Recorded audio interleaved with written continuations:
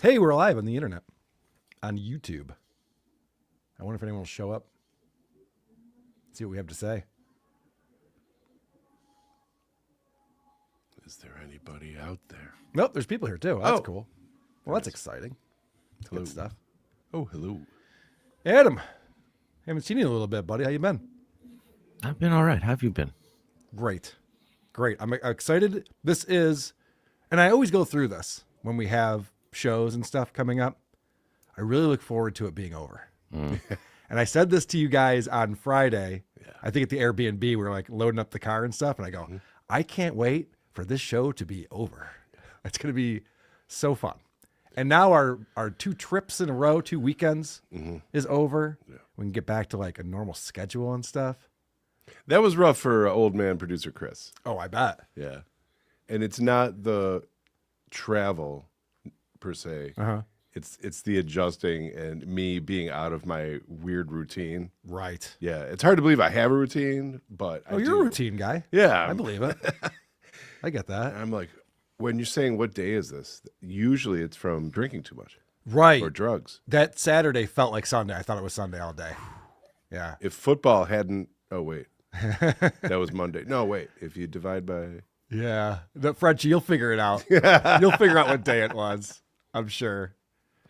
Yeah, that was nuts. So last night I went to a concert with Trucker Andy and Lucy Tightbox. And Admiral Awesome was there with his daughter.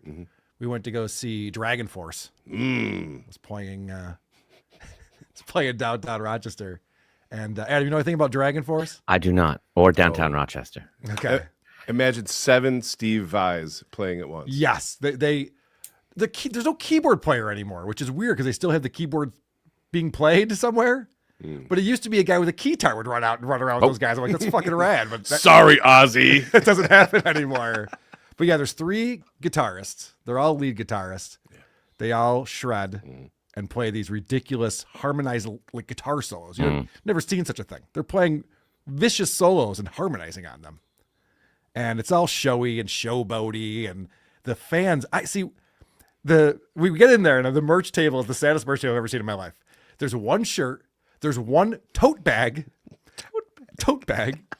And then usually like the bands What's their demographic? That's what I was wondering. Usually bands have like a bunch of variety of shirts. But there's just the one, it's just the logo. And then there's a tote bag. And then there's like a pin or something else. Oh, a pin. Yeah. And it was so funny because the guy was sitting there behind the table and like nobody was walking up to it. Please buy this shit so I can end my life. I was like, oh, because this is my, I've seen DragonForce a couple times. This is my 3rd time. I like them.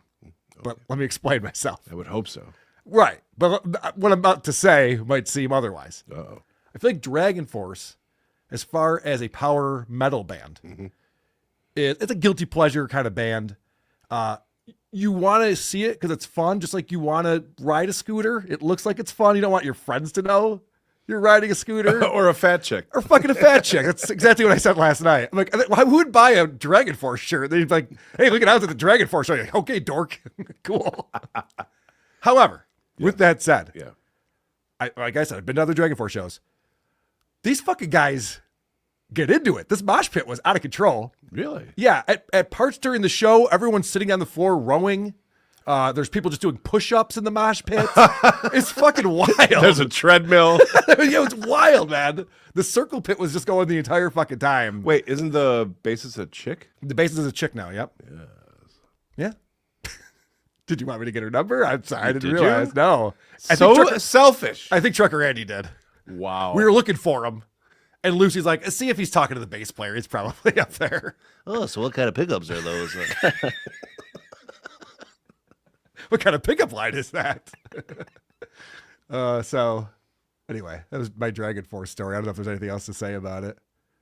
The merch table was sad, but the show was good. And there were a lot of people wearing DragonForce shirts, actually. That's why I was surprised. I walk in, I see the merch table, I'm like, oh boy. And then I get down to the stage area, and it's like, oh shit, everyone here is a huge DragonForce fan. And like, Rochester is a big metal scene. Yeah. And I've been adjacent to it for a long time. So I know a lot of these people. I played shows with them and all that kind of stuff. All these people are like legit metalheads. I'm like, oh, Is this for you? I had no idea. Did they ship them in or? I guess they're into DragonForce. Anyway, I endorse them. Go see a DragonForce show. Oh, and I have some good news. I'm burying the lead on this one. It turns out that the audience at the show last night in Rochester was better than the audience on Long Island the night before. So Did they say that? They said that. Oh my That's God. pretty sick. Wow. Yeah, I know. I was feeling some Rochester pride with Did that they one. tell other jokes? At one point, they go, okay, I got a camera in the back. We're going to be filming this one. You guys better go wild because I'm going to show this in Canada tomorrow night. I want to see push-ups. Yeah. So that led to a USA chant. It was fun. It was a fun show. I recommend it. Cool. Yeah, good times. I was on the fence. I know. I thought you might show up last minute. Yeah. You probably did something more productive and a better use of your time. I was eating wings at a bar. I was trying to give you an out there, man. Trying to help you So out. yes. Eating wings at a bar. Look, that's what we do in Western New York, all right? That's a good use of our time. We got a lot of stuff to talk about today, We sure do. Mr. Busch. I'm excited about it. I think we should get into it. But first, I want to remind people that you can support this show.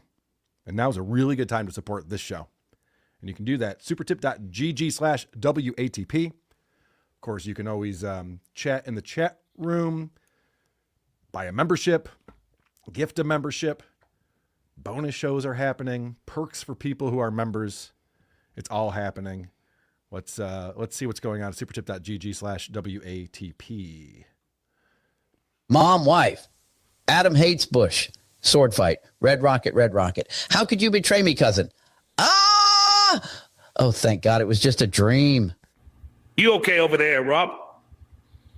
I'm over here watching videos of Lucy. Never heard of her before.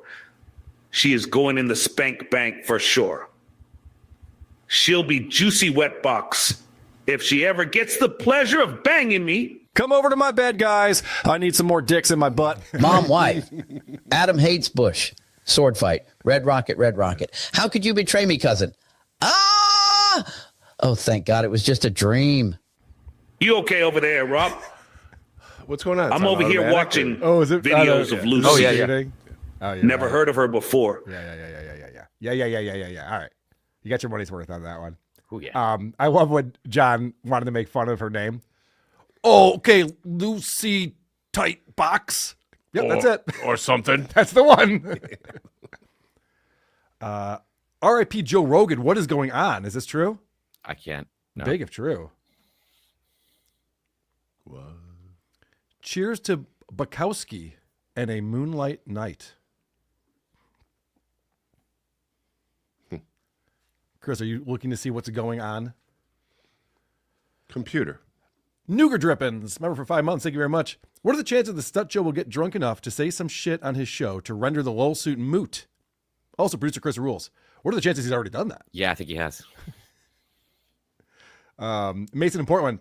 Yo, K, go Ducks, go Mariners. Are the Mariners in? Cubs clinched the playoff spot today. Very exciting stuff here in the Hamburger household. You act like you don't believe me. I even got my lucky glass here today for this occasion. Out of my trouble. That's what I thought. KJ's coming in at supertip.gg/WATP. Added to the resume, John said he wants to go to law school. And as we all know, that now means he is a lawyer. Skull. That's all it takes. You just got to say he wants to take the LSATs, and he's already passed it. I used to write for a law firm. Yeah, he would be a writer. Now, this was an interesting thing that happened. I don't have it for the show today, but Adam, maybe you saw this. That last night, Anthony Cumia said, if John takes the LSAT, goes to law school, and passes the bar, that he himself will reimburse John for all of the costs of going to law school. And John was scrambling to get VTL to explain whether that was binding or not, or whether he needed it in writing. And then he's screaming for like 20 minutes today, come on, Pocky, put it in writing, as if any of this is real. It was so stupid. Also, as if this kind gesture he made was now like a threat. John was Right. daring him to put it in what writing. The fuck? You're going to put it in writing or what? It's like, yes, I'm sure he would. It's a 0% chance that John becomes a lawyer. There's a zero. He doesn't understand how stupid he sounds. I know. Begging to be paid for something he had volunteered to do. It's hilarious.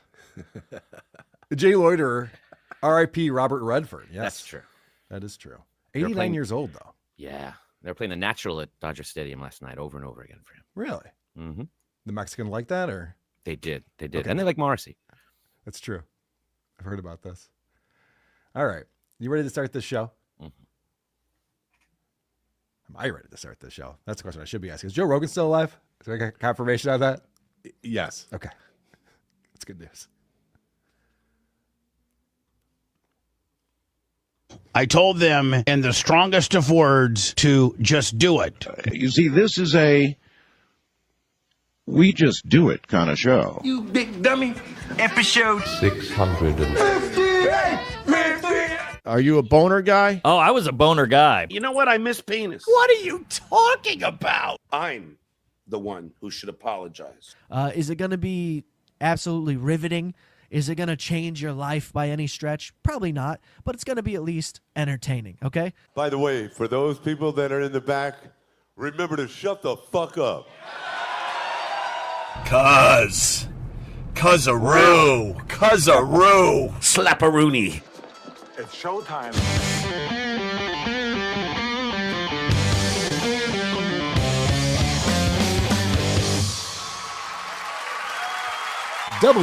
WATP. WATP. Hello, Rubber Dicks and Cuzzaroos. Welcome to another episode of Who Are These Podcasts, the only show that hasn't invited Karmic on their show. I'm your host, Carl, the $600,000 man, the $850,000 man, the $0 man. Of course, with me every Wednesday, a man who is super stoked that he came to Villa Roma rather than the Magic Bag. It's Adam Busch, everyone. I chose poorly. How you doing, guys? I'm doing fantastic. It's great to see you, my friend. Producer Chris is here as well. Hi. Please go to whoarethese.com. That's where you get our email address, voicemail number, link to our subreddit, link to our Discord server, link to our merchandise, link to our YouTube channel, and that link to Patreon and Supercast featuring 2 exclusive bonus episodes every month. Producer Chris and I recorded a bonus show yesterday that I'm very proud of. It was kind of a old school style bonus show for us where we just ran through some topics. We talked about Stuttering John going after Lucy Tightbox. Yeah. We addressed that. Lisa Boswell, we checked out an Going episode. after Helga. Yeah, we checked out an episode from 2 years ago of that reality show of Lisa and Helga. We talked about some SteelToe. The SteelToe stuff was interesting. It's getting real personal between me and SteelToe because he hears this stuff from Keanu and then goes, well, that must be true. And then it turns out that when, because we played this on the show yesterday, then when Chad Zumock decided to call Rich Voss, it proved that Aaron and Keanu and Chad were all completely wrong about what happened at the Villa Roma. Yeah. Go figure. Everyone's a rake stepper in this All world. of them were fucking idiots. Yes. And Keanu was the only one who was there witnessing it, and she didn't understand what happened. But she's the one telling them all, and so they all thought they knew the story. Thank you to Rich for She's the puppet master. clearing the air on that. Also, we saw Frenchie Hanna at the gym on the bonus show Yeah, that was interesting. yesterday. So Frenchie's doing some new things. She's trying some new stuff. She's ready to kick your ass at Hackmania 3. She's so jacked. I mean, her fucking workout routine is legit. I would die doing that. Anyway. Oh, yeah. We encourage our listeners to give us 5 stars on Apple Podcasts or wherever you review podcasts, and then shit all over us in the comments section. Today, we'll be breaking down the Chicago Cubs' first trip to the playoffs since 2020. We'll be talking about how Michael Ray Bauer, a.k.a. Donkey Lips, is off his meds. Stuttering John reinventing history as the motion date arrives this Friday. Opie actually gets real with Ron the Waiter, and there's an update on Ron's new mattress. Megan will be by with another round of Is It Gay?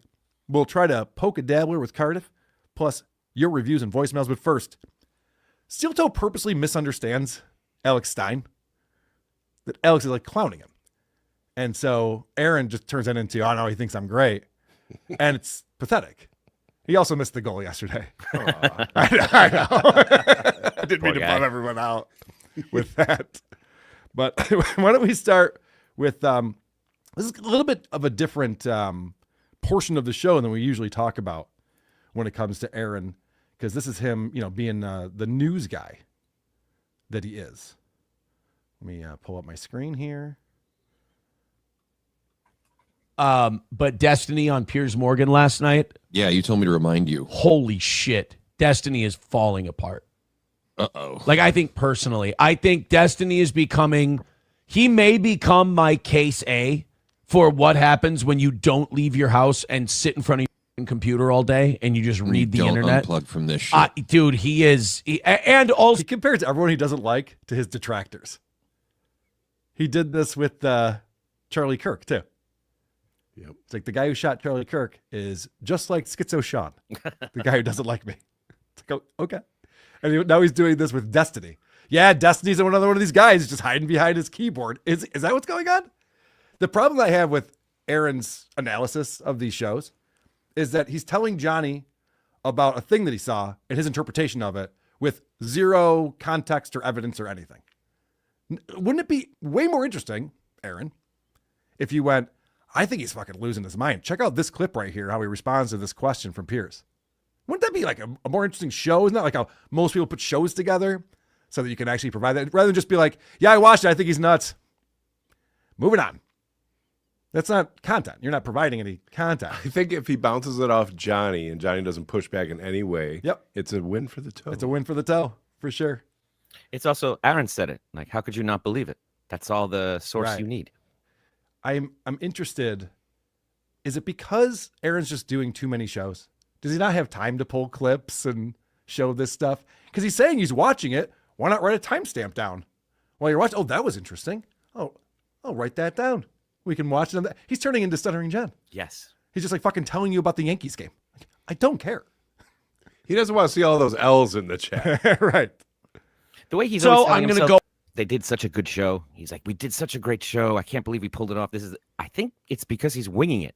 And he gets off like John on just kind of getting one over on everybody or being lazy or grifting. And the fact that he could do a show for 4 hours with zero prep, he's impressed with himself. He thinks that's enough. Yes, that is very true. He is very impressed with himself. On record, my opinion, this is not a statement of fact. From observing him, I've only seen one person kind of melt down and fall apart without any prompting the way he is. I'm 100%, in my opinion, I'm 100% convinced, this is not a statement of fact, he is addicted to stimulants. He has his hair is stringy and awful. His face is gaunt and pale. He can't control his emotional register. He's losing it. By the way, this is not a new take for Destiny. This has been around for a while. And again, play a clip. That'd be cool. Is psychotic. He was on Piers Morgan yesterday, and he doesn't understand that Piers brings him on as just to make an ass of him. Yeah, to like be like, hey guys, look, this is the unhinged psychopath that I'm putting on my show. I have noticed that watching Karmic X clips, he comes up with we need to get that motherfucker a word of the day calendar. He grabs a new word and he hits it. Uses it. He loves word. What an idiot. Yeah, it's remarkable. That's what a word of the day calendar would do. It's sitting there staring at you. Which is good. We should always like to learn. Chevy fan says, Chrissy is wearing a Charlie Kirk shirt. What a grifting whore. I'll be honest with you. I really think Chrissy gets way too much hate for what she is. I mean, I don't think anybody, she's wearing a Charlie Kirk shirt. Yeah, so half the country is basically wearing a Charlie Kirk shirt. What do you think that means? Half the country is basically wearing a Charlie. Does he sell a lot of merch at these things? I haven't been to one of his rallies. I don't know. Is the merch table just going nuts the whole time? Like an Iron Maiden show? God, fuck, they sold out of my size. Oh, that's what it was all about? It was all about the merch. I think he genuinely gets jealous of anyone getting attention, good or bad. Yeah. At this point. And yeah, I don't know. I think Chrissy, like her view count and her audience size is, I mean, it's not in relation to the amount of shit she gets from people, you know? I mean, come on. So Chrissy has 100,000 subs and way more viewers and goes on way bigger shows than Aaron ever could. And Aaron's like, I think she gets too much shit. Aaron gets way more shit than Chrissy doesn't have a whole universe of shows making fun of her. Just Chad, I think. I think Chad's just the only one. Yeah, right. And so Aaron is like much smaller and gets way more hate. That's a weird take to be like, I don't know, Chrissy, I don't think she deserves how much hate she's getting. It's not that bad, actually. It just doesn't. Could be worse. It doesn't. It seems out of place. It seems a bit much, to be honest. A Chevy fan with $1 says, talking about you on Stein now. I love Alex Stein. I don't even care what Alex is saying about me. Good, bad, indifferent. I love Alex Stein. Alex Stein's not going to get me to say anything bad. In fact, if he does say something bad, I'll just spin it and pretend that he said something good. I mean, that's literally what he's saying right here, and that's literally what's going to happen. It doesn't matter what he says. He's great. I kiss his ass. This is like the Stuttering John mentality where it's like, I've been nothing but good to you. You know, where it's just like, oh, so I have to compliment everything you do because you said nice things about me? No, you can still suck at stuff. And the way he was looking around saying, you know, I don't care what Alex says about me. He was looking around as if someone could really tell him right now what Alex was saying about him because he really wants to know.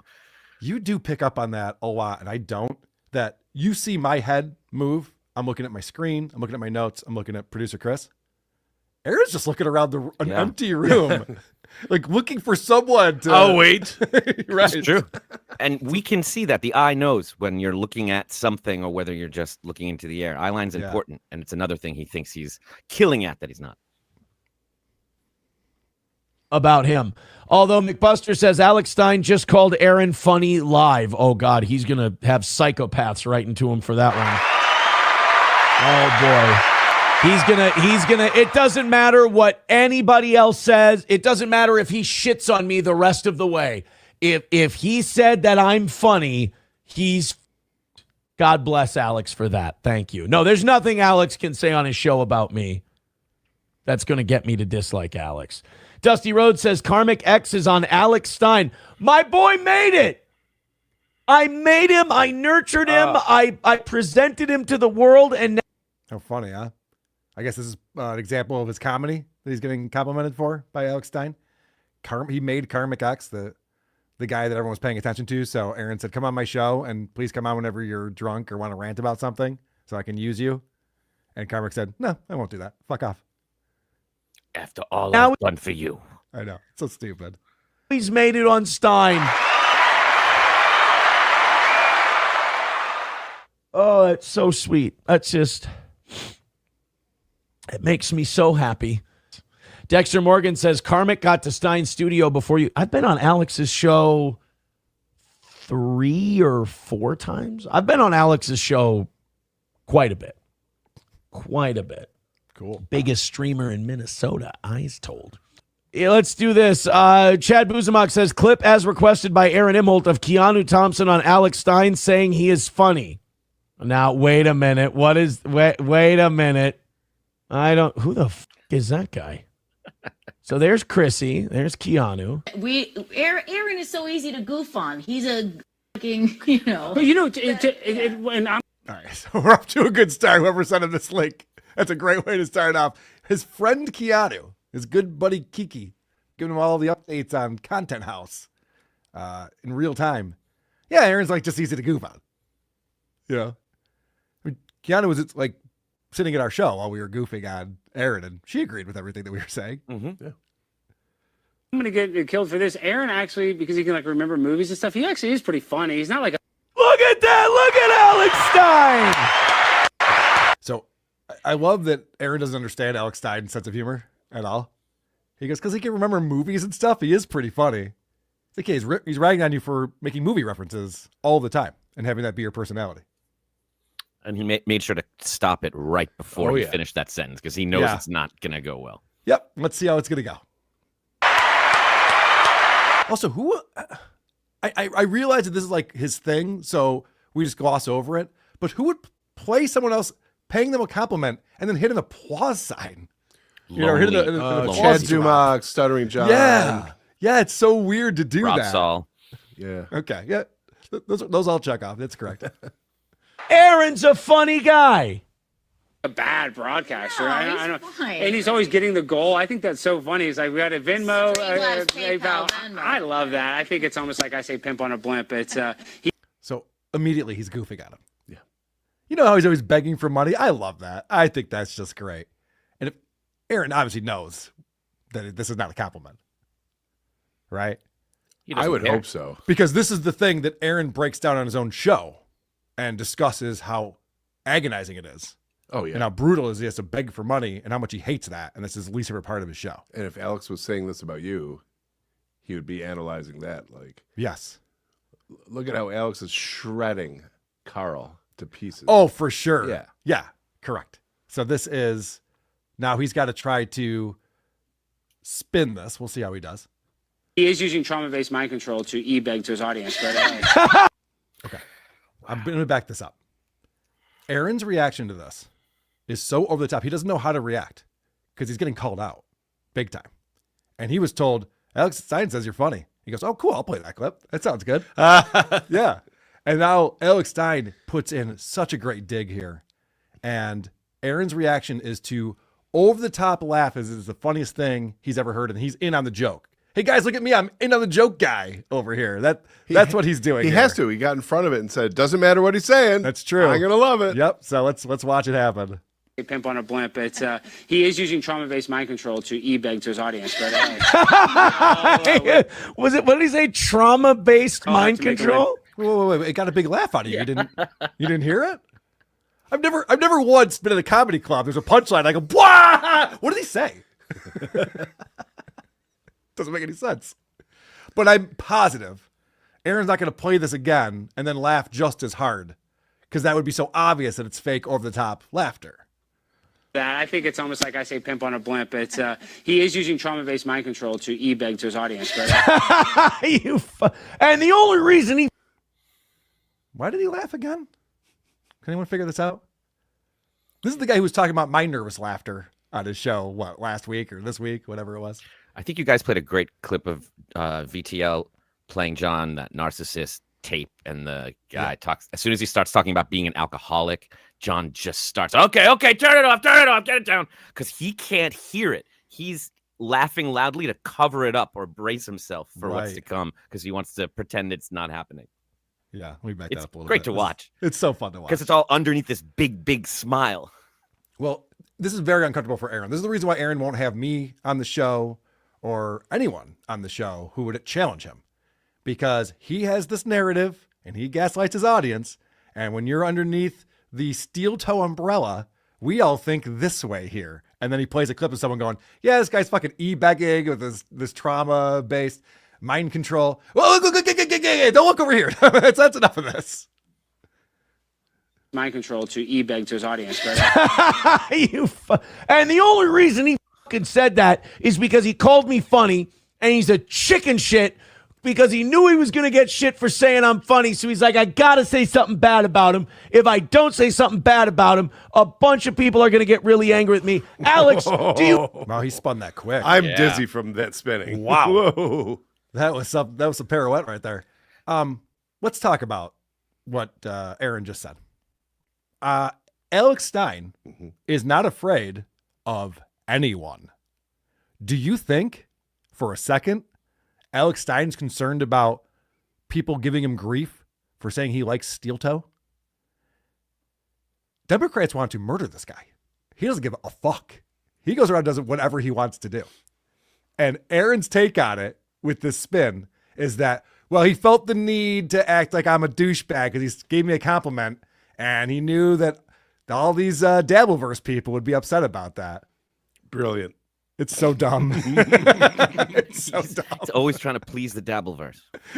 That's Alex Stein for you. I was trying to please the guy. It's Joey C on his show all the time. He's not trying to please anyone. Because he knew he was going to get shit for saying I'm funny. So he's like, I got to say something bad about him. If I don't say something bad about him, a bunch of people are going to get really angry with me. Alex, do you now not understand my power? If you say something nice about me, an army of people will be ready with bloody teeth to take you apart. So that's fun. So he made up a thing that didn't happen. Right. And we all watched that. And then he declared how that makes him powerful and important in this world. Well, he's explaining it to Alex, but that was the reason Alex did that. So why does he have to explain it to Alex? Right, because he already knew why Alex did what he did. He understood the motivation behind it, and then explained to him why he had that motivation. But you would understand your own motivation. Yeah. And also, Alex isn't here or going to hear this, so it's really just him talking to himself. He actually will. So. Alex watches all this shit. Oh, he actually will hear this at some point. I don't know if he heard it right away, but not right now. He's like he's acting like they're both in on this joke together. Like it's just you, buddy. That's how I control people. I guess that is trauma-based mind control, isn't it? You have no control. The fact that he said, a friend of mine, Alex Stein, who thinks I'm really talented, then had to backtrack and say I suck. That's how much control I have. That means you have zero control. If even your friends who like you have to say you suck, like you've completely lost all control over the narrative on this. But he turned that into having all the control. I'm excited to be back on this little piggy on Friday. I had a couple weeks off. Like, who's watching this and for what? Who's like cares where he's at with this stuff and needs to get his assessment of it other than him? Yeah, you've mentioned this a few times, and you're right. This is Aaron's show is for Aaron. The target audience of this show is Aaron Imholte. He can watch this back and be like, "This is great. I really like this." Because he's just winging it. And like that conversation he just had with Alex, he's like a kid in the sandbox that the teacher has to like pull away from the other kids. Be like, they're not playing with you right now. They're playing by themselves. You need to find a friend. And he still is. And this applause drop crutch that he has, like that is his binky. That's his security blanket. Every time he hears it, he gets the dopamine rush again. Like, yeah, we're doing it. We're doing a show. People like this show. How many times did he hit it this last little segment that we just had? Like, he needed a boost many times in a row on this one. I do find it funny that Alex goes, Aaron actually is a funny guy and he's a good broadcaster. Yeah. You reworded that from how it was actually originally presented. And then immediately could like sense the heat and went and pivoted. See, this is what I'm talking about, where he never plays the clip. Because then when he plays the clip, he has to pretend something different happened on the clip, which makes it tougher. Oh, he's like, playing clips is exhausting. Right. So it's better if he would have not played that clip and then just told that story he just told without playing the clip. We'd all be like, oh, is that what happened? Okay. His audience is stupid, though. The people who give him money and watch this show, there's a percentage of them who believe everything that he just said is what happened. I mean, he sounds like an older kid talking to the younger kids about this like conquest he just had that never happened. Right. The kids are just like, wow. She clearly like dismissed him. Right. That girl that just kneed me in the balls, she's hot for me. Uh-huh. It came. Because I understand it. I get it. Here we go. Well, hello there. Hi, are you still? Oh, and then his insecurity was really showing on this one. He has to then call Keanu and get Keanu to agree with him about this Madoff story. This is insane. Still on Alex's show? No, we're done now. Okay. Are you still on Alex's show? Yeah. I'm just taking a phone call while I'm on Alex's show, Aaron. That's how important you are. I need to answer the phone whenever you call me. Hey, I have a question for you. Sure. You know, Alex, we saw the clip. Alex said something very nice. He said, Aaron's a funny guy. Aaron's a good broadcaster. And then the trauma-based whatever to beg for money. I thought that was a great line. But, you know. So why you can't remember or purposely not remembering was a great line. It was hilarious. Yeah. Oh, I mean, he laughed really definitely hard in twice. on it. Mm-hmm. Yeah. After Alex said, or no, before Alex said that Aaron's actually a funny guy, all you could say was, Aaron is easy to make fun of. Wow. Look at the insecurity here. Keanu, we're friends. And you went on a show and said that I'm easy to clown. Why would you do that? I wouldn't do that to you.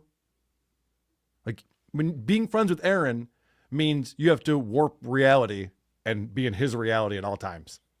That's a lot to ask of someone.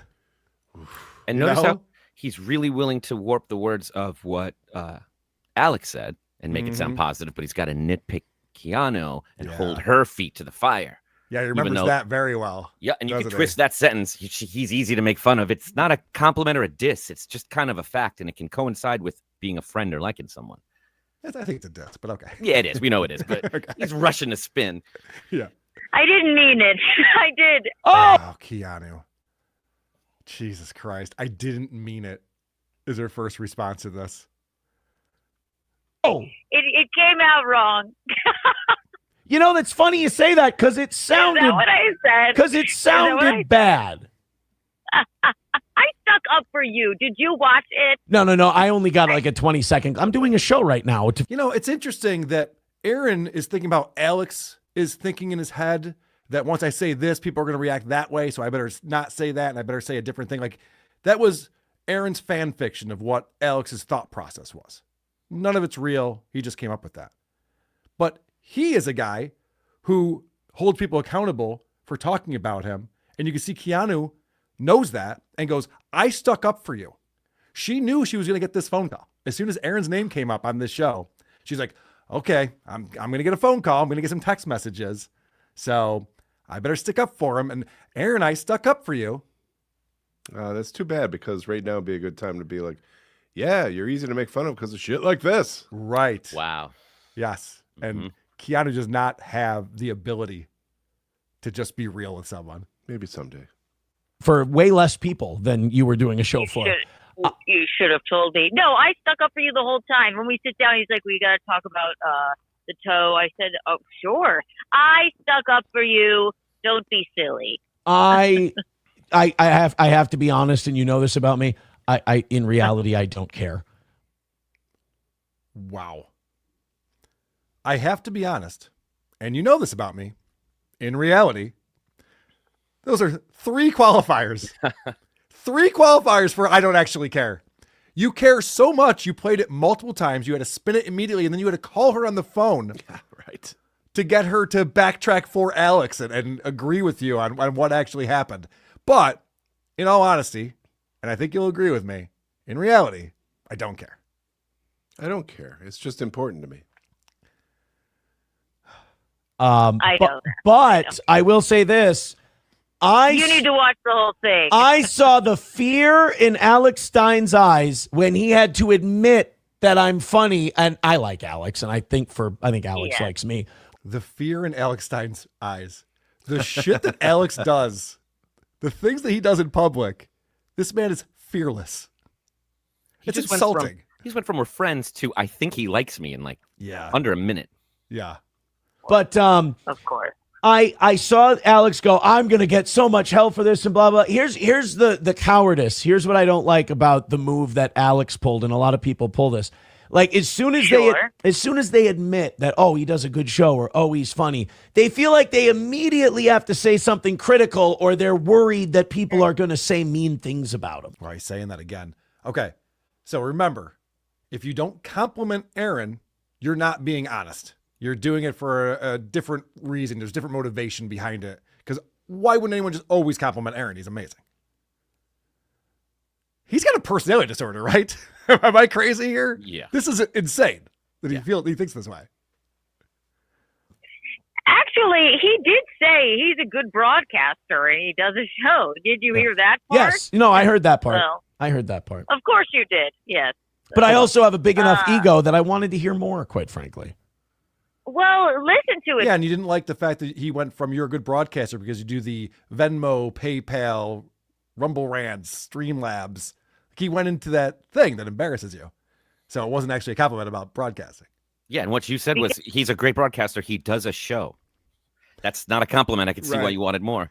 Yeah, I can see that too. Because he definitely had some things to say, but he obviously likes you. But of course he has to, he's got to play both sort of, he's got to be nice to everyone. Or mean to everyone. What was the Charlie Kirk joke I made? I don't know what Charlie Kirk joke I made. Okay, so now Aaron's bringing up a thing that Alex criticized him on.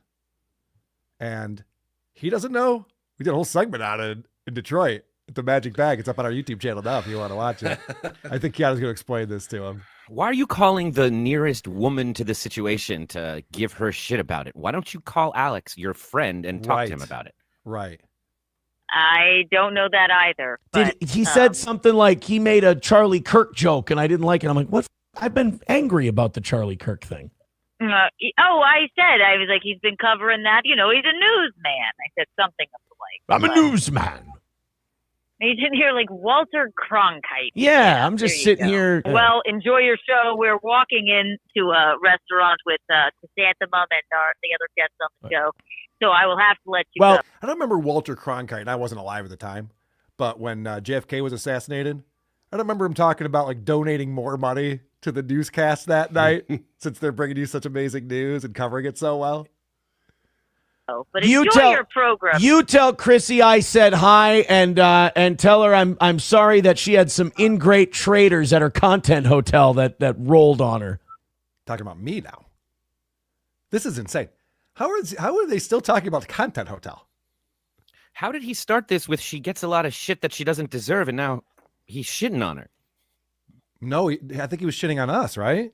All of it, for being ingrate traders or something like that. Meanwhile, Chrissy and Frank were in our chat while we were reviewing the content hotel and agreed with, I think, everything we said, but we're traitors. Sorry that she had some ingrate traders at her content hotel that rolled on her. Yeah. I'll let her know. All right. Take it easy. Thank you. Right. Take care. Bye. Chad Buzamok says, it was about you mentioning goal and how your coverage of it should have got you more money. I stand by it. It should. Whoa. I did a phenomenal job. Yeah. See, this is one of those traits. Well, if I did it, it wasn't that bad. And if it was that bad, he deserved it.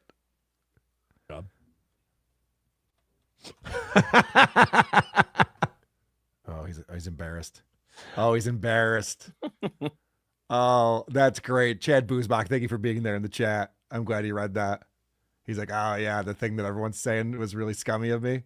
Oh, yeah, I can see where Alex would think that's pretty scummy. The day the guy gets assassinated, I'm on talking about how I deserve more money because I was covering it. No, I mean. Yeah, and then he doubles down. Yep. He's like, oh, no, that was great. I love doing that kind of thing. Cool. It had nothing to do with Charlie or his memory. It was all about me being very impressed with the quality of program I put on and feeling that I deserved much more for the effort I put in.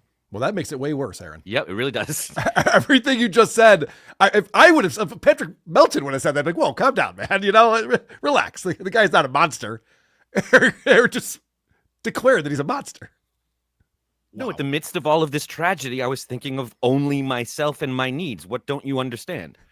It's crazy. There was nothing wrong with that. Nothing wrong with that whatsoever. But I can understand where it made people feel sensitive. So that's impressive right there. There was nothing wrong with what I did, even though everyone's telling me that it was wrong, but that's on them. Oh, yeah. Oh, I'm sorry your feelings got hurt. Yeah, the narcissist prayer should be amended with that in there. Yes. Yeah, I'm sorry that you are emotionally retarded. How did he do that just now? It's magic. It is magic. Congratulations, Aaron. Let's see if Aaron hit his goal on Tuesday.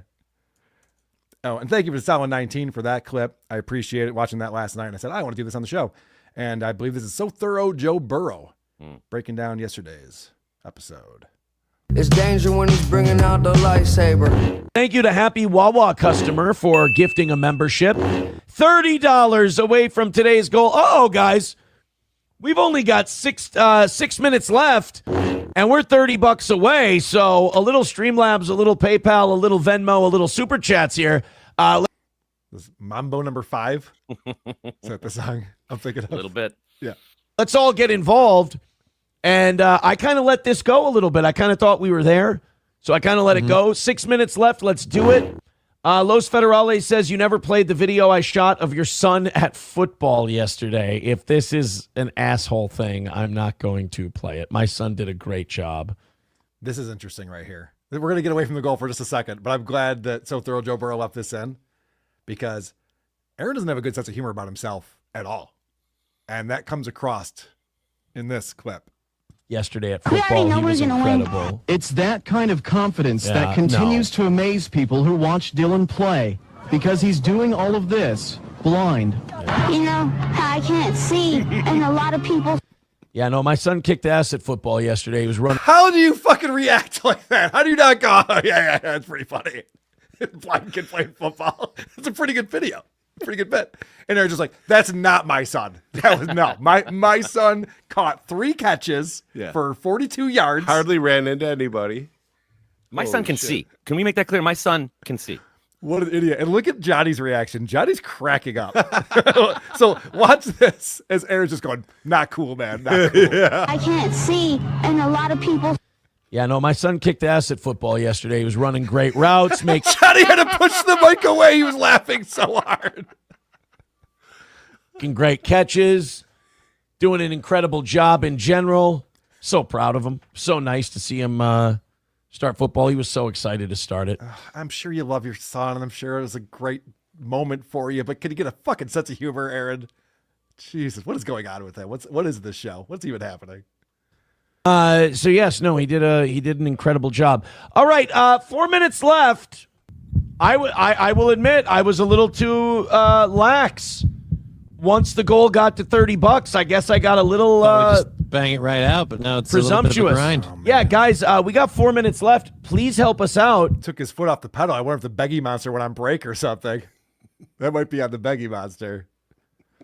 And knock out this last 30. I understand that 30 is in the range of Aaron isn't going to make that much of a difference. Of course not. But I like to get to 0. It's a competitive thing with me.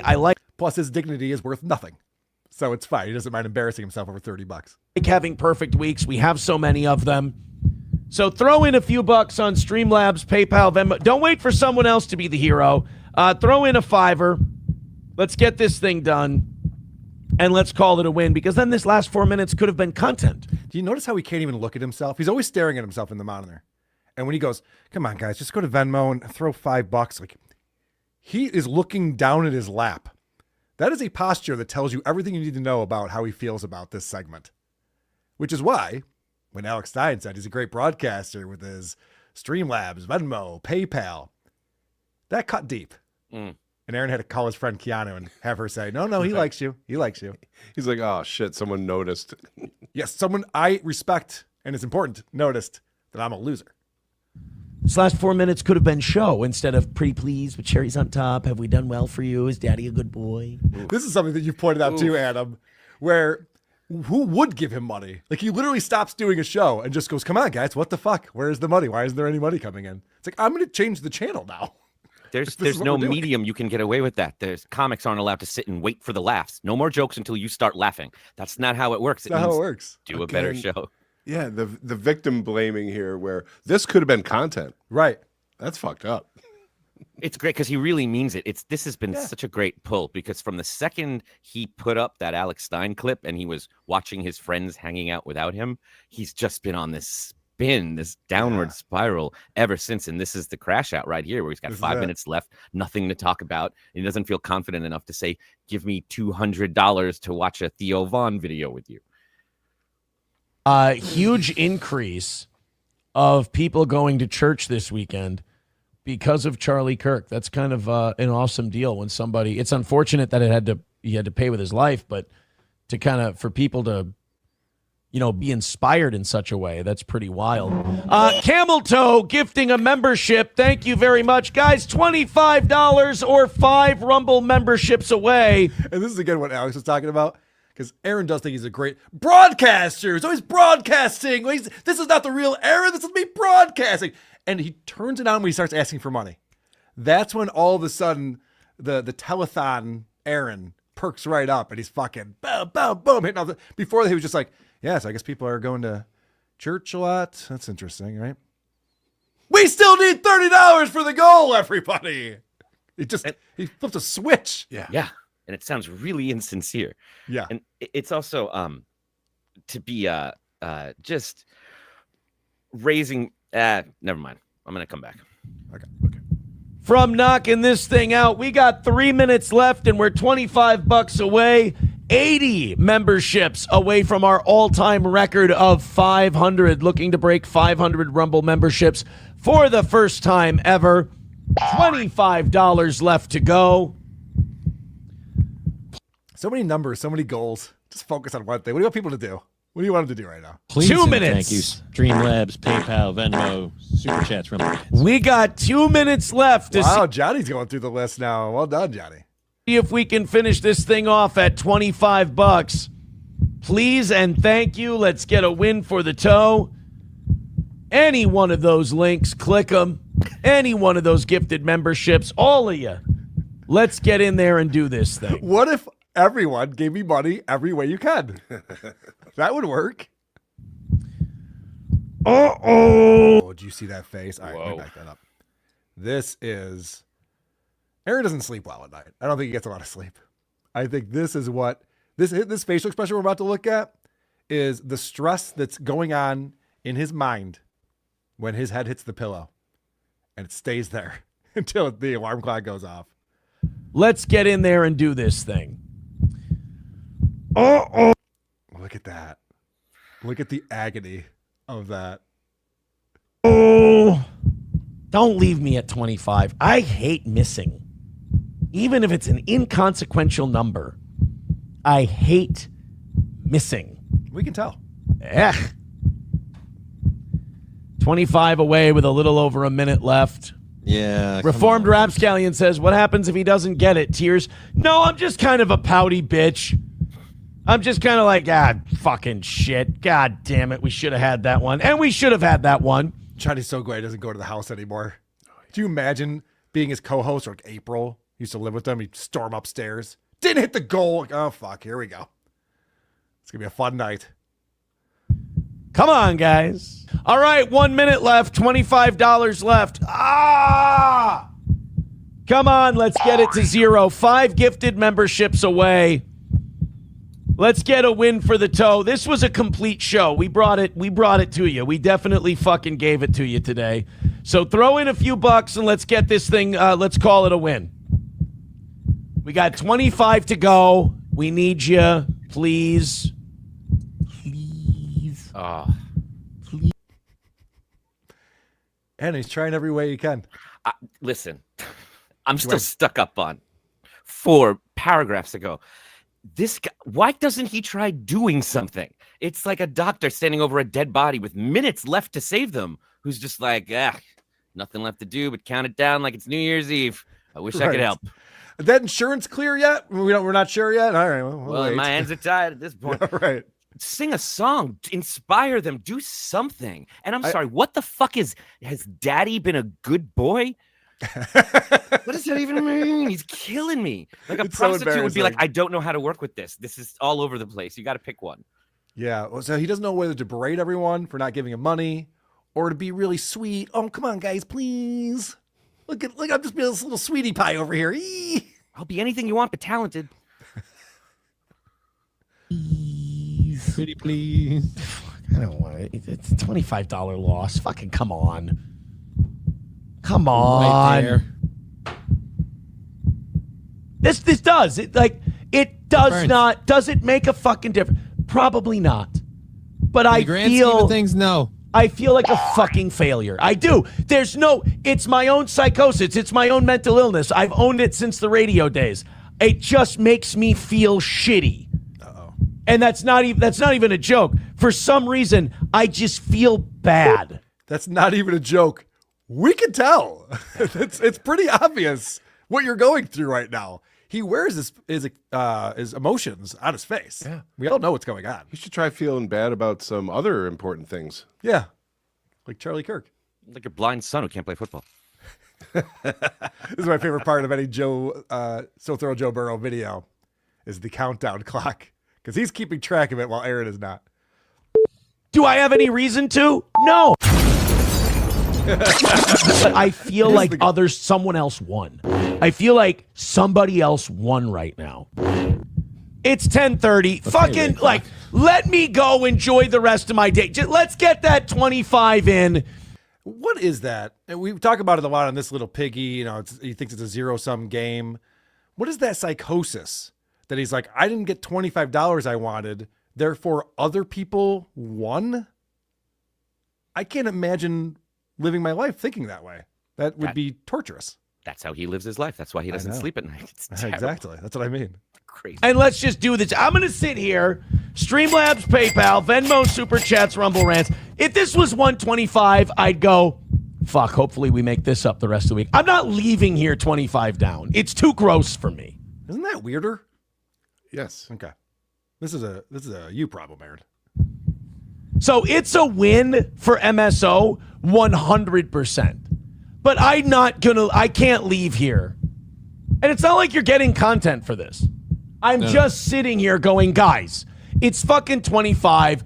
Let's just straighten out the books here on this one. That makes it worse. You're the host of a show, and you're declaring how people should be giving you money, and you're not giving them content in return. Because Aaron just wants a win. Main Vein with $1 says, promise a WPH tomorrow, Aaron, and I've got the rest of the goal. Deal. I will specifically grab at least 3 stories for a WPH. You know what WPH is? Nope. Watch this. And thank you again, So Thorough Joe Burrow. Tomorrow, I'll even, here you go. Dedicate it to Main Vein. And I'll dedicate it to you, Main Vein. For those of you that aren't familiar, WPH stands for White Power Hour and is a reoccurring racist bit that Aaron uses to grift money from his ignorant audience. There you go. 25 away. 5 gifted memberships away. It's one of these characters that you couldn't write. You couldn't present this and have someone go, well, that's a believable character. They're not. You can't believe how ridiculous Aaron is, how much he embarrasses himself. This begging shyster was just talking about how with Charlie Kirk's death came the awesome influx of people going to church. Yep. Why don't you be one of those people and act like that? Because where does this guy fit into that narrative? He's literally like, you guys want me to talk about Jesus? If you'll give me money, I'll talk about Jesus. You want me to talk about how black people suck? Give me money, I'll talk about how black people suck. Like, he'll go anywhere the money is. He does not care. Nope. No scruples on this man. Whore. Hey, you've got yourself a WPH tomorrow, if that's the case. That's what I say.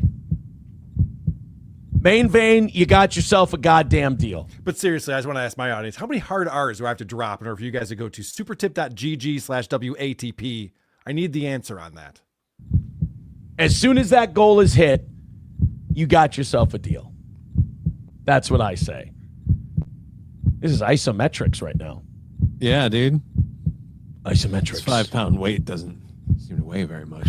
Try holding an outstretched hand. Hell of a workout. All right, Main Vein, you've got it. We just gotta knock out today's goal, and you've got yourself a deal. We're waiting on you, buddy. All right. People support So Thorough Joe Burrow. Does a great job with these clip packages he puts together for us. That's our friend Aaron Imholte. Been fun checking in with him recently because he's getting really into the drama stuff. He's calling me out directly a lot. He thinks that we played this on the bonus show yesterday. Check out patreon.com/these podcasts or become a member on YouTube. You get the bonus show under the members tab. And he said that my feud with Mersh is the end of me. Yeah. Mersh has taken me out. I know, it sucks. Is that it? I know, because Adam just joined this year. We were having all this fun. I know. And then happens every time. And then Mersh, doesn't like that I called him a loser. And now I don't have a show anymore. That's it. They take it away. Aaron, yeah, according to Aaron, that's what happened. Supertip.gg/WATP is where you can go to help support us like Anonymous did here. Carl, Jimmy Buffett's barefoot ghost wants his shirt back. Carl, Jimmy Buffett's barefoot ghost wants his shirt back. Okay. Thank you, Hunter Duke. And of course, Mrs. Hunter Duke. Always bring us nice gifts when we see him at the live shows and made Isotope shirts, Hawaiian shirts for all of the guys in the band. Guys and gals in the band. Very cool. Producer Chris is always the bastion of masculinity in these shows, especially when Carl has a real just do it homo shirt on. Also, I can listen to Adam Busch talk about anything. He's so smart and insightful. Adam, have you seen the indie horror movie Session 9? Watch it! No, but I was thinking that Aaron is like, it's like they raised him on only Jerry Lewis telethons. They locked him in a room and forced him to watch that. And he thinks, well, that's just how you communicate. And it's different when there's a noble goal behind you as opposed to just another win for the toe. Yeah. And he's even tried things like PBS with a tote bag where he's like, I'll give you a Twister. If you give me $100, I'll send Twister out to you in the mail. It's like, no one wants Twister. What do you mean? I don't want a tote bag or twister. No. Do I But want to will- give into the cause or not? Yeah, I wish I knew what the cause was. Also, if you guys keep giving money on Super Tip, I will wear a gayer Hawaiian shirt next episode. How about that? Whatever it takes, guys. Aaron should try that. No, I actually has tried that. Now I remember. Trey Peacock fan coming in. Hey, so thorough Joe Burrow, what happened on Sunday? Another win for the Turf Toe. Yeah, that was unfortunate. How does Destiny live in front of his computer, whine, and let his wife bang other dudes and hit his goal every day? It's not fair. I do the same thing. I'm even funnier. Alex Stein said so. That's exactly what Alex Stein said. I can't wait to hear what Alex Stein said like a few days from now after he spun this all up in his own head. Changed everything. Knicker. I'm 100% knicker. All right. Moody. We got an issue. I think I put that one up from Jay Loiterer. Take some of these for me, Adam. Shardy McDennis, imagine naming a song Through the Fire and Flames as if they're two different things. They stink. Through the Fire and Flames was, of course, the last song they played at the Dragon. encore, and it shreds. Well, they're British, so it's another. Brother Ted, doesn't John have a family member with a connection to Harvard who could help him get admitted to Harvard Law? Oh, that's a good point. Maybe he will become an attorney after all. John was bragging about how he knew a cop in Florida on yesterday's show, as if we don't know. I'm talking to my cop friend. Do you know him? AO1012, Aaron hated when I said his descriptions of Destiny sounded just like him. I evidently need to touch grass. I could have never predicted. Yeah, I actually saw that clip on Reddit. Well done, AO1012. Principled uncertainty.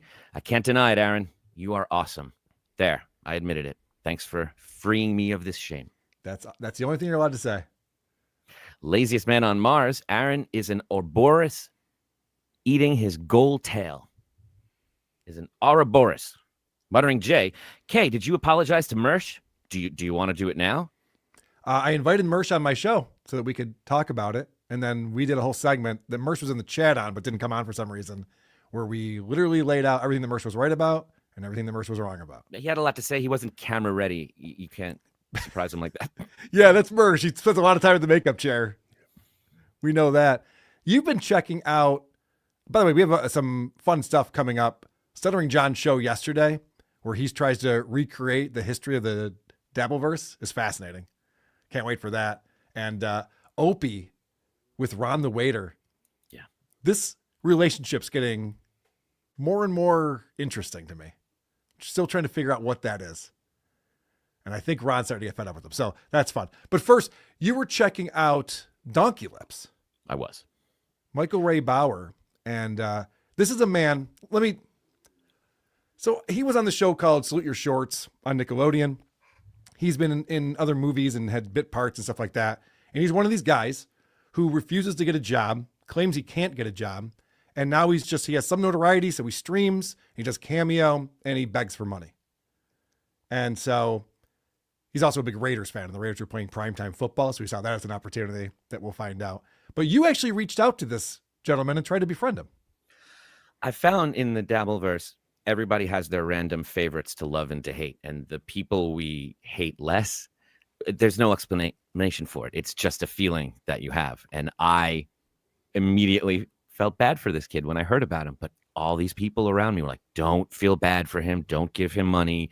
I promise it's a black hole, just like we hear about all these people. The more you help, the less it actually does good. Right. So I reached out to him. And we talked for a little bit because I knew him from back in the day and we had some mutual friends. And it became clear that he was like, yeah, pay me. I'll do whatever you want. Just pay me. So I actually did send him a little bit of bread. And I was like, we don't have to talk. I don't need to get into this. He seems very set in his ways. And he goes back and forth between being like Aaron, being religious and being everyman or being a Hollywood star. I can't quite tell what's going on. So maybe you can help me because there's things he does that seem exactly like John and things that John would never do. And I can be a little blinded by this. So maybe you can help me. Let's get into it. On this first one, he's plugging his upcoming live stream. Who does this sound like? Come on Monday Night Football and watch me yell at the screen while I root for the Raiders to win, which I believe they will do. On Monday Night Football, I might also get drunk. Cool. I might also get drunk. have you guys buy me some beers or some shots or whatever I can get. I do it like 2 times a year. Might as well do it. Try to earn some money. So come by on Monday Night Football and let me know. Maybe hook a brother up. I appreciate it. The level of desperation here. I don't know if he's probably gone through all these stages already. If I wanted people to buy me stuff, I'd be more specific. Yes. I actually like Miller Lite. Send that my way, please. Rather than just like, I'll just drink beer or shots or whatever you guys send to my door. I'll just drink that. Okay. I get the impression he doesn't even really love drinking. He just wants something to put in his stomach and something to get everyone excited about. Right. Which is even sadder to think that he would sell it, the Miller Lite that he got. Who does this next clip also sound like? And if you feel like donating, I have PayPal, Cash App, Venmo down below where you guys can maybe buy me some tacos or just support your boy. And I ain't gonna lie, I need a few more $100 to pay my rent, and I got like 20 days to do it. So I got to figure something out. So that was both Darkside Phil and Aaron Imholte combined, because Aaron lists the ways you can pay him, and Darkside Phil explains why he needs the amount of money he needs to pay for his bills. Yeah. And Donkey Lips here just paid his rent 10 days ago, and he's already worried about 20 days from now. That's a good point. No way to live, man. No. Also, when you're asking for tacos, I mean, I'll give Aaron credit. Aaron just wants money. Right. Just give me your money. I don't need any other gifts. I like tacos, but I don't want them from you. Yes. Weird. This next one is is going out to. We here at NPR only have these fundraisers once a year, which is why we rely on you. You don't have to speed it up, but he does one of his famous flash sales, which just brings it down to a whole other level. Merchandise store, got some good merchandise there. I got a slimed book autographed by me that I'm in with excerpts about the golden age of Nickelodeon history, a slimed oral history of Nickelodeon book that I'm all throughout. I'll sign it for you, tons of autographed photos, and there might be a certain DVD of a certain show still available on my merchandise store down below. Get yours, autographs, and all that good stuff. I have cameos available. I think they're like $20 on Cameo. There's a sale. So if you want a birthday shout out, you wanted this, you wanted that, $20 is a good fucking deal because I normally charge $50. So get a $20 Cameo, a shout out, a roast of this or that, ask me some questions, whatever you need on Cameo, do $20. It's a good deal. I think the sale might last another 3 or 4 days. So we'll leave it at that. He puts zero value on his time and then says a $20 Cameo is actually a really good deal.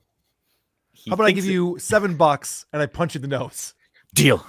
Exactly. So what are we doing? What kind of negotiation? And I love, similar to Aaron, he's like not in control of these sales and how long they'll last. It's not up to him. Of course not. This is a very impressive segue right here, which I love. I'm done selling you shit because I know we're all poor. I am too. And I appreciate you. That being said, I stopped taking my antidepressant anxiety medications. Oh, no. It's hard to tell. Oh, no. You know what doctors always say? Stop taking it whenever you want. Mm-hmm. Yeah. If you feel like you don't want to take it anymore, just stop. It's fine. Jerk your emotions around. What could go wrong? It's all good. I've been watching him for about a year now, and it's always this. He's always, like, if you were just tuning in, you'd think this is a problem he's having, and we should help and do something about it. This is always going on.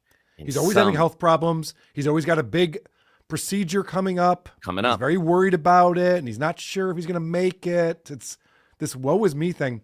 This guy probably hasn't been to a doctor in 30 years. I mean, it's possible that he has. He doesn't like leaving the house. He doesn't like exercising. And it's tough when a man, he says all the things John would never say. Like, I'm too fucked up in the head to do that. Or I have too big of an ego to be seen like that. Like, he'll say those things, which makes me relate. But then when I sober up, I realize he's still just saying the same things. Fuck you, pay me now. Right. And at this point, he's starting to explain his mental state and how he got here. Because I started having hallucinations and some bad visuals and dreams and nightmares. And it was getting really... I was having a nightmare and I realized, I'm wide awake. This is actually my life. No, this is it, yeah. bad. My bed's in the kitchen. But there's no story that it all correlated with the day that Charlie Kirk got KIA'd. So I don't know what that had to do with my mental, which it affected me a lot. But I was having nightmares and visuals and hallucinations, and it was getting bad. There's definitely something in those drugs that made me susceptible to that type of imagery. Okay, so you just stopped taking them. Good. I'm sure everything's going to go great now. But it's also from the national tragedy that we were all experiencing together. No, he said it was from the drugs. No, he said it was from the tragedy. Yeah, he's also going to say that it's from earlier. Actually, we actually find out it's way back from his childhood. It's all over. So I'm feeling much better now. I did have a couple of nightmares Friday night, even after stopping the meds, but I contacted my doctor. I went in for an emergency visit just to tell them what I stopped doing. Maybe they're going to prescribe some other meds, but I was like, this can't happen. This can't happen. These type of hallucinations and visuals that I was having, never really had that before. I mean, I've had it on other occasions, maybe in my younger years, with some of my stories of meeting a ghost kid and stuff like that. Vietnam vet, right? Is what we're listening to right now? It's the only explanation for this. Is a nightmare a hallucination? I can't tell.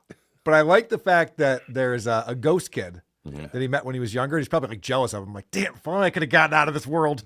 Like, ghost kid over here. He's living carefree. He doesn't pay rent. Doesn't give a shit. I think the saddest thing he's done is just mention Ghost Kid like we all know exactly who that is. And we're in on this with him. Like we've all been visited once or twice by Ghost Kid. We all know. So I want to say something, Adam. Okay. And I mean this sincerely. Okay. And I know that Michael's not watching this, and if he was, he would not listen to this. If this guy would just get a job washing dishes in a restaurant, I know it's not a glamorous job, but if he went in there and just had a purpose, had a place to be, met friends, I think that they would love him. They'd be like, holy shit, yeah, you're from Salute Your Shorts, you're that guy? That's awesome. They'd want to go out with him afterwards. He would have a income coming in. And a free meal. But yeah, and it would just give him a purpose and a place to be, and a schedule and a thing to do, and it would change his life. This is the problem with Hollywood and situations like this. He mentioned that he gets a call once a year on his birthday from one or two like big celebrities. He said like a Charlie Sheen or someone like that. Yeah. He will never take another job as long as Charlie Sheen's going to be calling on the phone because he has to take that call, even if it's once a year and it's just to say happy birthday. He mentions other, quote unquote, friends of his that are just celebrities. He can't do it. He's so recognizable. His face is such a recognizable thing. He says all the right things. Like he says, I'm too fucked up in the head to work a day job. Well, that's refreshing from having listened to John all day. Right. He says his health is too poor. He can't work jobs. Like your health would improve if you started moving your body and doing things. Everything would be better. It really would. It's very, very sad. But in that town and with him, all he can do is sit in that apartment and dream and play fantasy football and watch movies all day long. Is this Adam's future? Future, present right now. I get if this show lasts long enough, I want to see Adam stream, and I'm just like, this is so sad. He's just getting a fucking job. What is he doing? Pretending to talk to all these people in the room that aren't here. Right. I mean, listen, I relate. I've seen this stuff. He said some things on some other Dabbleverse shows that made me go, I want to stay away from him. I feel bad. But then it also bothers me when I see people not helping themselves and just begging for the same things. If you actually watch him watch sports, the real Bauer comes out. He's not this like kind of nice, sweet, aw shucks guy. He gets fucking pissed and he gets angry. And you see all of a sudden he looks his age. Like right now he has this boyish kind of, you should see him when he's watching sports. It's a whole other guy, and that's the guy. That's the I get it. He's a John. Raiders fan, so I get it. It makes sense. It is frustrating. Well, he's one of these guys, too, who just keeps trying to do the same things over and over again that don't work and hoping that will work eventually, like we hear here. I'm thinking about unblocking everybody, giving them a clean slate again to be a better human being. in regards to me. But I'm sure that'll be a mess. But hey, if you've been blocked, come back. Maybe you've been unblocked. You'll find out in a couple of days. I don't know. Figure it all out. We'll figure it out together. There's a redemption arc somewhere for each and every one of you. Because I love you. Hey, you guys! If that's an example of what his cameo looks like, $20 is way too much. There's no way I'm paying that. He said he'll roast you in the cameos. I'm curious to hear him doing some roasting. Be great. So now his idea is, all right, so people fuck with me and I get butthurt about it, so I block them. But what if I unblock those people who fucked with me in the past that made me miserable? Maybe that'll work. I bet this audience participation thing's going to work this time around. He even says it while he's saying that. It won't. It's just out of ideas. Just no idea what to do. He's also thinking about it. He doesn't say he's going to do it. He's thinking about it. He's talking to blocked people who can't see him and telling them, come on back. Yeah. Check this out. But this offer is coming off the table in 3 or 4 days. We just had elections in the SAG board, and they voted out the nanny, and they voted in Sean Astin from Lord of the Rings and Michelle Curd from Star Trek. So Bauer's inspired. Oh, good. But that's pretty awesome. I'm proud of them. But I realized I owe like $2,000 to SAG and AFTRA because I don't have a lot of money. I haven't paid my bills. So SAG and AFTRA, Sean, the new president, click a button, delete, member in good standing. Bam! How about that, Sean? Member in good standing. Bam!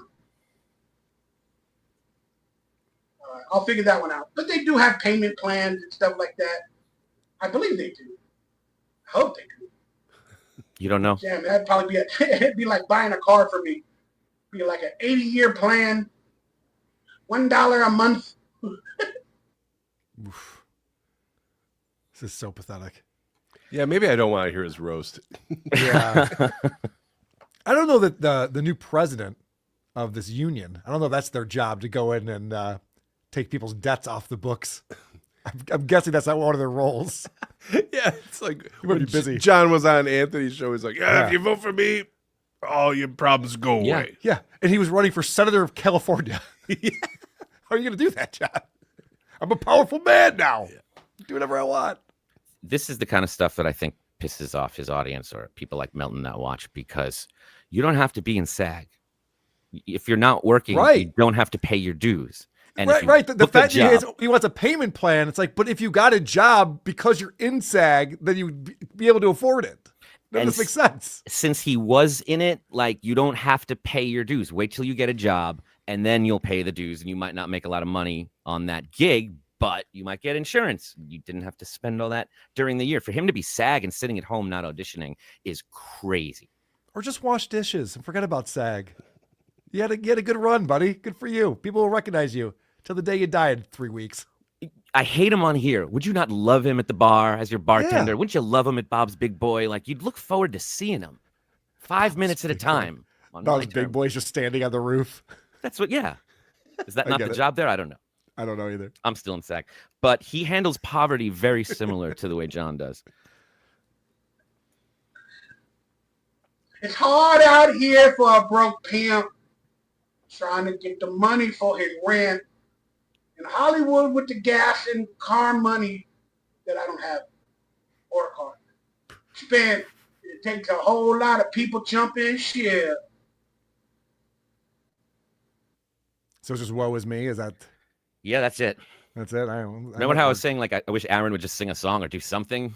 Maybe that was a bad idea. Because I thought it was a bad idea when you said it, but you were on a roll. I just wanted something.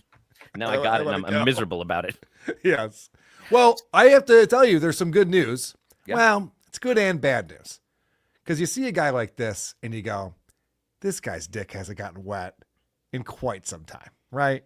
And maybe if he just got some strange or something, it would perk him up, give him a or even new familiar. Right, I know. Beggars can't be choosers. Well, it turns out, because he's a big celebrity, and I mean big, all the hot chicks want him. I got a couple people that are like in my life constantly of the woman variety. Well, it's like one. But like, That's how studs always talk. There's some people in my life that are of the female variety, if you catch my drift. Is she a woman? It's a variety. Okay, all right. What's with all the questions? I haven't been able to be there for that person, and I'm not able to like pursue relationship because of all my failures and my barriers. What did he just say, producer Chris? He's on a really big shoe. for shoe relationship. Okay, Rich Voss. If you say so. Because of all my failures and my barriers, and it just sucks. Because they're hot. And they like me. And they want me. And it's like, it just sucks. Because, like, I'm not ready. It ain't going to work. I'm too messed up. I'm sure they'll watch this video and be like, oh, what the fuck? But that's what's going on. There's somewhere there's a 10 out in LA going, just let me suck your dick. Come on. I'll come over to your place. What's the problem here? I'm too messed up. Mm-hmm. This is the most insane thing to say. There's these chicks who like really want to get with me. I just can't get my shit together. It's too much. You see, you were And if they want to get with you, they probably understand the situation. I would imagine. Yeah. Maybe they want a fixer-upper. Some ladies like that. Mm-hmm. I survive on that. They saw men like Bauer and they were like, I was so shocked to learn he wasn't together mentally. I had to retreat from looking at him. I thought for sure a guy who only is running water in his bathroom had it all figured out. I didn't realize. That's true, by the way. No stove. You got a hot plate. This place is a disaster. I'm resourceful. And we understand that it's not go make you some soup. And he walked into the bathroom. Like, you know what? I ate on the way over here. I'm good. It's good for us in prison. You just take the top of the toilet out. Yeah, I'm familiar. Mm-hmm. Mm-hmm. Because it's not even like John doing some kind of fantasy of women that love him. This is him explaining, if you want to give me shit about not working, this is how bad I have it. I'm turning down women. So don't you accuse me of just not wanting to get a job. Again, like I was saying with Aaron, not helping. No. This makes you look way worse, man. Get your shit together. Figure it out. He's a loner. He's a rebel. Yes, that's right. Sorry, Daddy. Basically what he was just saying. And again, he deals with things this very similar to the way John does. I was 20, I was pimping shit. I keep saying that word. I don't mean it like that. But I was like, feeling like life was all ahead of me. And now I realize life might be behind me. It's kind of a scary thought, but it's okay. We got to keep on dancing all through the night. Oh, no. We got to keep on doing it right. We got to keep on dancing. And keep on dancing. Keep on dancing all through the night. We got to Brady Bunch this shit. Not how that song goes, but oof. Adam, assessment, please.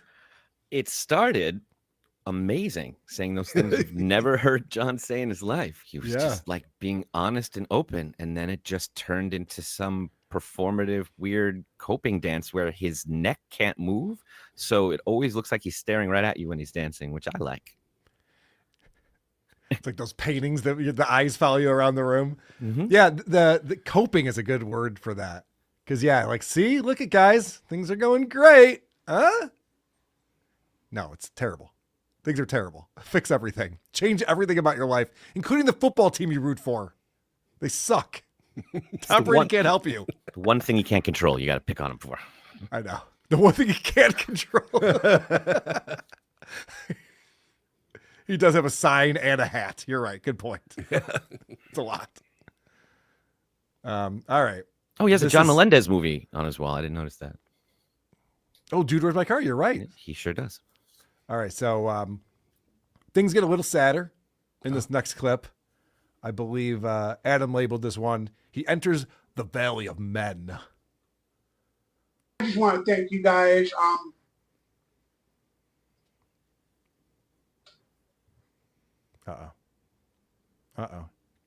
you might not understand it or agree with it, but sometimes, and that's, well, I'm not going to cry, dude. You are crying. Definitely in an emotional state with everything that's happening. But you guys may not know it and mean it, but the only reason I'm alive sometimes and I pay my bills sometimes is because of your friendship, your fandom, and your support. So even the haters, Patty Melt, I know you're going to watch it. Thank you for bringing some quality people into my life, even through, I believe, your evil actions. Evil? You brought some quality people into my life, and I have to be grateful. Let's go. So thank you guys from the bottom of my heart, and hopefully I see you on Monday Night Football, where you guys will see me get probably crunk. Oh, no. There you go. Raiders. That's so pathetic. Do you think that was performative? Or do you think that was real? I mean, it's both. He was really crying, but he really turned it on. We all saw him take that long pause, look up, and it was real and it was good. And I believe that it doesn't take much to make him cry, but it's Go audition. This is what we're trying to say. There's roles for big fat guys who can cry on demand. Yeah, but not those who do that accent, that hokey kind of. I don't know why he does that. But it's like you said with Aaron, they have a voice they use for raising money, a voice they use for that. He's got to turn that on.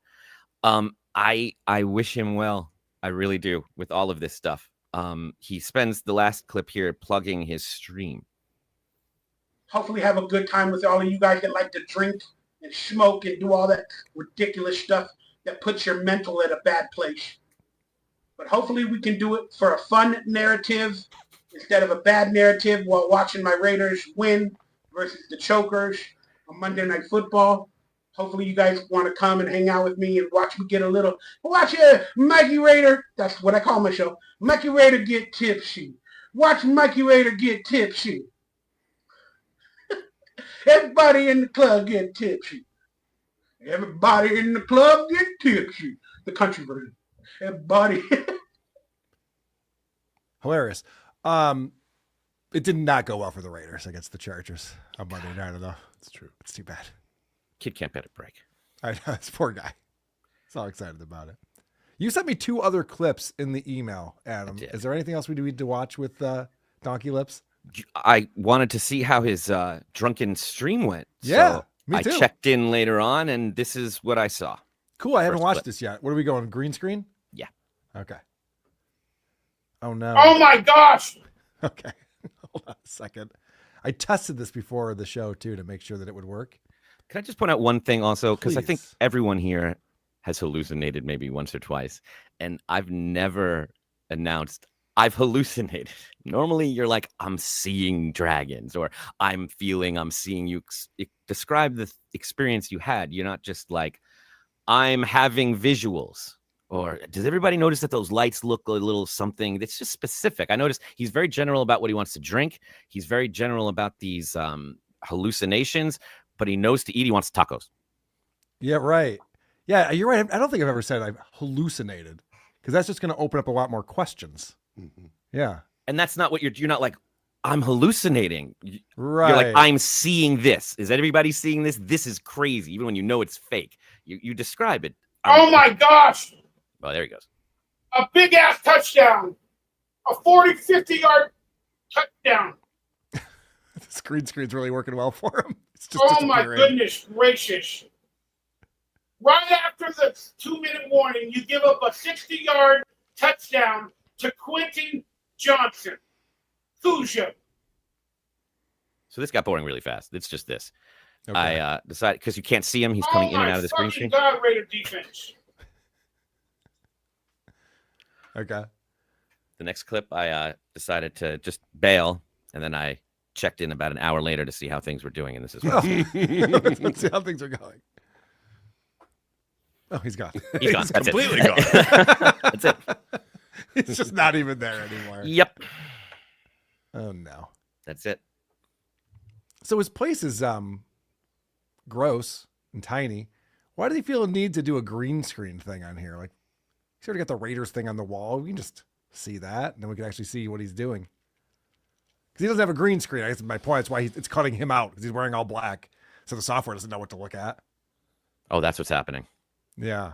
I just get hypnotized. He might be sitting there right now. I'm still watching this. Oh, right. Clip. I don't know why you pulled so much of it at him. I'm just letting it play. Because it's hilarious. Oh, okay. I just love that. All the hope, all the promise. We're doing this, guys. And this look at what the scroll says. Buy me a beer, $10. Buy me a shot, $20. Oh wait, beer equals 7, shot equals 15. That's different. There's 2 different prices for Caillou beers. Blue Kelly. Nope, he's back. It was Caillou Blue Kelly. This is him. Like, this is the angle. Yeah. That's him. The other, oh, shucks. Defensive cornerback. Orphan boy angle, that's not him. Do you notice that? It says, get me crunk. And this is buy me a beer, $10. But we just saw in the scroll before, it said $7 for a beer. The sale ended. He told you he doesn't know when it's going to end. The sale ended. You were too started late. up, ended again. I think you're onto something there. All right. Well, very sad. I hope he figures it out. I hope someday he figures this whole thing out and gets a job at a restaurant. I offered him friendship. I really did. And he was You like, did. And you had something in common. You're like, I worked at Nickelodeon too. I'm one of those loser child actors, I think is what you said. I did not say that. You didn't say that. Not like that. It was a different. I guess that's what I thought. You similar, but yeah. Right. We have similar backgrounds. We do similar people. He's lost. I don't think he is beyond help, but I know there's nothing we can do for him. Correct. And that's actually a good way to say it. Mm-hmm. And, Patrick Melton, like he said, covers him. And he even admitted that Patrick Melton's brought him people who are viewing the show and donating money. So that's a good thing. And he still put Hackamania down. This donkey lips. Can you believe it? The nerve of him. All right, However, he did compliment everyone for just putting on a show. He was That's like, true. you guys, you did something. And I like that. We got Stuttering John coming up in just a moment. We got some Opie stuff coming up. We got Is It Gay with Megan. We have Poker Dabbler with Cardiff. Stick around for all of that. But first, I want to thank the people who are supporting the show using supertip.gg/WATP, like Grim Aaron over here. What did I do? Did I kill it? Grim Aaron. SJ knows you're wasting money on a lawyer because of him, so he turns around and says he wants to be a pro bono lawyer. A narcissist will hurt you and preach the opposite to other people right to your face. Yep. Pretty good points right there. Tex Hula. My wife and I want to have another kid, but I'm worried I might have a straight white male. If there was only a way guaranteed to make a trans kid. Did someone say make a trans kid? For a case of Coors dick pills and a night with your wife, I guarantee I can make a mutant for you. Throw in a line of blow, and I'll let you watch. Did someone say line of blow and let you watch? Well played. That's hilarious. AO1012 coming in. I don't need Hard R's Lady Kate to donate, but I'll settle for you. Calling Aaron. The F slur for just do it. All right, I'll think about it. I don't get it, Mersh. You call yourself a loser all the time. Yeah, but when you say it, it sounds very negative. Cooter. You don't have a Mersh voice, but the portrait fits. Cooter. Very good. It is weird that there's controversy over calling Mersh a loser. I've mentioned this many times. Still confused by that. It'll be explained to me at some point. Clearwater Chad is a traitor and needs to be replaced by another chubby guy, Donkey Lips. Would you like a job? Oh, we could cover the news of the Dabbleverse on El Harible show. Clearly, he doesn't want a job. Right, that is true. Potato, potato, potato. Adam, you are the best. The other two are okay. Just kidding. We know you're kidding. Thank you, Potato. I'll take it. I'm Adam Priest. Hey, Adam, would you say getting into the Dabbleverse has been a positive or negative overall for you? Also, good luck to your Bills tomorrow night, Lady K. Thank you very much, Madam Priest. I hate Thursday night games. I know. You want to answer the question? Sure. There have been negatives, but it has been an overall positive experience. I knew what I was getting into and the dangers, and it has been it's been nothing but a joy for me. I can tell you from the few times that Adam and I've got to hang out and chat about things that he was pent up for a long time, having no one to talk about this shit with, and now he has friends in LA that he's connected with, and he gets to talk to us every week and go on people's shows and chat about this. So it's fun. It really is. And I think it was Tukey that said something like, I I like it a little too much. Yeah. And he's right about that. He's definitely right about that. We all recognize that. Thank you. It's the first step is acknowledging that you have a problem. Hamhead says, I'm a manager at a restaurant. I wouldn't hire him to wash dishes. Would you eat off a plate he washed? Well, you wouldn't know. That's how dishwashers work. If you could see the dishwasher in the restaurant, a lot of places you wouldn't go anymore. It's not tableside. Tableside dishwashing. But if he was your local like comic book store guy, or like they don't have DVD stores anymore, but something like that. I could see that. Yeah. Yeah, he would have been good at a Blockbuster. He could wash dishes at Blockbuster. What are you doing? Show I know how to douche. Zach Hoffman, Donkey Lips could have simultaneously been on Celebrity Fit Club, Celeb Rehab, and This Real Life 20 years ago on VH1. Yeah, there were some opportunities. He thinks he's better than a lot of the other streamers and people. AO 1012, how much we thinking to see Donkey Lips fridge? Oh, that's a good question. He must do things like that, right? He must do stunts for money. I think he's above that. I mean, he's on Cameo. He discounted at 60%. He's not trying to prove that he lives a good lifestyle. He's, using that to his advantage for sympathy. So he is embarrassed by it. Kayla, producer Chris, will you marry me? Yeah, why not? Start with foreplay. Jesus Christ, you two. It's moving real fast.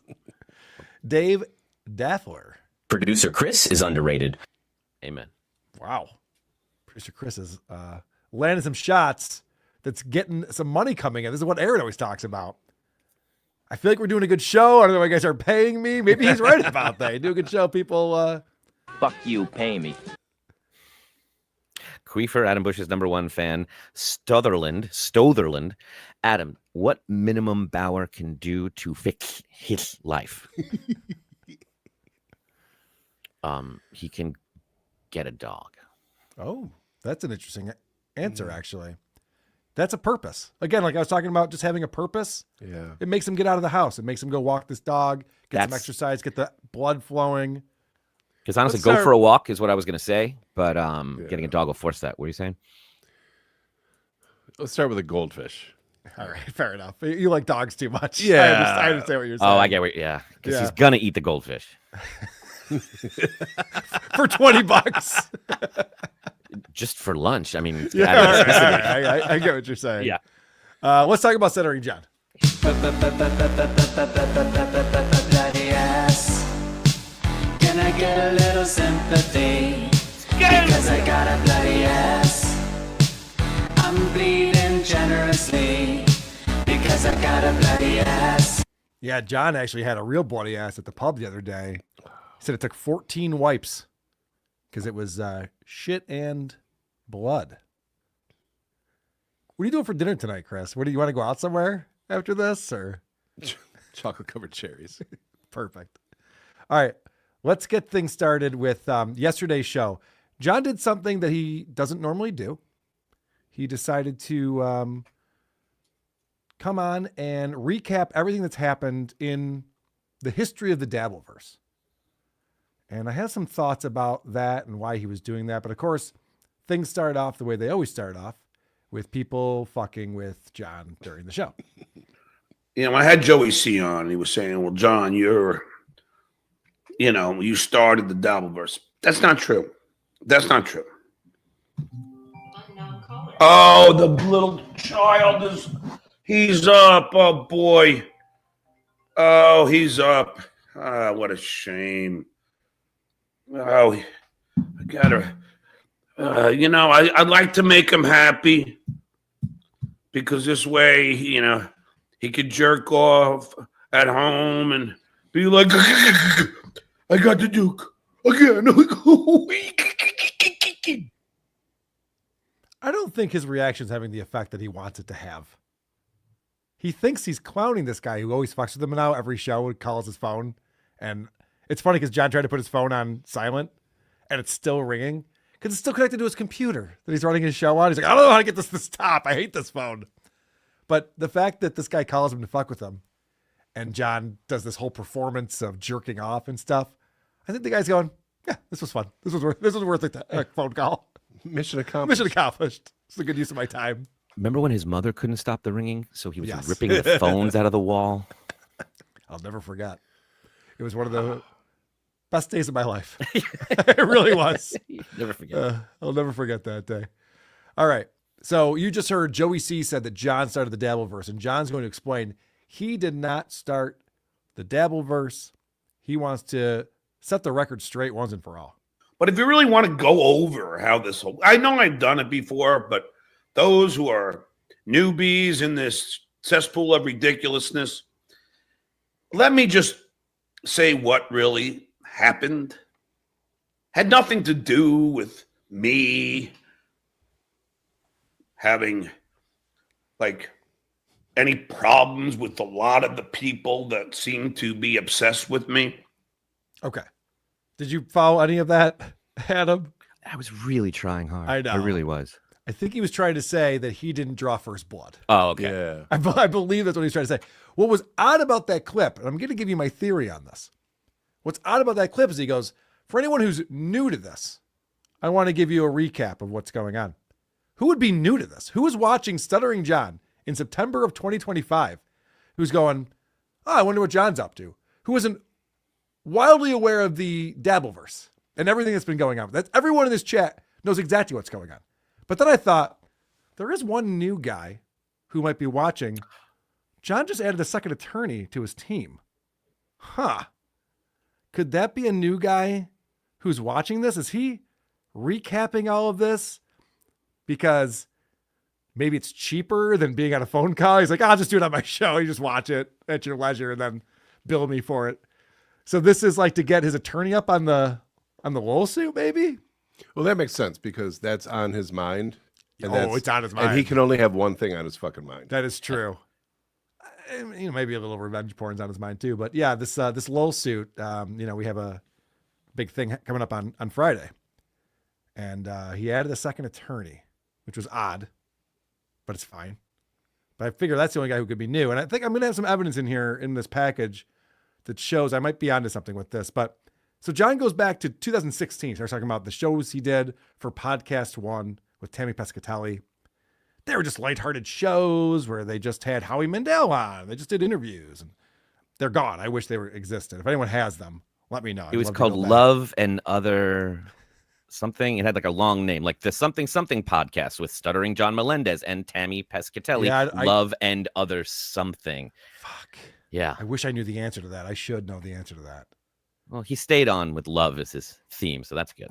That's good. Yes. So he goes all the way back there. And then he gets caught up to WATP, springing up on the scene in 2018. But right around this time, Just Do It, a person I had never heard of, started to play my podcast and goof on me for no apparent reason. I had never heard of the guy, most Americans. Yeah, it's because I'm not famous. I love that he thinks that's an insult.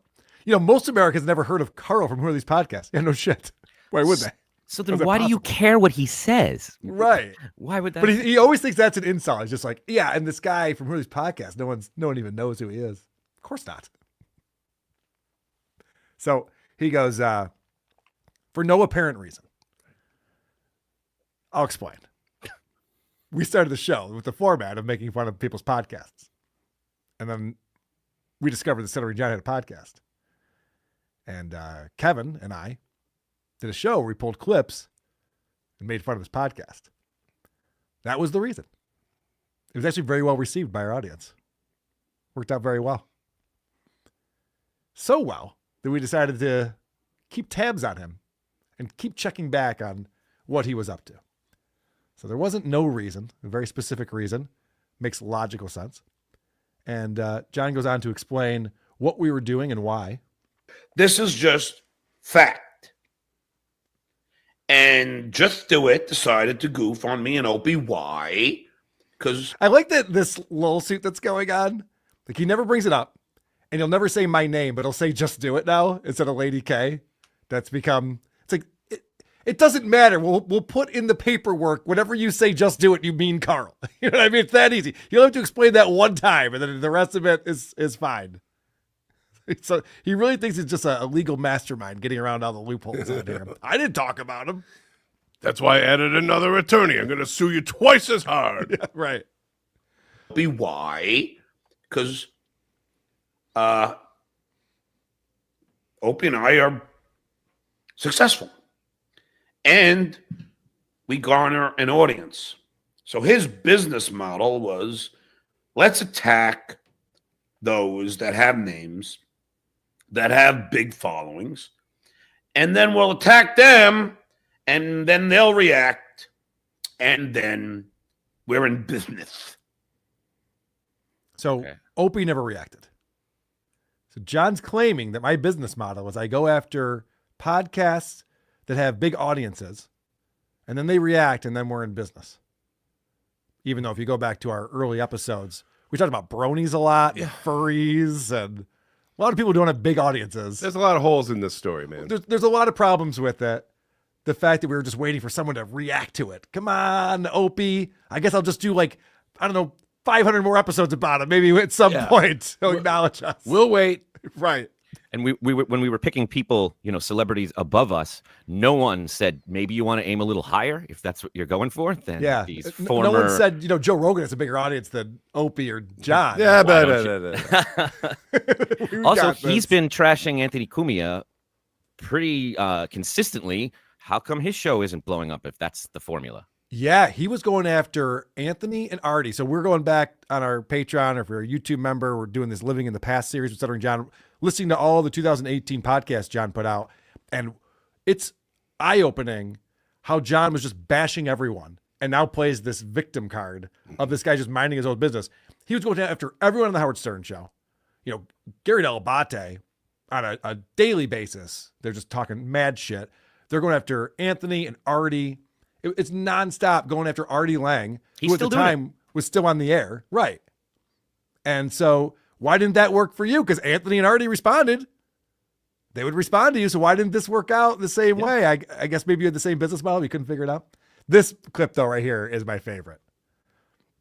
So my reaction initially is normally like I react. I am reactionary. My favorite sports that I played were reactionary. Baseball and football. Ball thrown to you, you hit it. Football, guys running with the ball, you tackle them. It's a reactionary sport, and I'm a reactionary person. Well, that's retarded. That is retarded. That is the dumbest thing I've ever heard him say, and that's saying something. He's talking about his inability to regulate his emotions as if it's a skill. Yes. That's what I have going for me. This is what I do. I overreact to things and make them worse. Because I'm a child. It's a very childish behavior. I can't believe his brain went to sports. The sports I like are reactionary. What's a sport that's not reactionary? I was thinking the same thing. A staring contest. Yeah, what would be a sport where there isn't some person does a thing and then you do a thing based on that thing? God, that's stupid. It is so stupid. Can I play just the beginning of that again? Yeah, play the whole thing, man. Simon says his reaction. I'm gonna jack off. All right, let's hear this again. This is incredible. So my reaction initially is normally like I react. I am reactionary. My favorite sports that I played were reactionary.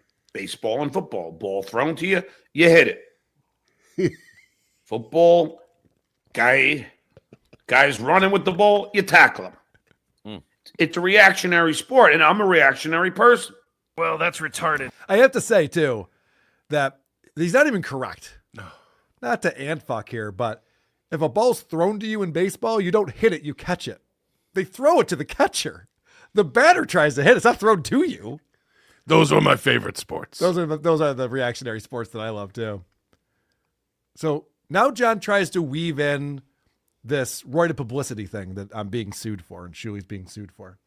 And so he's recreating and reinventing history for, I believe, his new attorney.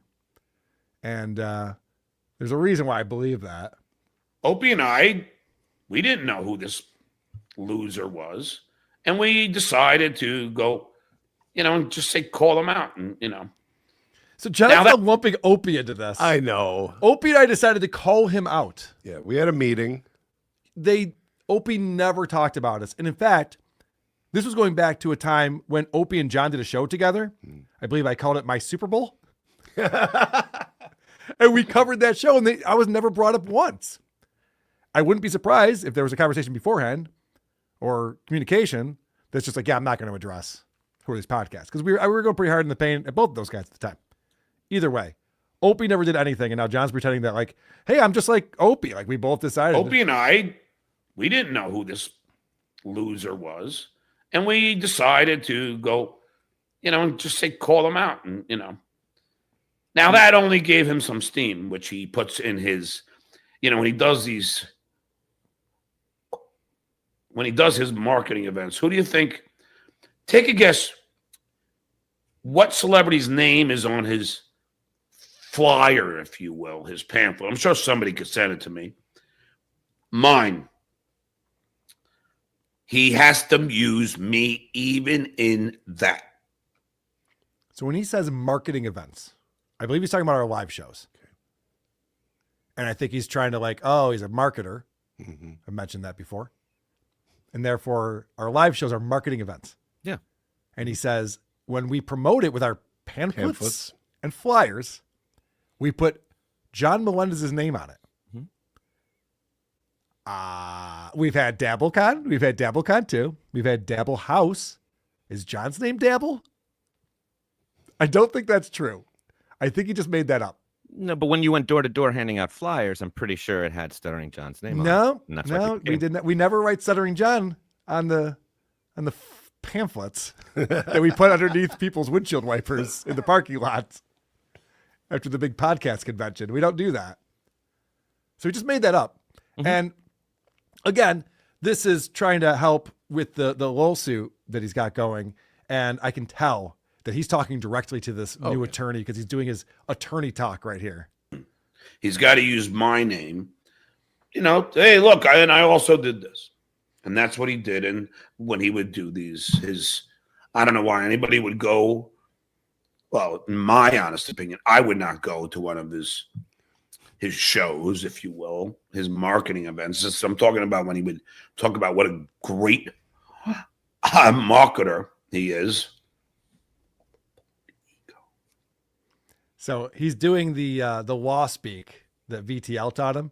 In my honest opinion, if you will, he has to start throwing that. Allegedly, Carl used to be in marketing and thought he was good at it or something like that. Honestly, now that I'm watching this back again, I might be completely backwards. I don't even know what he's talking about. Marketing events, marketing stuff. I think it's the right to publicity thing that he's suing for. He's lost the thread. I don't think he knows. He's throwing everything at and I'm sure he's trying to convince the lawyers to do more than they want. And if I hired a second lawyer and they were spending the afternoon watching this, even if it was me, I'd be like, I need another lawyer. You should be doing something much more productive. Right. All right. So then now it's Shuli's turn. So he just described that he didn't start the fire when it comes to me. But what about Shuli? Because they have a history together, right? And John would go on and say he's getting information about the Stern Show behind the scenes from his mole. And then we had the Pelican brief. And John put a photo of it in his book before anyone even saw the video. And he'd been talking about it for a while, this secret meeting where Howard told everyone to create fake Twitter accounts and tweet at celebrities in order to get big guests on the show. And John said Shuli was the mole that leaked that information. So now he's got to explain that no. I definitely was not trying to get Shuli fired by claiming that he was my mole on the inside. And Royce and I would always goof. Now, it was never goofing on the people. We would say that Brent Hatley is our mole or Shitware or Mehmet. We would. You had to remember to not say Shuli's name right there. Or Shitware. This would really convince me if I was the second attorney. If you're just tuning in. It's Mehmet, by the way. It's not Mehmet. The defense would like to call David Mamet. That Brent Hatley is our mole or Shitware or Mehmet. We would go through a long list. Each day, we would name different people. I think Royce would even say Baba Booey is the mole. But we would say a bunch of different names, and that's a fact. Jack, and anybody who remembers that old show, like Benny Loco, and anybody. I know that even Vegas Beer Sales Jerry knows, and he remembers that Royce and I would always say different names, not to irritate the people, but to irritate Howard, to get him like, who the fuck is, that was it. Oh, shit, John, you talked too much. You went too far. You just did the thing that you weren't trying to do. When we said Shuli was the mole, we weren't trying to fuck with Shuli. We were trying to let his employer know that he was feeding information that his employer wouldn't want out there. Yeah. That's why Shuli's concerned about getting fired when you say he's the mole, idiot. How stupid is John? He just said the thing out loud. No, that we just wanted to get back to Howard. I thought they would give him a promotion. It's pretty embarrassing that I'm asking our employees to make fake Twitter accounts and tweet at celebrities. But thank you for letting John know. I'm really glad that you let Stuttering John know about it so that he could broadcast it on his show. And so then, I don't know if John realized how dumb that sounded or that he fucked up, but he talks more about how that was not his intent, obviously. That's where it was, and we were not trying to get anybody fired, as some might suggest. We were just being goofballs and just, trying to hoping that Bobby Booey was watching or listening, whatever, and just, And by the way, it wasn't very often that we would do that. Wow. It would just be every once in a while we would say that. John, do not take the witness stand, man. You're terrible at this. Yes. Holy shit. The fact that he thinks this would be effective in any way to sway anybody over anything is retarded. It's the opposite. He just confessed. Yes. That he was trying to get Shuli fired, which is neither here nor there, but it's wild that he's trying to create this whole narrative. The whole point of the show is to be like, I am a victim. Mm-hmm. These people are all bullying me. I did nothing to bring this on. I don't know why it's even happening. It seems crazy that it's happening to me, but you got to believe me. I'm such a good boy. And yeah, was I saying that Shuli was the mole, and could that maybe lead to some issues for him with his employer? That's not what my intent was. We were never trying to get anyone fired. Actually, John literally tried to get JD Harmeyer fired. I've seen the tweets that he put out where he was trying to get HR involved in JD communicating with women in a sexual manner. I don't want to get JD in trouble right now, but I'm just saying this is what John was trying to do. He was vocal about it on his show. He went on and on with no proof and just a gut feeling that this guy had to be fired. Yes. And so for John to now come out and say, we never wanted to get anyone fired. No, you literally tried to get people fired. You wanted them to get fired, and you would have celebrated it. If Shuli had gotten fired, John would have had a victory lap show. Yes. Right. But even when we were playing from 2018, when all of this is happening that he's talking about, the Trump prank call, this giant victory lap for show after show after that. Imagine him getting Shuli fired or JD Harmeyer fired. Him and Royce would relish in it. But now it's John's going, we were just screwing around. We were joking around. It was sarcastic. We only did it a few times. The fact you have to say we only did it sometimes is not a good defense, man. No. You ever murder anyone? Not every year. Yeah. What the fuck? That would be nefarious. And I hope he gets his license because he doesn't even, it's so obnoxious to think that people aren't going to notice when he talks about, I did a show and they were making fun of me. And then what are his words? He decided to call them out. See, other people are picking on him and bullying him. He's calling them out. And also he's being goofy. He thinks we don't notice. You just substituted words. It's all the same thing you're volunteering to describe. All right, this is just a fun one for me. John's got some problems with his hair. I guess he hasn't gotten it cut in a little while. It's not looking great. The interview goes south, though, because I have a clump come on over here. Let me see if I can get it behind my... That's worse. It's so weird when you do this. Oh, you never get this right when... I don't know. It's bothering me. It's irritating me. Anyway. Do you see you went to the wrong side twice? You could click a button that makes it a mirror image for you, John. It would solve all of your problems. It wouldn't solve any of his problems, but it would solve that one problem. But I'm fascinated when people like that. look at themselves in the mirror and they're like, oh God, if only this. Yeah. Only I could fix this bit of hair. Everything would be right. great. That's He's trying to get it behind his ear like a girl too. Like, I have a clump. All right. That was fun. Okay, so then he talks about how then he had Vince as a co-host. So he's going through the history of everything. Then he had Vince as a co-host, but Vince was too much of a troll, so that didn't last very long. And then he had Chrissy Mayer come on the show as a guest with Royce. And then he returned the favor by going on Chrissy Mayer's show. And that was the famous dabble in comedy incident where John got very offended that Chrissy has to be dabbled in comedy. And he says that's what started the Dabbleverse. And John and Chrissy Mayer both think that that's what started the Dabbleverse. It's why it's called the Dabbleverse. That's it. Making fun of John was going to happen regardless of that interview, regardless of Chrissy Mayer existing in this world. John was starting the Dabbleverse. This was going to happen no matter what. Because as much credit as I want to take for it, Who Are These Podcasts definitely, I think, opened up a lot of people's eyes to the buffoonery that is John Melendez. This would have happened regardless. Sure. Someone would have keyed in on this and turned John into a lol cow. It's inevitable. But as it stands, the way he reacted to us making fun of him. Yeah. And to ROTC. Sure. Well, Revenge of the Sis, those guys made fun of John.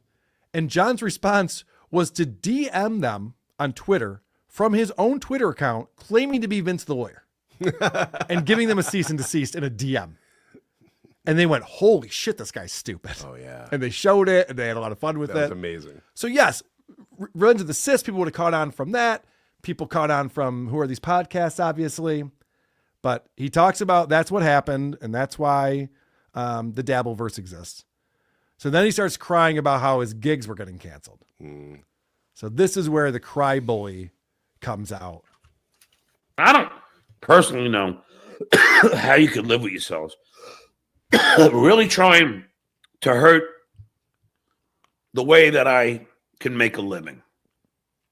I was still paying child support. I think alimony could have been done by now, but I was still taking care of my children and still paying money and for a lot of different various things when, you know, in relation to school and other things. And, you know, and all of this is going on. And I don't know why. What did I do to these people? So this is the parts that he leaves out. This is what I want to fill in some blanks for John. Because John just talks about like, and all these things that started happening to me and people were fucking with my life and I don't get it. Meanwhile, John had his buddy at the bar call Kamita Carlson for DabbleCon 2 and claimed to be an attorney and claimed that the illegal tapes that were going to be played were going to shut the club down. So John is guilty of this himself. Whereas Shuli and I have never called a comedy club to try to get him canceled. Anyone who hosts any of these shows has never done any of this stuff, and we never told anyone to do it. No. We tell him not to. We want him to do shows. But the thing is that what John is leaving out here, that his attorney is not paid enough, probably doesn't know and maybe is watching now. The reason why people were lashing out and doing this to him is because he struck my channel. He tried to get my Patreon taken down. He tried to get our Discord server taken down. He struck Shuli's channel. He called Shuli's sponsors to get them to cancel sponsoring the show. And he would dox anyone and everyone he got a chance to. John was being a piece of shit. He calls people's parents. He called Shuli's dad. Yeah. I mean, the way he's telling the story, just everything just happened to him. And there was nothing he could do. Like, what is going on here? Whoa. And his initial response to you reviewing his podcast was to break my legs. Have your legs broken. Yeah, he knows guys in the mafia in New York, and he could have my legs broken. There's a movie about that because it's such a fantasy about this guy who gets a bad review of his play, so he hires the mob to like kill the writer, like that's the reviewer, right? John doesn't realize the whole reason people run with this story is the subtext that you're not picking up on, which is guy from radio show who's famous for harassing celebrities is losing his mind because people are having the audacity to harass, he says, ask penetrating questions to this quote unquote celebrity. It's fucking funny. It was your hilarious. bit. And now you don't see any humor in it. You see nothing. You talk about the lengths these trolls go to fuck with your life while you brag about sitting outside in a parking lot for 10 hours waiting for Chevy Chase. Like, we're supposed to give you an award for that, but everyone else needs to go to jail. It's different when it happens to him, Adam, because that's him. Oh, I see. And So he's had a very tough life. I started really starting to podcast on a regular basis, and that's when I was teaching full time, and then coming home, and then doing a show. So I rarely went to the pub. I would do school, rush home, podcast, either watch the Yankees or football, whatever it was, and that was it. Go to bed, and then get ready, get up at 7 o'clock the next morning to go back to school. And that's where all this started. Now he's a sympathetic character. He rarely went to the pub. That's tough, man. She drove it on Sundays only to church and back. I Then know. why does it look like this? What the fuck is he talking about here? He's trying to paint this picture like, oh, I got my gigs canceled, then I had to start doing a part-time job, and then I had to do my podcast. I couldn't even get rip-roaring drunk by 4 p.m. He's saying the part you're not supposed to say out loud. We understand why you were bummed out about this, but that's not a normal reason. Having to work every day, it does not mean you're a victim of anything. So then we find out why Shuli started doing this, and he backtracks and goes, oh, that's right.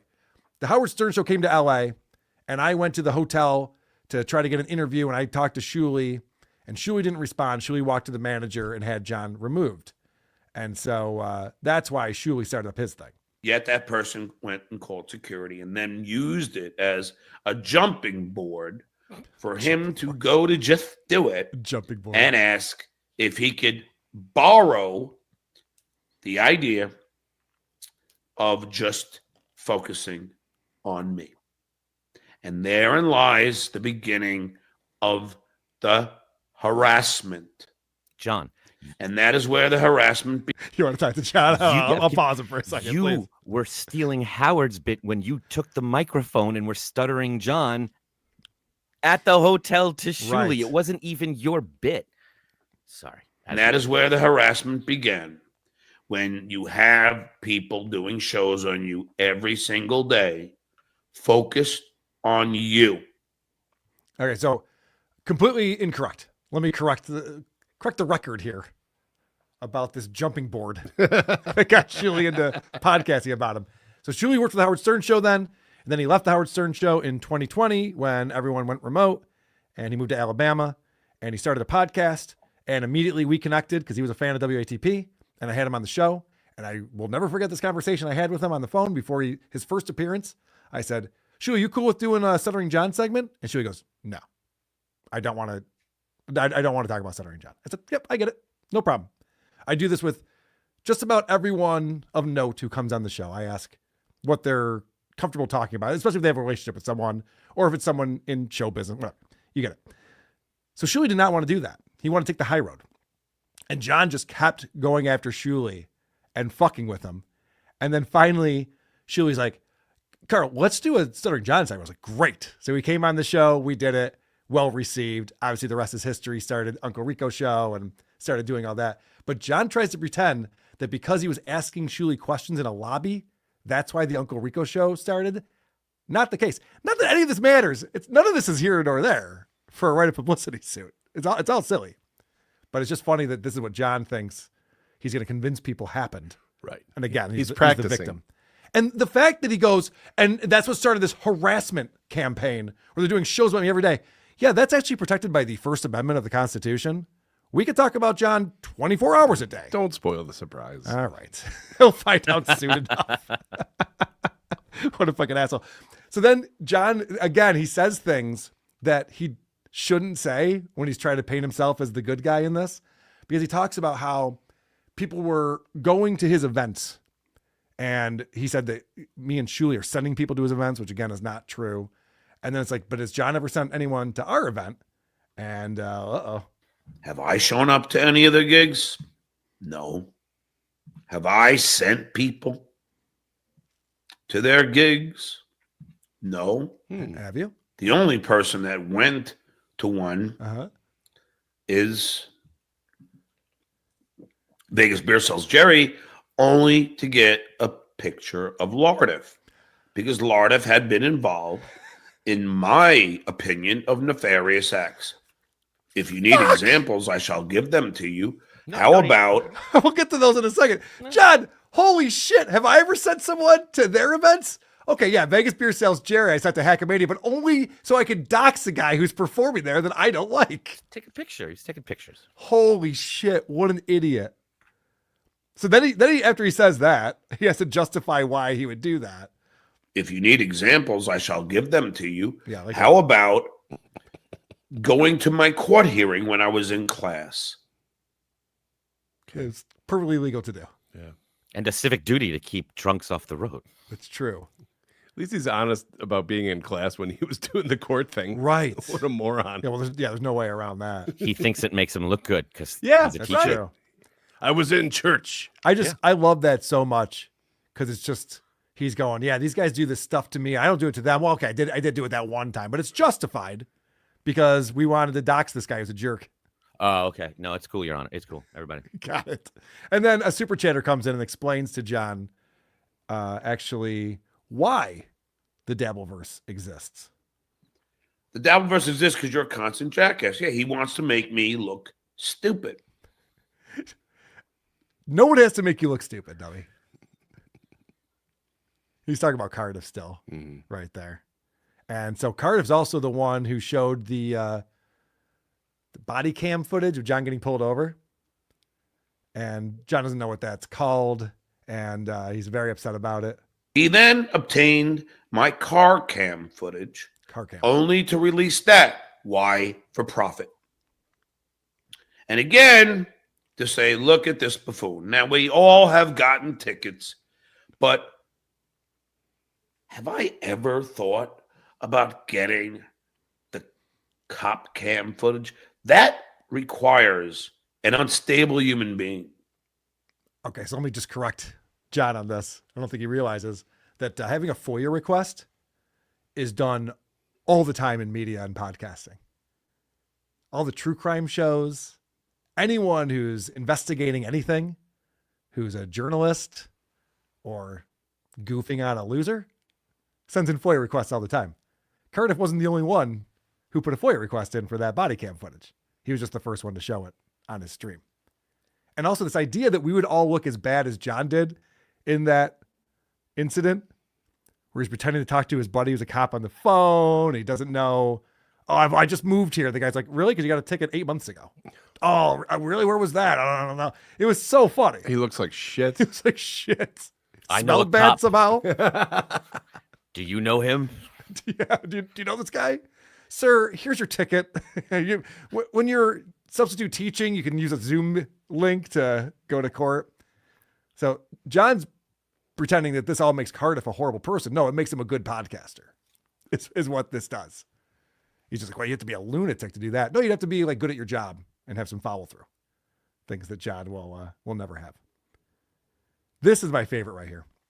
I know I've already declared that once, but it's also my favorite. John's always ragging on people for misspellings in their super chats or just the chat or whatever. So someone points out that John misspelled the name of his show from the previous day. And oh boy. Uh-oh. He's going to call me out for misspelling. I'm going to entertain it only because why not? I had this thing when I would type the title of the show where I'd have to only take one breath in. But I had to keep on breathing while I typed it. So imagine typing the Stuttering John, but you still have to be one breath. This is my OCD. So the Stuttering John podcast, period. Without stopping breathing, without stopping it. Please stop breathing. Breathing in. Okay. Okay. So he misspelled the is just TE. And the guy shows that. But John is a good excuse. He's a mental patient. That's a terrible excuse. No, you don't understand. I've tricked my brain into thinking that bad things will happen if I'm not breathing in while I'm typing. Well, stop doing that, stupid. It's not a thing. What about the years we spent watching him type with one finger, not breathing like that? Yeah. All day, every day. It's a pretty good point. Also, what about going back and correcting it after the fact? You can't just put your cursor back next to that T and type an H? Also, how about when you read a chat where somebody does that, you extend them the same courtesy and go, hold on. I bet they're suffering from a crippling OCD breathing dilemma, and we should have a little sympathy. He literally called someone out right after this. I didn't even pull the clip because there's just so many examples of it. It's like, okay, so when John does it, he's justified in doing it. But actually, it's better than that. It turns out that wasn't even a misspelling. It's not misspelling. It's just, when you're typing fast, I guess you could call it a misspelling, but it's not like I don't know how to spell it. It's because I'm typing fast because I'm trying to get it all in. Now I just change it to SJ because it's just too long to breathe in that long, especially I type with 2 fingers. So nice try and go fuck yourself. He's a miracle, isn't he? Yeah. Also, it is called the SJ podcast, and he still had a typo in there. So he's like, this is the correction I made, but it still didn't fix it. And the word is spelled wrong, but that's not a misspelling when he does it. He just said it's not a misspelling. It was Spanish. And he doesn't know how to type. So it's not his fault. Like, all these things are his fault. Breathing, misspelling, typing. I just thought that was fun. All right, so John went through his whole version of what happened with the Dabbleverse, so someone calls him out on that. Brian Clouder, correct me. Tell me where I was wrong. Tell me where. So the chat just says, that's your version, but not what happened. I was wrong. I'd love to hear it. What did I get wrong? The Christian Bear story? What did I get wrong? The interview at the hotel? You tell me what I got wrong. I'd be happy to. Mm-hmm. You left out all the stuff where you fucked with people. For example, you decided you wanted to get Dr. Steve. You wanted to get him fired from his job. And everyone loves Dr. Steve. And that's when Quadfather turned on you. And that's when Cardiff went, oh, fuck this guy. And Cardiff put it down into third gear, downshifted, and fucking floored it. It's like, all right, it's on now, motherfucker. A lot of retaliation is all the stuff that you left out. And to act like, and again, none of it matters, but to act like this just poor old John just being a poor victim who never did anything to anyone, never even harm a fly. And everyone's just doing this shit to him because they're all nefarious and evildoers. And why he would choose to get on the air and explain to everyone, including his lawyers, that none of that is true. And this is all just, it is his doing. He is lying about all of it. He's volunteering to do this. Yes. Mm-hmm. He thought this was a good strategy for him. Yep. There's something about these guys. They say things on the air and they just think that's the new fact. Yep. As long as they've got it out on the air, everyone's heard it. And that's where it lies right now until someone fucks it up. Alex Stein thinks that Aaron's hilarious and an amazing broadcaster because that's what Aaron told me. Mm-hmm. Mm-hmm. All right. One more clip that I have on here because speaking of Aaron Imholte, I think we brought up how great it would be if John started begging for money on his show. And so someone tried to make this happen. Streamlabs, PayPal, Venmo. I don't know what that means. You got to be clear. And I'm not mentioning some of the things in that. That would be sweet if we could get John doing the Becky Monster. You got to keep on dancing. There's been a theme today, isn't there? Yeah, it's really sad. It's really sad. Adam, you pulled a couple of Stuttering John clips. You've been watching him over the last few days. Oh, yeah. Do you have the one where he explains what he stands for? It's very satisfying. I have 1, 2, and 3, so you have to be more specific. That'll be 1. Great.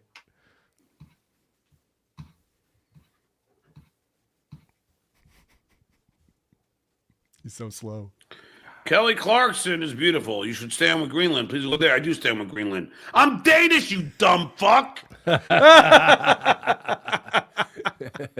course I stand with Greenland. I have a shirt that says it. Oh, wow. Send me $10. I'll go grab my fucking shirt. Performative, John. I'll send you $10 to go to Greenland, you idiot. For people who don't know, that's a way of offing yourself. Internet speak. I think Dick Masterson came up with it. Really? I think so, yeah. So he doesn't even question himself for a second. He just runs right with it to defend the fair people of Greenland. Of course, yes. Of course he stands with Greenland. In this next one, I believe he thinks he's taking a call from Anthony Cumia, and he finally decides to give Anthony the business. Nice. About me. Oh, are you still calling me? Do you still want my Do you want my validation? Do you want my validation, you motherfucker? No response. You got him. They hung up. Another win for the toe. Pussy boy didn't even respond. Uh-oh. What a pussy boy. I'm sorry, I can't say that anymore. Yeah. I heard that's homophobic. Look, I learn and I grow. That's all you can do. That's what everyone says about you, John. That's how the world, at least if you're an intelligent, caring, empathetic man, then you, when somebody corrects you, you either refuse to take that correction and say, fuck it, I'm going to say whatever I want, or you make the intelligent and compassionate decision to say, all right, if that offends you, I'm not going to say it anymore. Now that's because I'm amazing. Yeah. Okay, because great. You're the greatest. And who was the one who told you to stop saying pussy boy? Was it your son Knight, who has a pussy and is a boy? Because that would be offensive, I would think, to your son Knight. I can't believe it took you years to figure out to stop saying pussy boy. I mean, Chad Zumach wrote it on your door, and you won't bring up Chad's name anymore because of it. Why are you still slipping up and saying pussy boy? And also, who gives a fuck? None of it matters. I love how he goes out of the way to let us know that he doesn't agree or really know why this Right. word is bad. He's just heard Apparently from it's somewhere. homophobic to call someone a pussy boy. Apparently. Transphobic, actually, Chad, but whatever. He heard from somewhere. cares? But the speech he gave was correct. And that is, we have to give him credit. That is how you're supposed to handle things. That is the best Right. way to react. And it's exciting to see it in action a few moments later. When Barack Obama tells you that you can't say retard anymore, Done. It's done. You write it down, Yeah. you store it back here. If you're any kind of American. That's right. Question. People have been pointing out that P-boy is transphobic since the first time you said it. What made you see like I don't know what you're talking about. Come Question. on. People have been pointing out that who's P-boy Oh no. is transphobic. It's bad acting, John. It's really bad. You know, acting. dude, you got to be more specific. I don't understand what this means. Sure you don't. Like a real teacher taking the opportunity to share his knowledge with these people. Instead, he just runs and hides. Run away. Run away. Yeah, what a fucking asshole. Hey, John, it's taken you years to figure out that you shouldn't say pussy boy. Say what now? Who is this? Wrong number. New phone. Gotta go. Did you notice that there was a thing going on with him a couple times in those earlier clips you pulled where he just, like, I feel like something was going on with his body. Like he was like burping underneath, but trying to hide it, where he would just... I didn't pick up on that, but he's very gross. So I There's believe something going on. The degree to which he is like falling apart from anybody that sees him now. We see him all the time. If you look back at those older clips, it is insane how he is deteriorating before our eyes. It's not great. Nope. I mean, it's fun, but it is fun. very fast. So what's going to happen with this lawsuit if he doesn't make it all the way to the end of it? I don't know how that works. I'll ask someone who knows. By the way, a shout out to Lucy Does Dabbleverse on the Once Over with Kaylee channel. Monday night, she did a show with Trucker Andy and Luigi Greenberg breaking down the latest of the lawsuit. There's a lot going on, and they do a great job of breaking all that down. So if you have 3 hours to learn more about the lawsuit and where things are at, I recommend going and checking that out. I can't wait to be able to talk about it. I know. Chomping at the bit. There was the best moment where a chat came in saying that Tightbox is a paralegal, and John is so threatened by that. And he goes, oh, a paralegal? Well, I'll have you know, I'm thinking about taking the ALSATs. And that means in 3 years, I'm going to be a lawyer. He's comparing her accomplishments to the things he might eventually do and explaining how he wins. He's a miracle. He really is. I love it. We're going to get into Opie stuff. We got a great Opie segment coming up. Also, another round of Is It Gay? And Tapoka Dabbler. We're going to find out what's going on with Ron the Waiter's mattress. A lot of important things that we cover here on Who Are These Podcasts. I'm not surprised. There's almost 1,400 people checking it out. Hit the like, hit subscribe. Go to supertip.gg/WATP to support the show and let your voice be heard like Michael P. over here. Heart UPC R.I.P. Tara, and go Bills. Well said, my friend. Rest in peace. Sean giving us $5. Thank you, Sean. Always appreciate it. KJ is back again with a 50 spot this time. Thank you, KJ. Well, good thing John isn't a hypocrite and went on to try and complain that Shuli got him fired from being a teacher or his gigs. Yeah, you know, when Shuli does it, it's nefarious. But when he does it, they're just goofing around. They're just having fun. He's just calling out not truths. Yeah. It's so funny because he had no game plan going into that show. And he stumbled so many times. He got the timelines all over the place. He said things out loud that he should never say or admit in public. That's why we love him. We started covering him for no good reason. All of those reasons. Yeah. All of those reasons why we started covering him. Hemorrhoids are reactionary. It's true. Good point. Donna G coming in. Even if all of this is true, what does it have to do with New York right of privacy laws? Donna G, I couldn't tell you. I'd love to be able to connect these dots, but I could not. There are states where this morality thing he's going for, his not cool, Your Honor, actually would play, where they look at your values and your morals and your overall character. And there are some states where we don't give a shit. He doesn't know what you're New talking York about is. What California. you're talking about is China, the social credit score that they have going on. Oh, sure. But also in California, certain things in terms of marriage and stuff don't apply where they do in other states. He's just acting like it's all a universal set of morals and codes that are his, that we all follow. Yep. Oh, no, he said before that someone used a slur, and he's like, I don't know what the judge would think about that, you know? Not cool. That's the what court he of thinks. public opinions. Chaos Queen coming in. You know, if anyone important is listening, you know, I see it's stupid for John to lie. You know, he didn't go to the pub when he was working, though they have cameras. You know, if anyone wanted to point out your lies, they only need to subpoena. John has no idea what he's doing. I don't think he's getting, well, whatever. No comment. What am I doing? All right. Take these for me, Adam. We did that one. Next. Okay. Bob DeBalina. I'm queer. I love boys and men and seamen too. This is a safe space for you, Bob. This is Clip good. it. What's that? What's that? James Q. Legend. Don't we have dozens more Stephanie Miller shows? Yes, we do. Jeez. There's so much going on, but we will get back to Stephanie Miller, I promise. AO1012. For a guy who goes to the gym every day, it's odd that Dark Brandon's shirt still fits exactly the same as it did years ago. Dang Lizard coming in. I heard Friday was postponed because of Natalie. What does that mean? I don't know what that means, but I have not heard that myself. By the way, Dang Lizard, you got to go to his channel and watch his chin, lip, and butt chin. Wait, what is it? No, it's Chad Lip and butt chin. Chad Lip, yeah.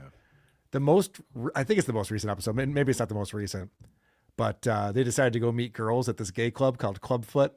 And I'm there dancing in my cow bikini. And there's a bunch of other characters from the Dabbleverse there. It's like a Beavis and Butthead spin-off cartoon that he does where it's Chad Zumock and Ray DeVito watching Dabbleverse shows from the couch and commenting on it. And sometimes it's off on misadventures. It's very funny. Pretty good. Dang Lizard, great work on that, my friend. That's where UB started to span the mind. Whoa, that was a big one. So if anyone doesn't know what that username is, that's a sentence that John actually said on his show out loud. That's where UB okay. Dave Delafiore. We all know they say Delafiore, but it's Delafiore. Delafiore, I would think. But Delafiore. They like Let's not forget how SJ went into Dice Clay mode to attack Chrissy about dabbling. Mm-hmm.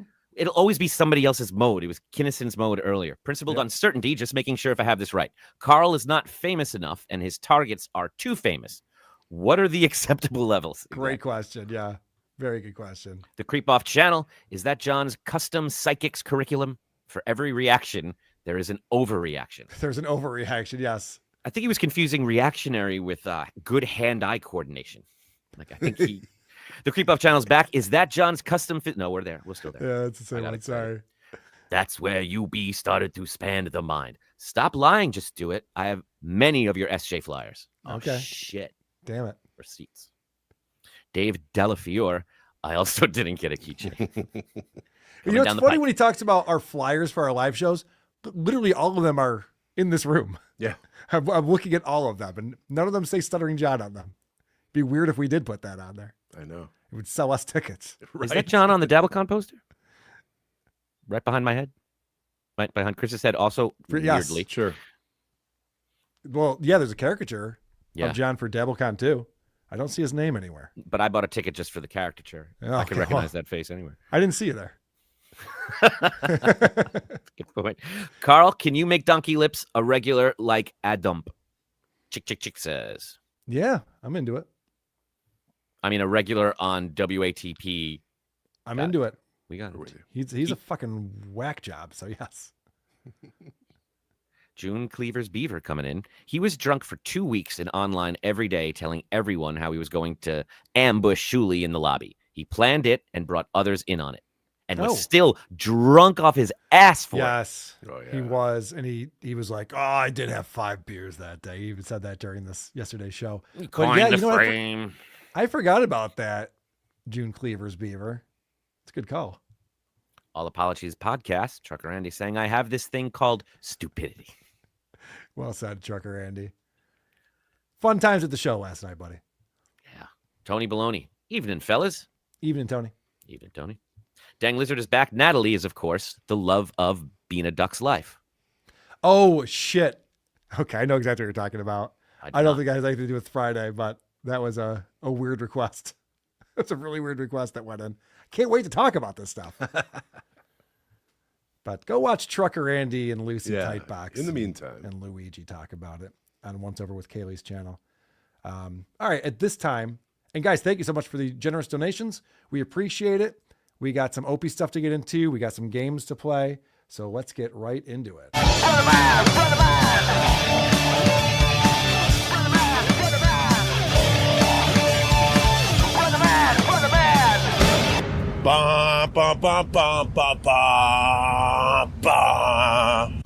We're going to start with Opie's show from the 15th of September. This show has 27,000 views and 24 comments. Wow, that's a lot. It's a lot, right? Seems That's like a lot of huge views. jump from the 200 it had earlier.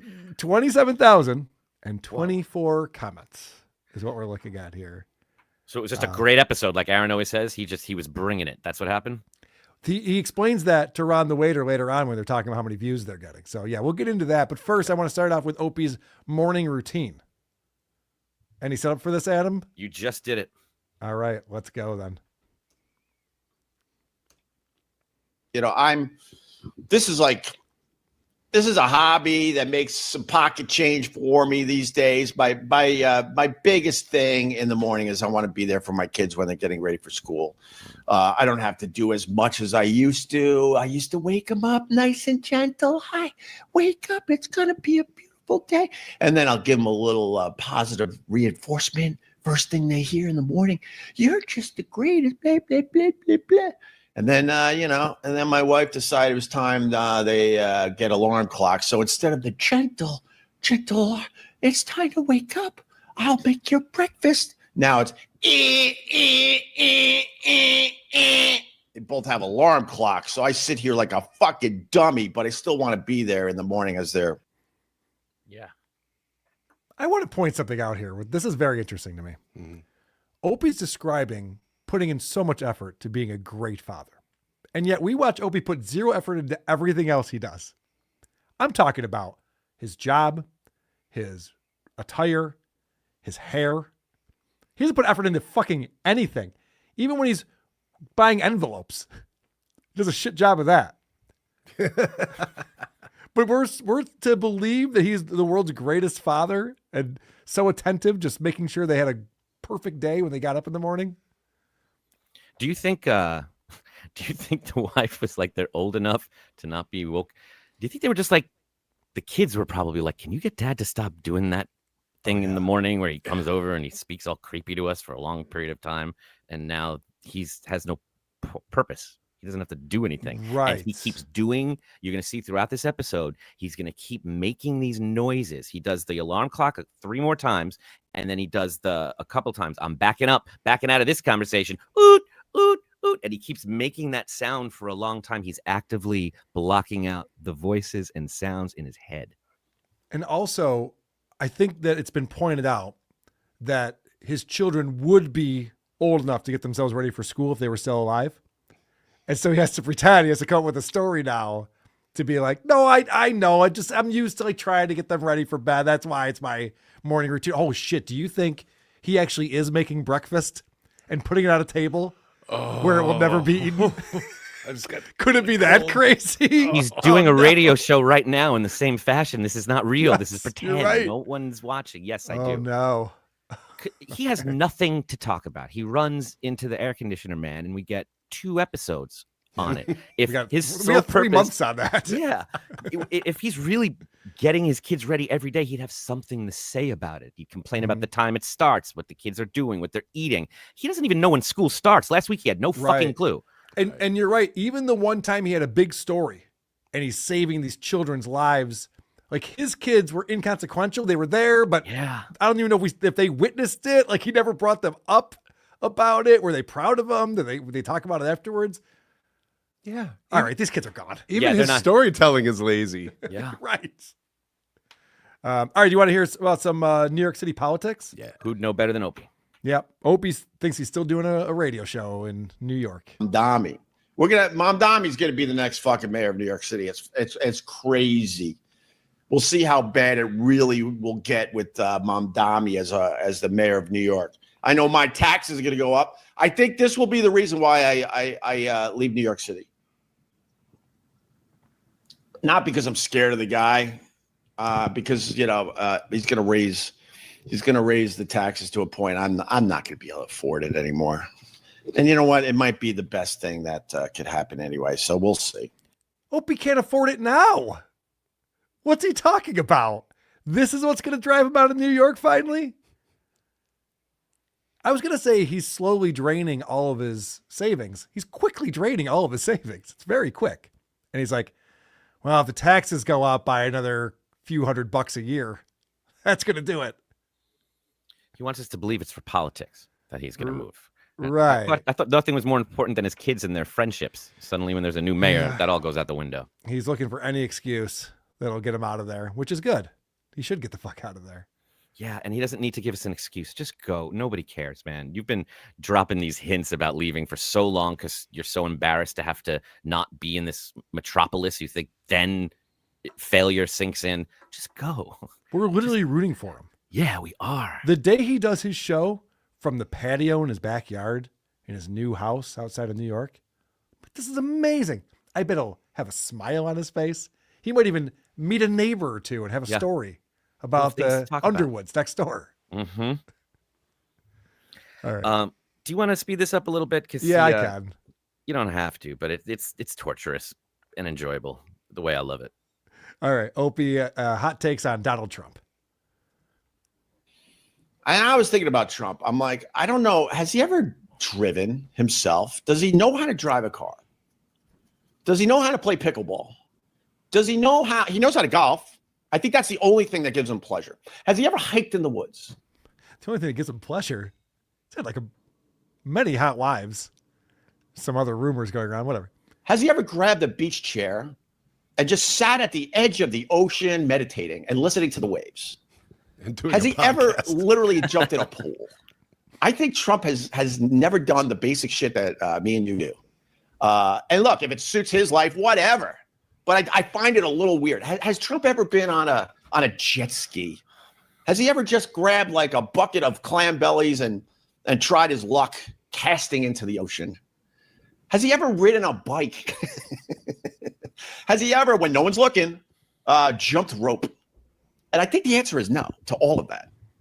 I mean, he was brought up very, very privileged. I think if he did drive, it was very, very early on. And I think by the time he was in his mid-20s, I think he stopped driving, if he ever drove. Okay. Has he ever sat on a private beach in the Hamptons and just listened to the ocean come in because no one's allowed around there because you bought a house in the Hamptons? It's like, Opie's acting like he's relatable. He just said, like me and you. Yep. Right. Yes, he did. From this view, I love Everyman Opie on here. Maybe he's like getting ready to be poor. Yeah. He's trying it out. He's cosplaying a little bit. Trying it out. Cosplaying. Free trial. Playing poverty. There's a smell here you're all used to, but I'm not. All right. So then, this is very odd. Opie doesn't know what to do about his past. He doesn't know if to embrace it or to cast it aside. It's actually very similar to Howard Stern in that way. Because Opie doesn't want to be the shock jock tied to Anthony Cumia guy that everyone knows him for. But then sometimes it's kind of convenient to be Opie, the shock jock guy that everybody knows him for. So this is what the struggle that he's experiencing in this clip. Anthony, I speak for, yes, believe it or not, I speak for all. Doesn't matter. We don't get along. A lot of us don't get along. It's not just me and Anthony not get along. There's across the whole damn spectrum, people don't get along as far as the O&A world goes. But as far as the brand goes, if you are a big fan of Opie and Anthony, you got to support us. The new stuff is where we make our money. We were never able to make a Howard Stern deal where we owned our own material. Oh my God, if we owned our own material, I would not be turning this on. I would be fucking taking baths in money. But we didn't get that deal. So that's so odd. He's not making any money, and he's claiming that he wishes he didn't have to do it at all. But all right, he's going to explain. If you truly are a fan, please, in my case, fucking subscribe to one of my 3 podcasts, download episodes, sit through a stupid commercial. That's where I make a few bucks. Okay. But with that said, thank you. Thank you. So wait, am I listening to his podcast because I enjoy it and he's putting out good content that I want to listen to? Or is it a charity case where he needs my money because he didn't get paid enough, and now I have to listen to ads on his stream? It's because you owe him. You owe him. That's weird. You know, I'm guessing this iHeart deal is not what I was hoping it was going to be. What gave it away? The fact is like, guys, no one's listening to my show, and I'm not making any money from ad revenue. You could really help me out here. Talk about leaving New York. Yeah. You're managing to do a popular podcast with an Opie and Anthony style bit. Yeah. You didn't have to get permission from Mr. Nagel and get it notarized to do the bit. Like, he can do these bits. He's just choosing not to. But thanks for reminding us, just like Chad Zumach always does, that you don't want to be here doing this. That's Right. the best way to bring us in. I always love that. I like when Joe Rogan starts off his show. It's like, I guess I got to talk to this guy for 3 hours, so strap in, everyone. Fuck. You know? Can you imagine having that kind of attitude? Your viewership's going to go down. It's not our job. It's yours. Right. All right. So this next clip, actually, I'm just going to let this play because he goes right into this as he's talking about Opie and Anthony and what's going on. Speaking of the O&A world, I saw a video. Somebody, you know, I got my people, they take care of me, they protect me, and they sent me a video. They said, did you see this this YouTube short of this person you used to work with talking about how he was not friends with you in the last year of doing this show? And I went, ew. A grown man talking about his friendship with me when the reality was we were workmates. He was never a real friend of mine. He wouldn't even be in the top 100, but he's sitting there on YouTube Shorts talking about how the last year we weren't even friends anymore. Oh my God, you weren't even a true friend of mine. Fucking creepy, man. But God bless him. He got a lot of clicks on that video. My God. Oh, but we weren't friends. How many times did you hang out at my shit? It was very rare. My real friends were around me all the fucking time. Oh my God, it literally creeped me out, to be honest with you. That's how you know it's the truth. He said, to be honest with you. So Adam sent me over that clip and he said, do you know what he's talking about here? I have the answer. I know exactly who he's talking about here. Oh, tell me. How about I just show you instead? That last year, we really weren't that good of friends anymore. And then when the whole blow up happened, he got pissed off because, look, we had to talk to lawyers and HR people and stuff when that whole. Now, I want to point something out. Opie's takeaway from this video that's 2 years old is E-Rock was saying, we weren't even really good friends anymore in the last year, and being upset that he lost his friendship with the Opes. Or Opie's like, we were never friends. What are you talking about? What E-Rock is talking about is like, we'd already had a falling out. I didn't even care about this guy. And then he takes video of Roland taking a shit in the bathroom and expects me to try to clean up the mess. Why the fuck would I do that?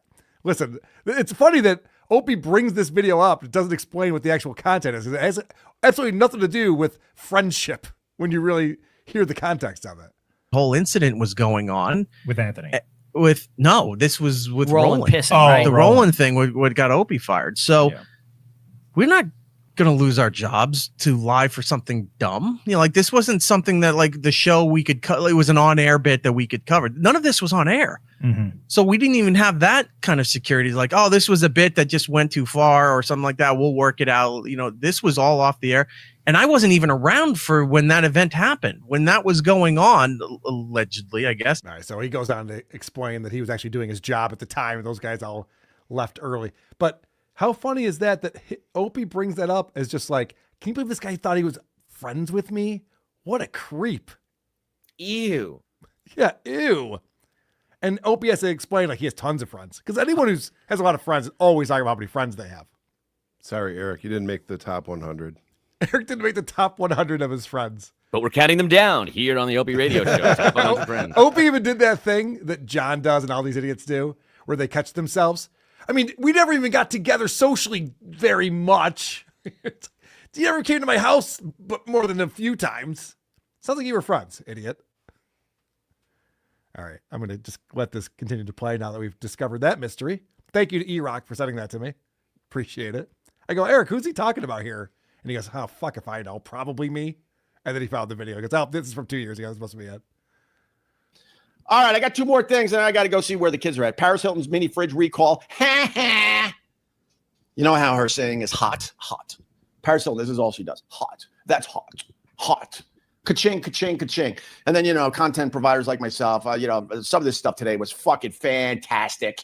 Working our asses off, trying to give you content every day. And all fucking Paris Hilton has to say is, that's hot. That's hot. And, you know, she makes insane money. She's vapid. She has nothing going on between her ears. And she decided, you know what, I'm gonna sell mini fridges to my fans, man. Well, there's a recall on our mini fridges. Speaking of hot, that's hot. I'm hot. You're hot. I have a question. Adam, you look like you're probably a Paris Hilton aficionado. Oh, yeah. Wasn't that like 15 years ago that Paris was calling everything hot? Is that, it's not still a thing, right? I mean, I don't know if she has a new catchphrase, but her popularity and thing was from that reality TV show that's at least a decade old, almost as old as the Opie and Anthony show. Right. That's what I was thinking too. The fact that Opie's on here complaining about Paris Hilton for her catchphrase. There's so many reasons to hate Paris Hilton. I've broken most of them down on this very program. His mask is slipping. His, you know, good guy, friendly radio character is turning into a really angry, bitter guy in a tower, just yelling at anybody who has success. Yeah, the idea that, what did she have, a mini fridge? What is he talking about? Some product that, you know, got Some too product hot got is the joke, I guess. Yeah. Yeah. Some product got a recall. Paris Hilton, unfortunately, has tons of product lines and probably makes billions of dollars from them. And so I doubt that she even knows about this. I was going to say, she's probably unaware. Yeah, probably never got back to her. They're like, don't tell Miss Hilton. She doesn't need to hear about this. But Opie's taking that as a victory. That's a fucking another win for the toe. The fact that something bad happened to someone who's doing better than him in life. And also, if you notice, he can't. Why am I siding with Paris Hilton? This is how much I dislike Opie's take on this. Well, Bill Maher was so bad we were siding with Woody Allen. It's what happens when people are awful. Yes, correct. All right. I'm agreeing too much. I know. I'll stop it. Adam, you're wrong about everything. Shut the fuck up. Where are we going next? That feels natural to me. I like that. I agree. I just so now we're going to... Again, with the sounds, he can't fucking stop with these that's hot, that's hot. He's just, it's some form of Tourette's thing. It's killing me. He doesn't know how to be entertaining, so he does stuff like that. All right, so now we're going to fast forward to the 16th. Yes. And this video has 8,700 views and 8 comments. 8,700 views. So a little fewer than every 1,000 times it's viewed, someone wants to say, like, good job, Ope. Yeah, this is more realistic. It's not realistic at all. It's completely out of whack. These views are fake. Everything about this is fake. But anyway, Opie is explaining why he has children. He didn't have as many children as he wanted to. It's like a Stuttering John Puerto Rican disappointment kind of speech that he gives. But he tells us why he wanted to have offspring. My goal, one of my many goals in life, was to have as many kids as possible. I fell very short of that. Very short. I stopped at 3 kids. 3. Wait. And the reason why I missed that the first time. Does he have 2 kids? Does he have a son and a daughter? What the fuck? Am I crazy? Did he kill the first one before Breathing the or other two? Not breathing. Yeah, I'm okay. I'm sorry. Correct me if I'm wrong in the chat. I have no idea what is going on here. Oh yeah. Thank you, Megan. Sliving is her new catchphrase. That's right. I forgot about. Yeah, Eric Nagel. What's the third kid? Thank you. I thought I was. Am I Oh going my crazy God. over here? Is Opie making a joke? I'm going to back this up. I think Well, it wasn't funny, so he might be. someone says doggy. He considers the third kid. That's possible too. I'd be pissed if I was one of the kids. Yeah, right. Sliving was the answer. Oh boy. I stopped at 3 kids. 3. I guess it's a joke. I don't know. Okay, moving on. I can't get hung up on this. We have too much to talk about. There's a lot. And the reason why I wanted a lot of kids was to increase my odds that I wouldn't spend the later years of my life in a nursing home. That's why you have a lot of kids, to increase your odds that you don't spend your later years in a nursing facility where you're just trying to live out the last few years of your life, right? It's a weird strategy. It's almost worse than what John says about his kids. Like, I really hope his kids aren't watching this and hearing this, because that's awful. And they just found out they have a sibling. Yeah, right. Where is this kid? None of them are around. It's fine. We don't have to worry about that. That ship has sailed. They're not around. He doesn't speak of them like they're real people. Like these views that are fake that he tries to explain in this next clip. Anyway, maybe he's saying 3 to throw the authorities off his scent. Like he's just trying to confuse things and stuff. Like, well, how many kids do you have? I don't know, 6, 0. I don't know. Oh, this is a different Opie. Maybe he considers the kids he saved now as his, kind of. Oh, that's possible. Will you address the 47,000 views on yesterday's stream? Yeah, I fucking rock. That's how I'll address that. I fucking rock. Yeah, yesterday, man, I had 47,000 people clicking through my live stream. That's fucking badass. Hi, Ron. You had 40,000 what now? No, I had 47,000 people that clicked through my live stream yesterday. It was my highest number ever. And it had nothing to do with you, because every time you're on, you brag, hey, it looks like the numbers went up because I was on your live stream. Guess what? By myself yesterday, 47,000 people clicking through. So here's the question I have for Opie. As he's getting called out by the chat, and Opie just acts like, no, I'm killing it. Maybe give a reason, like an explanation, why you would get so many more views on one of these shows, and all of them are pointless and ridiculous. Could you say like the thumbnail, or maybe the title of the program, or maybe you talked about a thing that went viral, got picked up by a subreddit or something? We have a video on Who Are These Podcasts channel making fun of Meghan Markle. Lucy came on a few weeks ago. It's got like 43,000 views. It's doing very well for one of our videos. And if somebody asked me why that did so well, I'd be like, because everyone fucking hates Meghan Markle. She sucks. You know, I have an explanation for it. I can figure that out. Also, it's probably a particularly funny episode. It also was fantastic. But Opie just goes, yeah, I'm killing it. What else do you want to know from me? Well, you used to get 300 views. Now you're getting 47,000. Can you give some explanation? Also, you only get 22 comments with 47,000 views. So what's going on? That's how much I fucking rock. People can't even type. They don't even know what to say about it. They're all speechless about how great I am. Yeah. And the truth is, this is how much he hates Ron. His bitterness about Ron is really starting to show. And he's not kidding. Opie's like a guy with a bad toupee that everyone knows is fake, but like he doesn't, and it makes him feel better. That's what these views are that he's doing. Like, we all see it, but it makes him feel better. So for him to throw it in Ron's face, because Ron did say last week, every time they do well, it's because of me. He's kidding. It's the Ron bomb or whatever he's saying. Yeah. So he has to fucking say he's so bitter about his co-host, Anthony and Jim, that he has to go, it wasn't you. It was me. I guess I'm just fucking awesome, Ron. Now go back to living in squalor. Adam's always good for one of those an episode. Thank you. There's always one of them episode I go, oh, you're right. That is why he's reacting like that. Make That's the league irrational. minimum. I like it.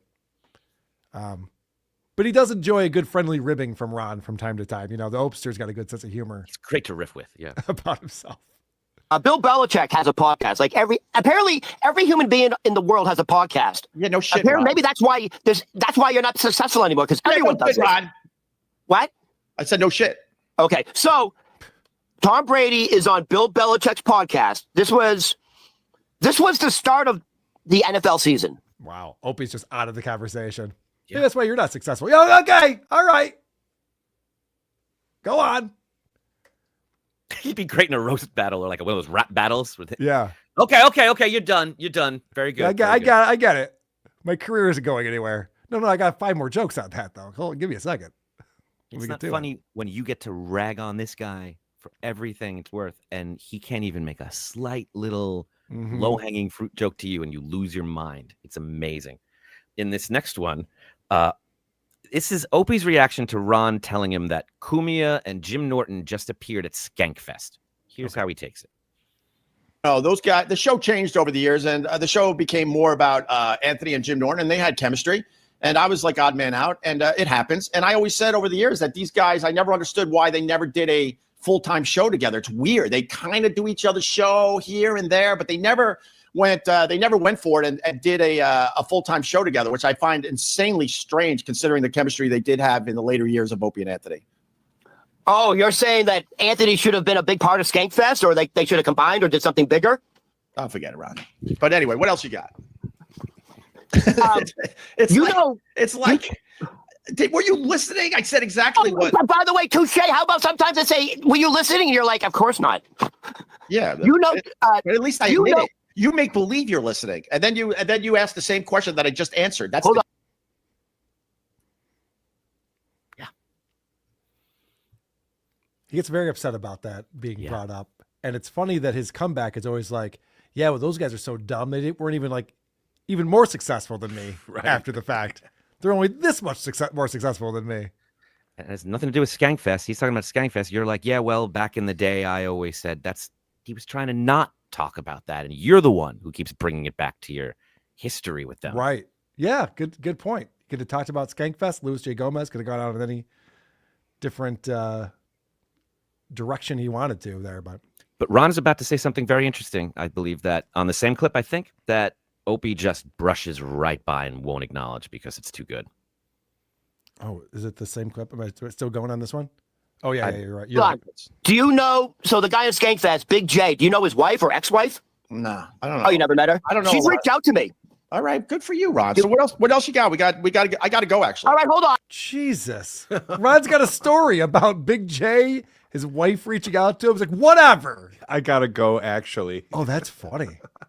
And I'll just point out that we're 36 and a half minutes into a 52-minute long stream, so he doesn't have to go, actually. No. They're going to go on for much longer. He does this about a half hour into every episode. He starts to do the I gotta go when he doesn't like what Ron says, and it makes Ron kind of anxious and jump and just give him more. You're right.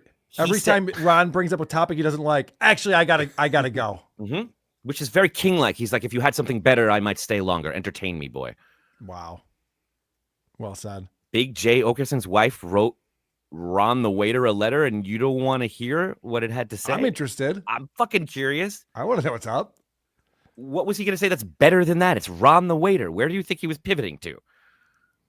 I think that Opie is so concerned that he's a punching bag because he's been invited on all these shows. Lewis has reached out to him, asked him to come on Legion of Skanks and the various shows that Lewis does. And Opie's always just like, nah, I don't want to do any of that stuff. God forbid he'd self-promote.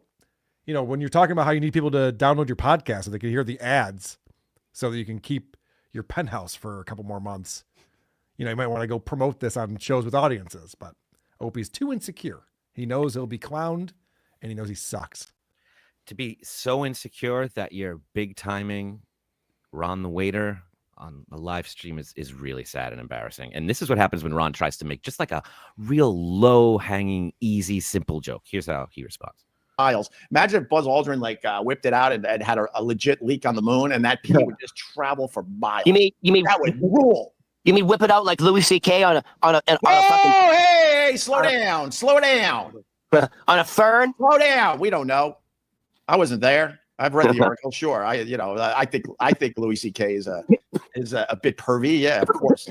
To say he's not, that's my opinion on the Louis C.K. He's been on the show. Oh, Jesus, Ron. But I love that you don't know the O&A history. I do love it. Yeah, he was on a million fucking times.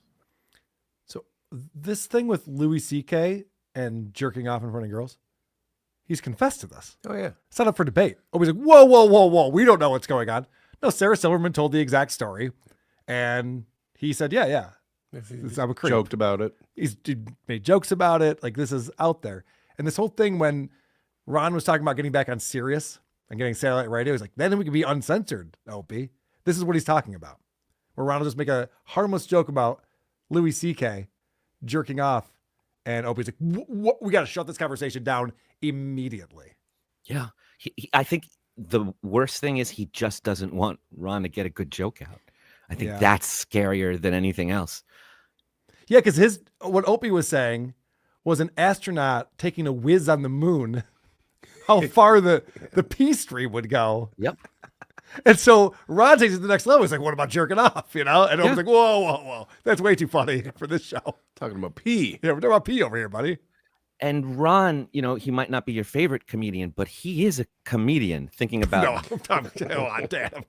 He does the thing. This is the thing. All right, Chad, this is where we differ. I'm disagreeing with Adam. Okay, we don't always just yes and everything on this show. When you compare him to Opie, because he is actually thinking about a show and he wanted to get his punchline out. He told a joke. He wanted to say it. He keeps saying, we could say whatever we want if we were on Sirius. Opie's not even thinking about that. He has nothing he's not saying. And this is I think the most revealing thing that Opie has ever said. And it's casually hidden in this next clip in his opinion on Louis C.K. Is he kind of a dick?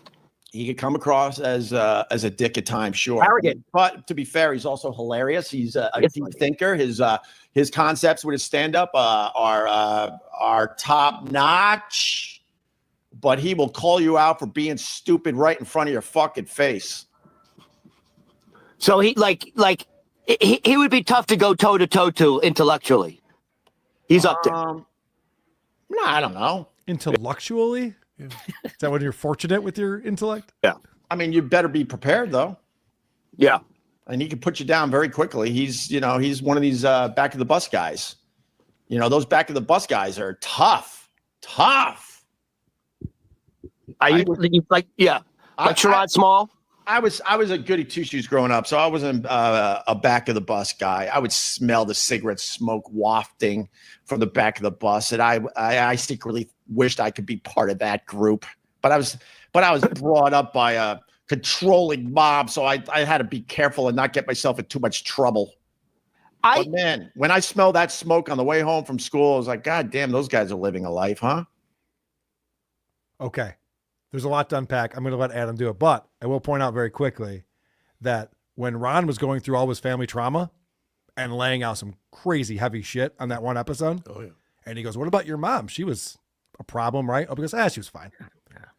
Now all of a sudden it comes out that Opie didn't get to live his best life because his mom was controlling, and he wishes he could have been smoking ciggies with the cool kids in the back of the bus. And keep going. Oh, okay. It's like a sermon. It continues on. Huh? No. I want you to keep talking. I want you to lay out, obviously, what he's thinking of. These kids in the back of the bus. Could it be maybe that you're treating Anthony and Jim like there's these kids from back then? Could it be you've always felt like this outsider guy and that there's nothing other people could do to make you feel welcome? Like, this has been going on a long fucking time if you're thinking about the same shit on the school bus. That is odd, but I will say, Opie has told us he was a celebrity in college because he was on... He was on the radio station. These guys, they're the everyman. They're celebrities. They were born special. They're just like you and me. I can't fucking keep up. They can't figure it out. They can't figure out what their angle is. But yeah, I guess I don't have a good memory of my childhood, but I would never go to that place in my head and be like, yeah, it's like the cool kids in high school. I wish I was like them. That's weird. To be an adult at this point, to live the life that Opie's lived and to have that memory come up. Yeah. Have a seat on the couch there, Opie. We got an hour. Let's unpack this. He's in whatever age he is now, explaining his behavior because he didn't get a lollipop when he was a teenager, and it's just it's not gonna fly with everyone, especially people like Ron. They both give a interesting review of Joe Rogan's latest stand-up special. Okay.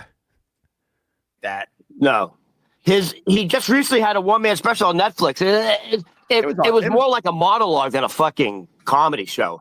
Some of the concepts were good. There were a few laughs in there, but I think it fell short as far as being a quote comedy special. Ron, I gotta go. We didn't do anything today, so maybe we'll do another one this week. Are you doing Gebs tomorrow? I don't know, man. I got a very busy week. All right. We're trying to figure it out, so I'll let you know. All right. All right. All right, Opie. I think Did you hear that? I did. There's a few things going on there. But first off, he goes, we didn't do anything today. Mm-hmm. Does that mean they didn't make good content or they didn't get any money? That's what it means. We didn't do anything today. I got to go. He means the money. That's why we might have to do it again tomorrow. If he cared about the show, he'd be making a plan of when he's going to see this guy next. Not just like, yeah, maybe we're at Get Parts. I don't know. I got to figure this out because I'm broke. He goes, we have to do this again tomorrow. Could you imagine Chris, Adam, if after the show, I'm just like, yeah, we didn't do anything today. Like, oh, fuck. Why am I over here? What's going on? That's supposed to be for the live shows, not here. Right. But the other thing that he's talking about there is, hey, are we going to go to Gebhardt's tomorrow? And Opie's so disrespectful of Ron and Ron's time that he can't even commit. I don't know, man. I'm really busy. Busy with what? He's got nothing going on in his life. I don't know. I'm really busy tomorrow. Envelope shopping, could have answered that so differently. But the reason why is because he wants to control Ron. Yes. Oh, yeah. Ron, you got to keep your schedule open in case I decide to allow you into my presence. Mm-hmm. Fucking dick. Yeah. That's such a dick move. And Opie's been doing that his entire career. It's well documented. I'm going to keep this going. I got in 5 words today, so I did good. Yeah, but Ron, that was your fault. I didn't even want to talk about the Anthony and Jim thing, which is fine. I don't care. We'll talk about whatever. But I only brought it up because this is all new to me. But you came in with info and it was all wrong, so I had to jump in and give the whole backstory of the bit. I have one question about that. That's really interesting. What we're watching right now is Opie give Ron notes after the stream is over. It's weird. Here's what I didn't like that happened today. You brought up the Anthony and Jim thing. I didn't want to get into that. Why was that on the stream just now? Yeah. I feel like he thought he ended it. That's why he said that about the money. Like, we didn't do anything. Yeah, he just started the episode with, this is a labor of love I do to make myself happy. And now he's like, we didn't make any bread. Like, are you supporting yourself off this? Is that what he's saying? He's not, but that is very telling. It makes me think that he thought they were off air. The way he's just dismissing them and, yeah, we got to go. This sucked today. And then he's got notes for him. I could listen to this all day. I want to hear Opie tell Ron what he's doing wrong. That should be the show. And you see, he was I want to implying tell Ron what he's doing wrong. Anyway, yeah, go ahead, Adam. No, he says like you're bringing up Anthony and Jim, and I didn't want to talk about that. He brought them up in a modern context. It's just the name Opie that has no modern equivalent. Right. Like, you're the one who brought it back to your days. He was talking about something they were doing now and had a new letter and bit of information you could have ran with, but instead you were the one hung up on your past and now shitting on this guy for doing it. And you see, I love how these always end. Maybe they're off the air. I don't know. Either way, he cuts them off mid-sentence every fucking time. For a Tony. Yeah. He looks like a deflated tire. Very good, Jerry Shepardini. Excuse me. All right, I got to go, Ron. All right, Opie. I'll see you. Oh, it's so sad. It's really sad. Oh, no. I got to watch that Rick Beato, Les Claypool interview. That keeps showing up in my recommendations. I haven't gotten to it yet. All right, so now we're going to the 17th of September, the next day. This episode has 12.6 thousand views, 3 comments, and 48 likes. He's killing it, this Opster. Everyone's watching the show. And the chat has some hard-hitting questions that they're coming in with that need to be addressed. On that shit. By the way, I got to address JJ, who just gave us $5. We'll acknowledge super chats today. Why not? Opie, live up to your promise offer to buy Ron a mattress or get the one for him at Gebhardt's. Show him, Ron. Show him. There's a box behind Ron the waiter right now. That's his brand new mattress. Someone saved me a whole bunch of money by getting Ron the waiter a mattress. I can't take responsibility for that. Some loyal follower of Ron the waiter. So this is exciting news. The mattress is now in Ron's apartment. I just don't understand how Opie can claim that this saved him money. This has been like 3 or 4 months that have gone by. He wasn't going to buy him a mattress. And he's claiming this saved him money. Opie was never going to buy a mattress for this guy. Yeah, and he blew a bunch of money on views. He's spending all of his money on views right now. He can't afford a mattress. This isn't mattress money. Are you kidding me? He can't even process it as something nice for Ron. It had to be something good that happened to him. Now he doesn't have to do this thing. Yeah, good point. Like, oh, yeah, that's good for me. I don't have to give you any fucking money. Charity case. Okay, thanks, buddy. Thanks, friend. Yeah.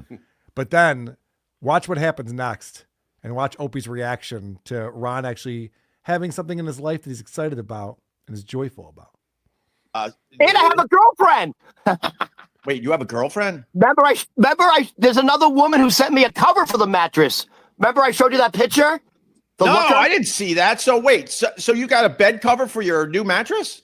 Dude, show the picture of the woman who sent me the mattress. Remember? You never said it to me, you responded and you went, what?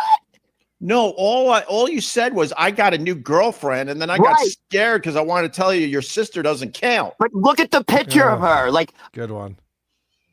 Good stuff. I sent her profile. So there's another woman. She goes, oh, Ron, I'm a huge fan of yours. Right. Huge. And she sent me like a duvet, or I don't know what she sent me a cover to put on it. Do you see it? Oh, Diana. Yeah. Show the picture. Well, it's hard to see what she looks like, and I don't know if it's a But her avatar is. All right. Her avatar is. Can you show it? Well, the avatar. No, I'm not going to show it. I decided. Right. But you did send me this. Holy shit! So much going on in this clip. Ron, it's such a pathetic loser. He's like, I have a girlfriend, and what he means by that is someone posing as a girl on the internet sent him a thing that cost $38 in the mail because he needs it. And it wasn't even a picture of a real woman. It was just an avatar. And he was so excited. He sent it to Opie. And Opie so doesn't give a fuck about Ron that he goes, oh, you didn't send me that. He goes, no. You actually responded to it. And Opie's like, I finally looked through my fucking text thread with Ron. Yeah, I guess it's here. Whatever. It doesn't matter what the photo was. He wasn't going to show it. He was so angry every time Ron is happy. And I think Ron is starting to pick up on this because he got a mattress. And he's starting to realize that when he feels like Opie's being mean to him, there's an audience of people that agree. So I'm thinking he's starting to play to us just a little bit. Yes, this is a great clip where Ron, I think, is turning into Team WATP over here. I can't eat peaches because that'll blow up my eyes. I can't eat apples because it'll give me the green splatters. What does that mean? Oh, the shits. Yeah, but I love my fruit. I'll still eat my strawberries, my blueberries, my grapes, my bananas. Oh, is that why your lips were blue for a few weeks? Maybe you had blue lips and everyone was teasing you? I don't have blue lips. Why are you playing into their fucking nonsense?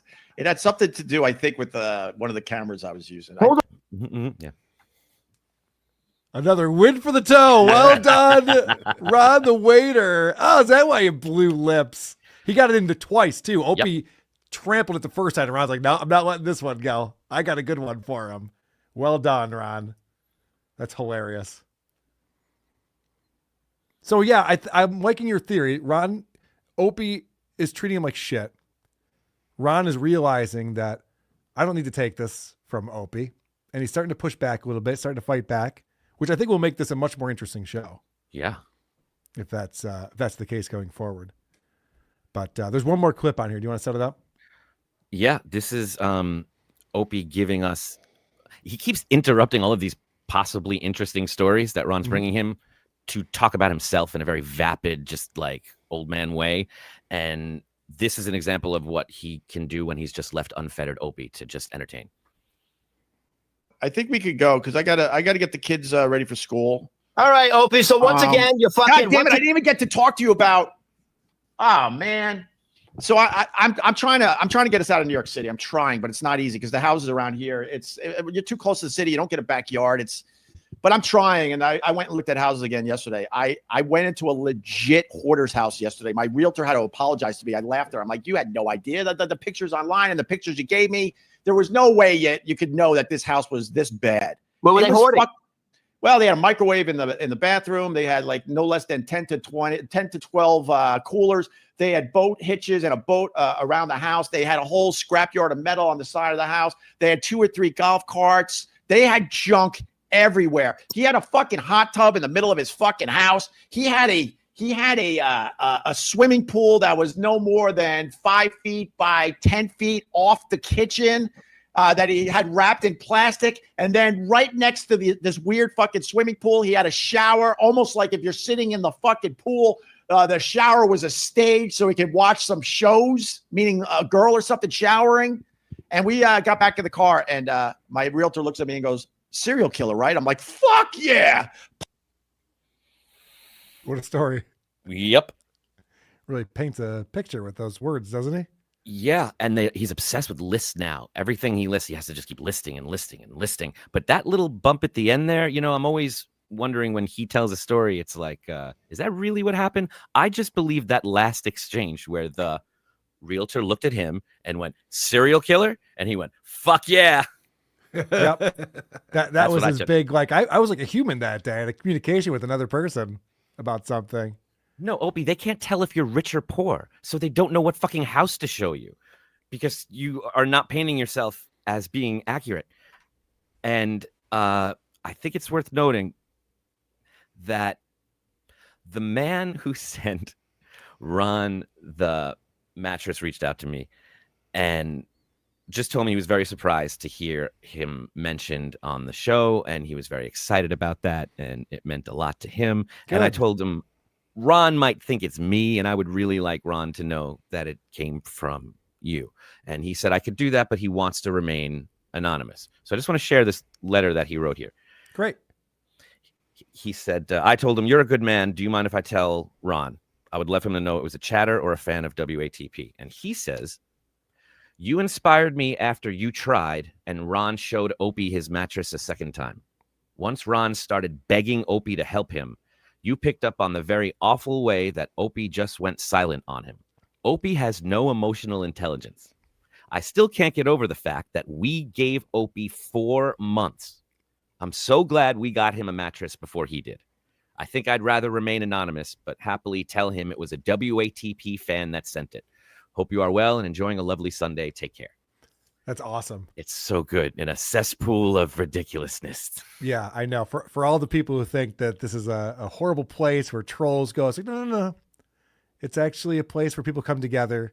And Ron needed a mattress really badly, and Opie was never going to do it. No.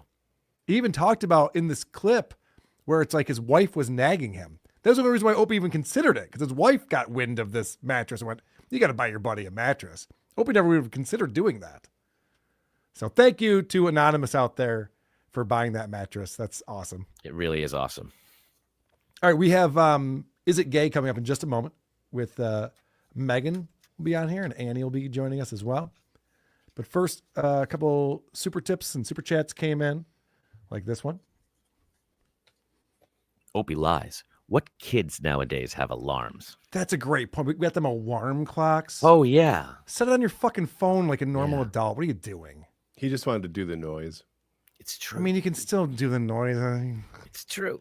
Pretend it's coming from a phone. The next episode is him getting batteries for the alarm clock as they run out every week. Right, yes. Anonymous, Opie is getting ready for the day some shock jock or streamer stomps on his cake. I believe that day has happened. I know, he's pretty much there. Keep going, Adam. Dave Valenzuela. Don't forget SJ sent Hitman Dan to Shuli's show, and there's pics. Oh, fuck, you're right. I forgot about that. The man with a cane. That's right. It wasn't just Vegas Beer Sales Jerry. It was Hitman Dan as well. Good call. Vegas Beer Sales Jerry sounds slightly better than Hitman Dan in an affidavit when they're writing it all down. Mike Roch. Could he possibly be in front of a green screen? Oh, that's interesting. Opie doesn't even live in that apartment anymore. Oh, my God. That'd be amazing. That's a fun angle. We got to watch to see if the clouds move. Everyone pay attention. Eaton Beaver. Opie thinks he is a content creator. What content? It's just ranting from an old man yelling at clouds. Yeah, that was pretty interesting where he's like mad at Paris Hilton. I'm here busting my ass making content. No. Diana Sklans. I sent him the mattress cover. It's me. Oh, thank you, Diana. You're his new girlfriend. I want to see the avatar that he was all excited about. It can't be this flower. The avatar is a painting I did. Wow. And he said he couldn't show it because you might be a troll. What a dick. That's what he said. That's fucked up. Well, send it into us. We'll show it. Well I'm done. Curious. I'm curious. I want to see what got Ron the waiter very excited. Diana, you got him very excited. He's got a girlfriend now. Tony Baloney. The list kind of fell off there. That's all he's got. It's all he's got going for him. It's a fake girlfriend. I'm sorry. There's a box that the There's a mattress box. came in. Yeah. That could be his home someday. Good point. Some pizza rolls. Everything is looking great. Tony Baloney. Opie, still my fave segment. Nice job, guys. Yes. Thank you very much, Tony Baloney. Thank you for being here.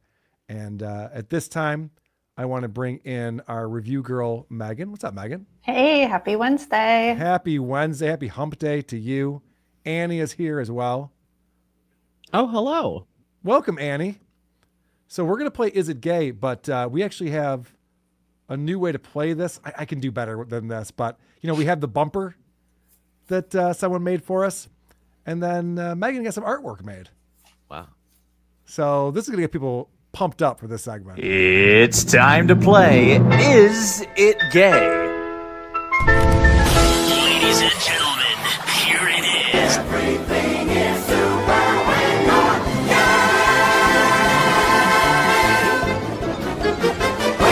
gay. This sounds incredibly fucking gay. That's great. It's like official now. Fantastic. It's like really happening. All right, we all know how to play the game. This is round one. Producer Chris will be keeping score. If he does cheat, it'll be in my favor because I've asked him to do that. So don't pay too close of attention to what the scores are. Just trust Chris, whatever he says. Here's round one. Unlikely. Israel's never been dishonest with us or had hid intelligence before.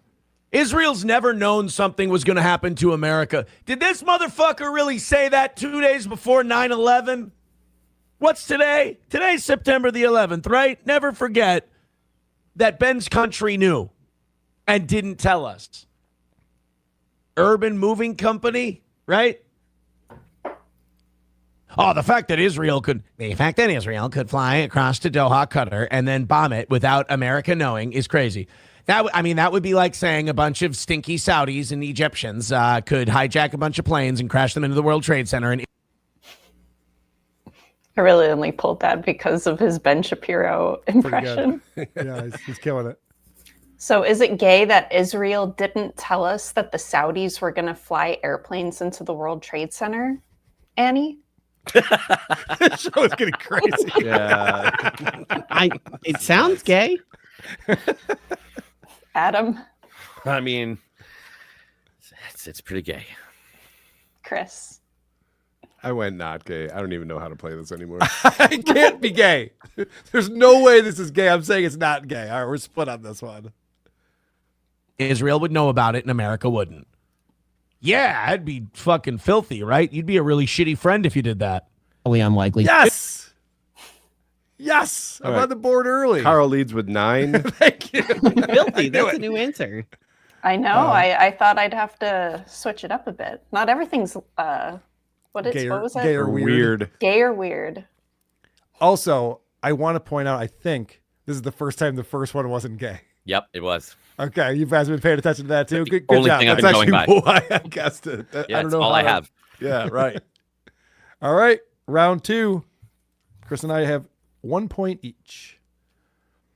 Okay, you ready to agree with the view on some shit? You're not, are you? No, I'm not, but I'm willing to try. All right. I mean, if we both think that Karen's a cunt, like, then I used to love Whoopi Goldberg. I'm glad. I'm excited to like her again. Are you really? Yeah, I used to love Whoopi Goldberg. Thought she was hilarious. Then she went on The View, and I went, "Oh fuck, my hero's dead." Wow, I didn't know that you were such a big Whoopi Goldberg fan. Yeah, dude, I grew up on the Sister Act movies. Is it gay to be a? It really does. Is it gay to be a Whoopi Goldberg fan, Adam? Do you really think he was like a big Whoopi Goldberg fan? I know I was. He said I was a big fan of hers as a kid. Okay. You look. But I'm just having trouble processing all of this. It's definitely gay. It's gay. Carl, Gay. Chris, Gay. Annie.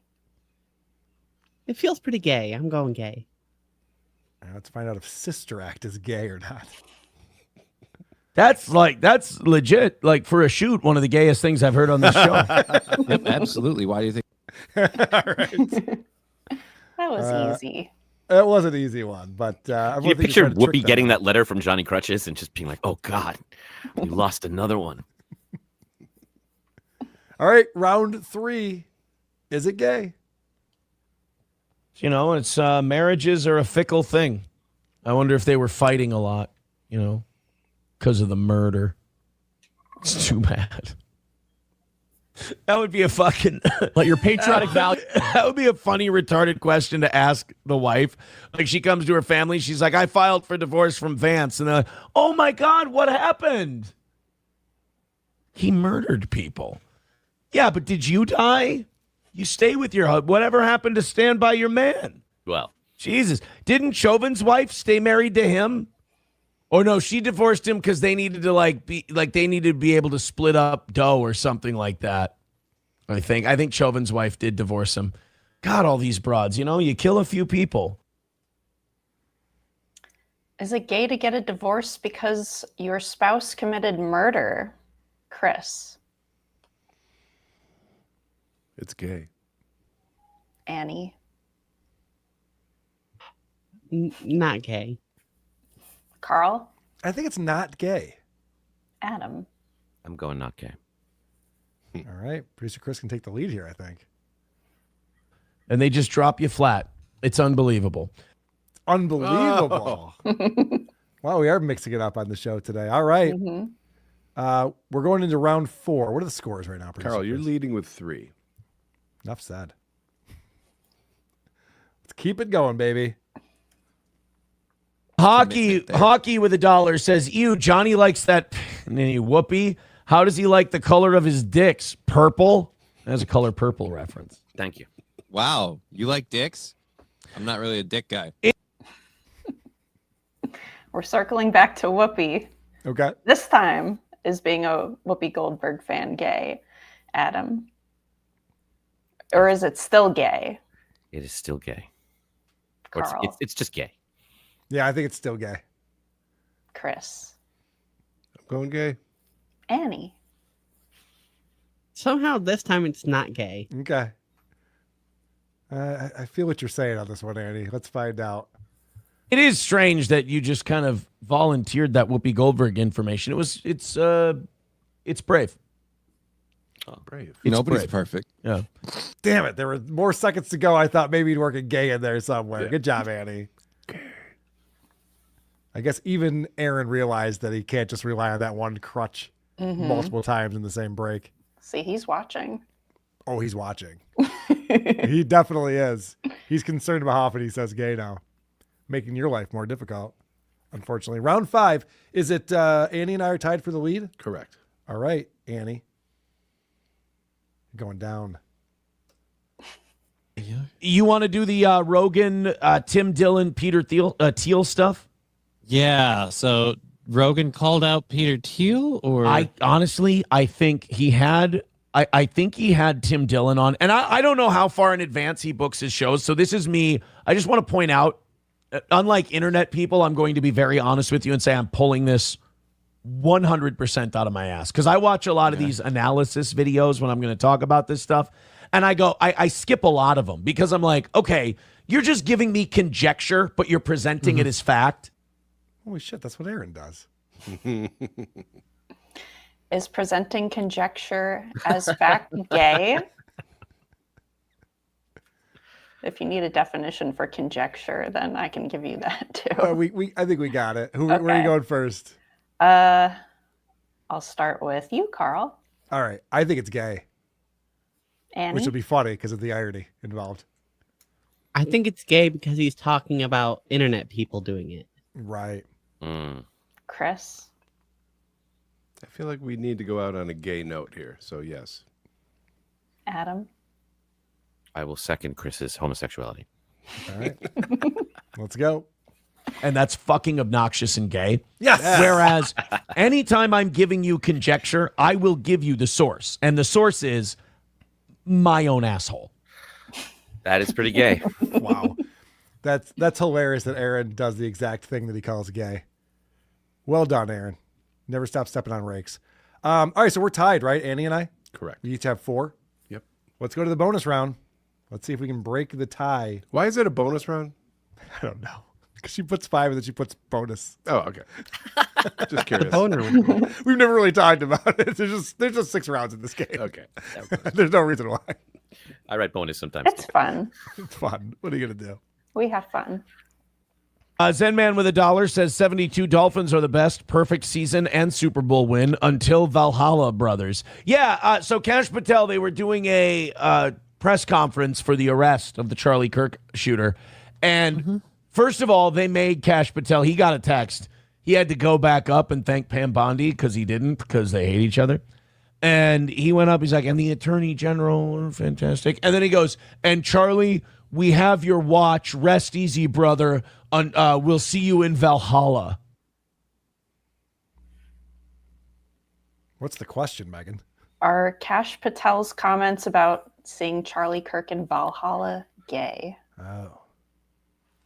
Annie. Yeah, sounds pretty gay.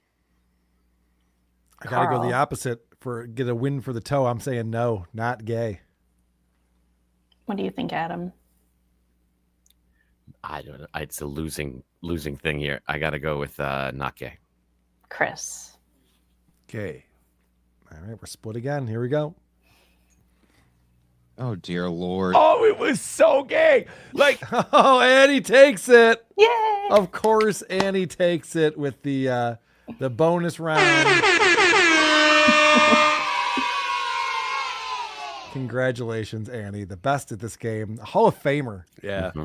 You know, it's like one of those things when you're playing in the league with Tom Brady, and at the time it sucks, or Michael Jordan, because you're like, he just wins all the time. But then you look back at it and you go, yeah, we got to play in that era with that greatness. And that's what we're doing with Annie right now on Is It Gay? Well, someday we'll look back at this. Like, what a dominant performance that was over so many games. Oh, you never beat Shaq? Maybe I'm overselling it. Good Annie, point. you were so great on the Uncle Rico show last night. That was intense. That was an intense performance you gave. But good job. I think that was Ava Rice. What? Who What? that was. I almost pulled a clip of that because I was watching where Ava Riza decided to come out and just call Anthony Cumia out because we were playing Ava on Stuttering John, kissing his ass and apologizing to him. So Shuli has her on, and I don't know the whole story, but this is the part that I picked up on. I wanted to play on the show, where Ava calls Anthony out for having lame takes on politics on his radio show, and she's going on and on about how it's the same shit that everyone else says, Heritage Foundation, whatever. And Anthony goes, yeah, okay, cool. So I do have a lot of takes on my political show. Can you just name one that you think is kind of lame and Heritage Foundation and bland? Just one.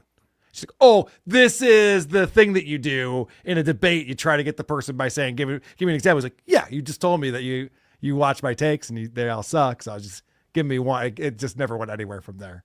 I thought Ava did not do a great job of explaining why Anthony sucks. Sorry, that went on too long. Adam Davies on supertip.gg/WATP. Just want to say that the WATP translate is much more friendly and polite than the TSN translate. I didn't even know that was coming in, but thank you, Adam. Thank you very much. It's very cool of you. That is very cool. I noticed that as well. Where were we with the super chats? I think right here. Carson Calloway, I'm hooked on the Opie segments. I feel like we're reaching some kind of crescendo. Every new segment is more intense with Ron. Tick, tick, tick, tick, tick. That's great. I agree. Yep. I agree. The family's gone, but Ron's still there, so we can watch this. And as the conversation gets more banal, it gets creepier and creepier. The Tommy Jordan, did you notice? Ron snaps. Oh, one of them's gonna. And we'll be there to see it because it will be on camera. The Tommy Jordan, did you notice that he didn't look at new house with wife? Also, no backyards outside of New York City. Westchester is all backyards. What is Grimy Lips talking about? Interesting. Grimace Lips talking about. Yeah, Grimace Lips. That is interesting point. There was no wife or family in that story that he told. Just a realtor. I think she was giving birth, right, to the new kid? Oh, right, the third kid. Yeah, Right. good point. Slim Faley seeing Sister Act in 3D at the Omni Theater is definitely not gay. I That's don't Sister think that Act was in- 2 with Lauryn Hill and Jennifer Love Hewitt. It's a little. That was in 3D? Oh yeah, and they did the laser light show at the Hayden Planetarium. Yeah, I never saw that one. I'm going to go see the Sphere Sister Act 2. It's going to be sick. All right, guys, you ready to poke a dabbler? Yes. I thought so. Let's see if some of us can get a victory and put Annie in her place. It's time for everyone's favorite new game show, To Poke a Dabbler. What do you say, ladies and gentlemen? And are you ready to poke a dabbler? What was that? I don't need a producer. I don't need a moderator. And I don't need guests. And I can succeed and exist on my own. And I take pride in that. I really do.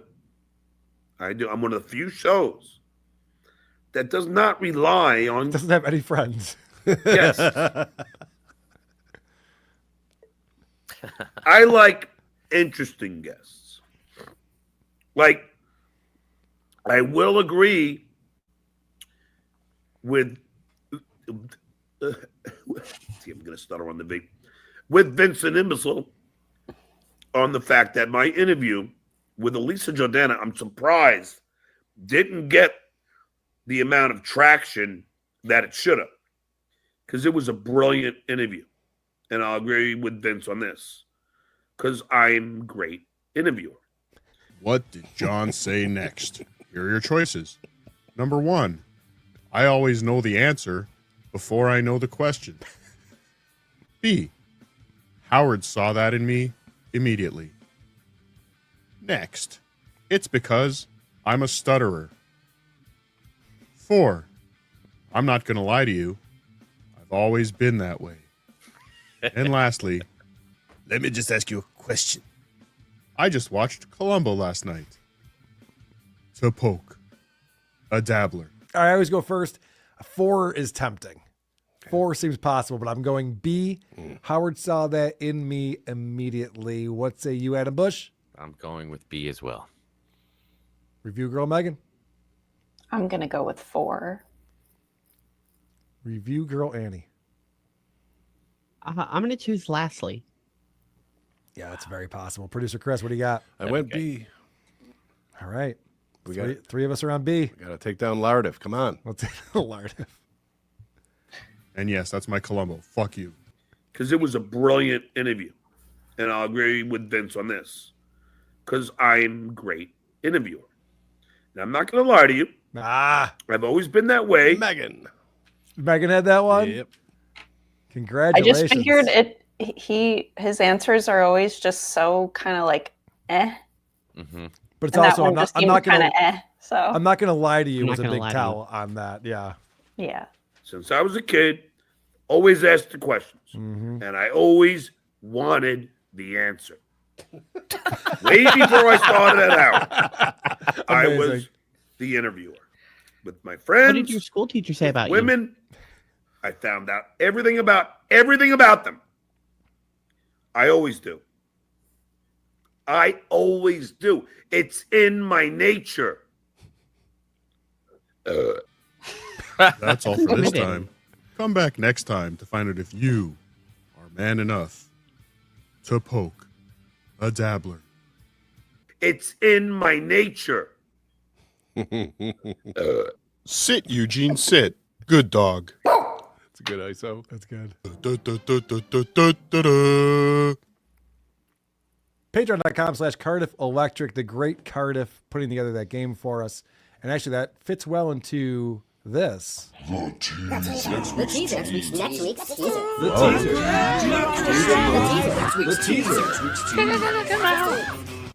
right. This is the part where we tease the next podcast that we'll be doing on Who Are These Podcasts. That'll be this Saturday when we record it at 2 p.m.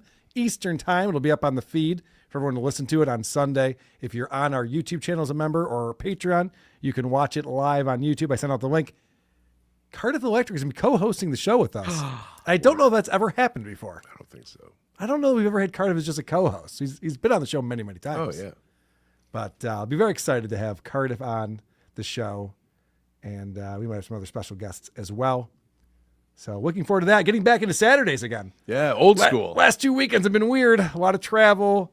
Haven't been doing the Saturday show, so we're back into the groove now. It's okay. Saturday is just what it's an afterthought. It's there. If we want it, it's cool. Wednesdays where it's everyone agrees it's the better episode of the week. Wednesday. The Saturday show. It's a gays on Wednesdays. Ayo 1012. Still think Ava was doing a bit with John. I don't know what to think about Ava anymore. I don't know if she was doing a bit last night or doing the bit with John. I don't know. Adam, you saw that go down. What do you think?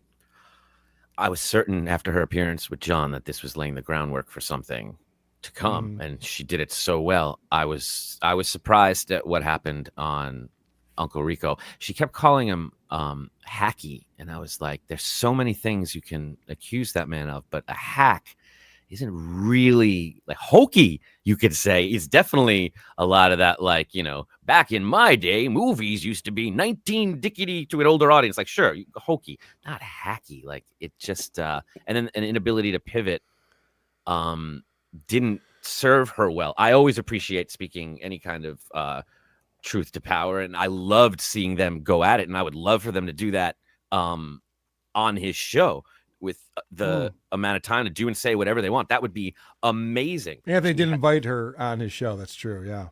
So if that happens, I would love to see that because it was definitely exciting. I mean, that's the kind of thing I like. So it's tough. I know that a lot of the audience that's like, get this shit off of there. And I'm like, no, I want to see how this ends. I thought it was compelling. Yeah. And I thought that Shuli did a good job of moderating and letting them both speak, and wasn't, and Anthony's very cool and calm. He wasn't yelling at her or anything. They were her too. She stayed for the most part in the beginning. It was very impressive to see them going like that. I would love to see more of that. Agreed. And people would love to see more of you, Adam. Where can they do that? Just right here. I want to bring the room down by shedding some attention to this thing called the Young Knack Mutual Club. They're insurance company for seniors in California that stole all their money and declared bankruptcy. And it's a huge thing going on. And it's just, they're horrible people. So if anybody hears about the Young Knack Church in LA, do what you can to raise awareness about this thing. That's all I got. I'm not even sure what that means. But do I know how to party or what? I'll do what I can to raise awareness. I think I just did that, actually. Yeah, you just did it by saying it here. Somebody's going to have parents that know this church because they're huge. It's like a whole thing. And it's like Shen Yun. They're coming in and they're stealing all the money and they're running away. And there's, it's going viral, this story. So I'm just trying to know some people involved. I want to be stealing the money. Annie, what do you got going on? Well, I finally got back into streaming. So if you want to check out my YouTube channel, go to insanity.com. INSANNEITY.com. Very good. You guys want to hear some voicemails? We were a little backed up because we didn't play voicemails at the live shows. We never do. So this is a whole week's worth, but just the good stuff. The new rock and roll. Oh, yes. Thank you. This is the rock and roll of voicemails. Like, I even had that in my notes. I'm not built for 4-hour shows. Hey, that thing with like CNBC reporting, like briefly that, Howard's out at XM, whatever. My opinion, I'd like to know what you think. I don't think they actually like fell for it. I think it was Marcy Turker, whoever behind the scenes, talking to, run with this, and it'll. Because I think deep down they knew no one was going to give a fuck, so they literally, I think it was like fake buzz, as little as buzz as it was. Whatever. See what you think. Vinny's fat. I doubt that was Marcy Turk. I don't know. That's the thing with theories, though. You can just create one. Like Quadfather likes to do that, with Shuli New. You can just make stuff up and run with it. So that's fun. I also, when people blame Marcy, it's a cop-out. If you're blaming Marcy, you're blaming Howard. Like, that's what he wants. He picked her. He's listening to her. He trusts her. So, right. Yeah. Producer Chris has got to run. Producer Chris, great job today, buddy. Love you guys. I'll give you notes later. Yeah. Can't wait. Speaking of notes, Megan just reminded me that I skipped reviews completely. Do we have Spotify reviews on recent episodes that you want to read for us, Megan? I do. Oh, please. I'll read a couple from last week's episode 656 of the Content Hotel episode. Yes, please. That was the one that Aaron said was a disaster, so I want to hear what people had to say about it. This one comment, I feel like kind of summarizes how a lot of people feel and kind of how I feel. So I'm going to read it. Okay. It's from P. Clausen 311. Carl, I've followed WATP for 7 years now. Loved 99% of it. The content hotel slop was god awful to listen to. It have been more respectable if you said nothing and moved on and just done a show. I don't care that you had a good time. I don't care about your personal relationships with any of these people. Do WATP and review podcasts. That's why we're here. Got it. Okay, so I was confused. I was thinking it was our show from the Content Hotel. It was actually our show that we talked about the Content Hotel and recapped that. All right. Good comment. Thank you for that. Yes, good comment. I have one from Slow Dancer. Just here to gloat about getting a perfect score on Is It Gay and To Catch a Dabbler. Nice. Congratulations. And then this one's for me from Lance. This was hard to listen to until review girl Megan joined the show. Then it got gay. 5 stars. Nice. Lance, well done, my friend. Well played. If you need Megan's email address, just let me know. No problem at all. Andy, do we have any new reviews that you want to read?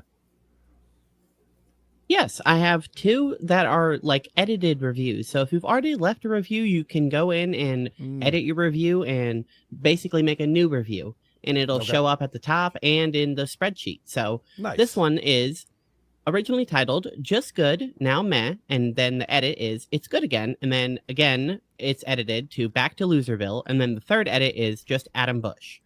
So it says, the show was humming along beautifully. And then this Mo comes in and takes over, going on other podcasts to be interviewed and then played on that audio on WATP to show how bad podcasters are at interviewing. Narcissist much? Carl is just okay, but producer Chris, he effing rules. Spells his name wrong, but that's cool. Producer Chris spells his name wrong. I guess it should be Kris. Thank you. I love our fickle fans out there. Always good to hear from them. Oh, okay. This is why it's spelled wrong, because his username is Mr. Chris Steele, and it's Kris. That's what I thought. I've seen Mr. Chris Steele around all over the place. Cool. Thank you, Chris. And the second one is from Yolanda, and they have the most edited reviews at 12. And this one says, obnoxious YouTube commercials. This show isn't good enough to endure commercials every 10 minutes. Bye. Bye. YouTube Premium. It's worth it. Yeah, it's not our fault. You don't. It's a good investment. You're going to find this with any show you watch. Not with a 1-star. Yeah. No, I know. People get annoyed with commercials. I used to be in marketing. I don't know if you know that. So I'm familiar with people's annoyance with commercials. It certainly happens. All right. Weirdest voicemail I've ever received right here. What's up, brah? Sorry. Dude, good episode. Way to come back strong after the Hotel of Horrors. I mean, that was really proud of y'all. Way to go. Cool. Thanks. Hope we don't get any more car accidents while leaving us voicemail. Oh, AO1012 comes in. Aunt telling her to get a prostate exam. Ha ha ha ha ha. Yeah, Aunt had some quips. Put it that way. Well, I do appreciate all the Howard bashing. You got to stop thinking you're cool just because you stopped listening to him a couple of years ago. Most of us, we dipped out after Artie left. So what are we talking about? Almost 15 years ago? So cut the shit. All right, fair enough. I continued to listen to Howard until March of 2020. That's on me. It was a habit at that point. Probably shouldn't have. Hey, the Sword and Scales Mike Boudet called into the show. Oh. Now, as you guys know, Mike was down at the Content Hotel just for the first night, but he called in. Yeah, this is Mike Boudet. I just wanted to give everyone an update about my health. I just had a little flare-up of my AIDS, but it's okay. I took my AIDS and cold 24 hours, and I'm feeling better now. Now, about the homosexuality, I ain't going to be able to do nothing about that, but the AIDS is doing better. That might not have been the real Mike Boudet. It might not. I was fooled when I listened to that last night. My bad. There's a guy who's a little bit behind who wants to talk about Renaissance Fair versus Festival. Hey, Carl. Sorry I'm a few episodes behind, but back in episode 651 here is some sort of discussion Renaissance Fair versus a Renaissance Festival. When I was living in California, they had the commercial for it, and the spokesman would say, "Come to the Renaissance Pleasure Fair." So yeah, it's Renaissance Fair. Debate closed. It's probably a commercial online, but I'm not going to find it for you. Okay. And the debate continues, I would say. I don't think that closes anything. Unfortunately. This is the guy who was at our show. Hey, Carl. I was at the live show on Friday, and for one, I want to say you were so much taller than I thought you were going to be. Kind of intimidating. And I want to apologize to producer Chris for not saying hi to him, but he looked like he was over everything. I didn't want to bother him. Anyway, I don't want to bother you anymore, so goodbye. All right, thanks. Thanks for coming out to the show. I'm 5'11". I'm not that tall. But I did get an email from a guy who said he saw me at Danny's. So Danny's is the bar we go to after the shows at the Magic Bag. It's just down the way. And it's got a whole outdoor area, so we're all hanging out. And some guy wrote me an email and said, "Hey, Carl, I wanted to talk to you at Danny's, but you looked worn out," which is not a nice thing to say to somebody, but I get it. I was kind of annoyed at Danny's. But let me explain something to everyone who comes to these live shows, and I appreciate all of you. If you say, "Carl, can I buy you a drink?" and I say yes, I'm going to need you to go buy me a drink. I had to physically move him towards the bar, and then he just wanted to talk the whole time. I'm like, all right, I'll just buy myself a drink because I'm here for a fucking drink. And if it wasn't you, that wasn't you who did that. Anyway, I was a little annoyed at Danny because Patrick Melton was there, and don't get to hang out with him very much. So I was just trying to ignore everybody and hang out with Patrick, but that was not happening, unfortunately. Why would I read Julia Fox's book when I can just get it on Carl's Patreon for free? Call me back. Oh, shit. Is that true? You're going to be in trouble, sir. Don't talk You can get a about lot of audiobooks on Carl's Patreon. Jesus. Is that true? I put movies up there, Look, too. I don't work there. That's just what I hear. First run movies are available as well. Carl, new game show idea. Megan can run with us after this first round. It's called Kiki Toe or the Mud Shark. Gotta figure out which one said it. First quote. Carl has a big erection for Kumia. Anthony is actually a broadcaster, and Lil Carl looks up to him. Who said it? Kiki, Toe, or Mud Shark? Okay. Now, he called back with the answer. I'm not listening to it. I just downloaded it, put it on my board. But I'll let Adam go first. Who said it?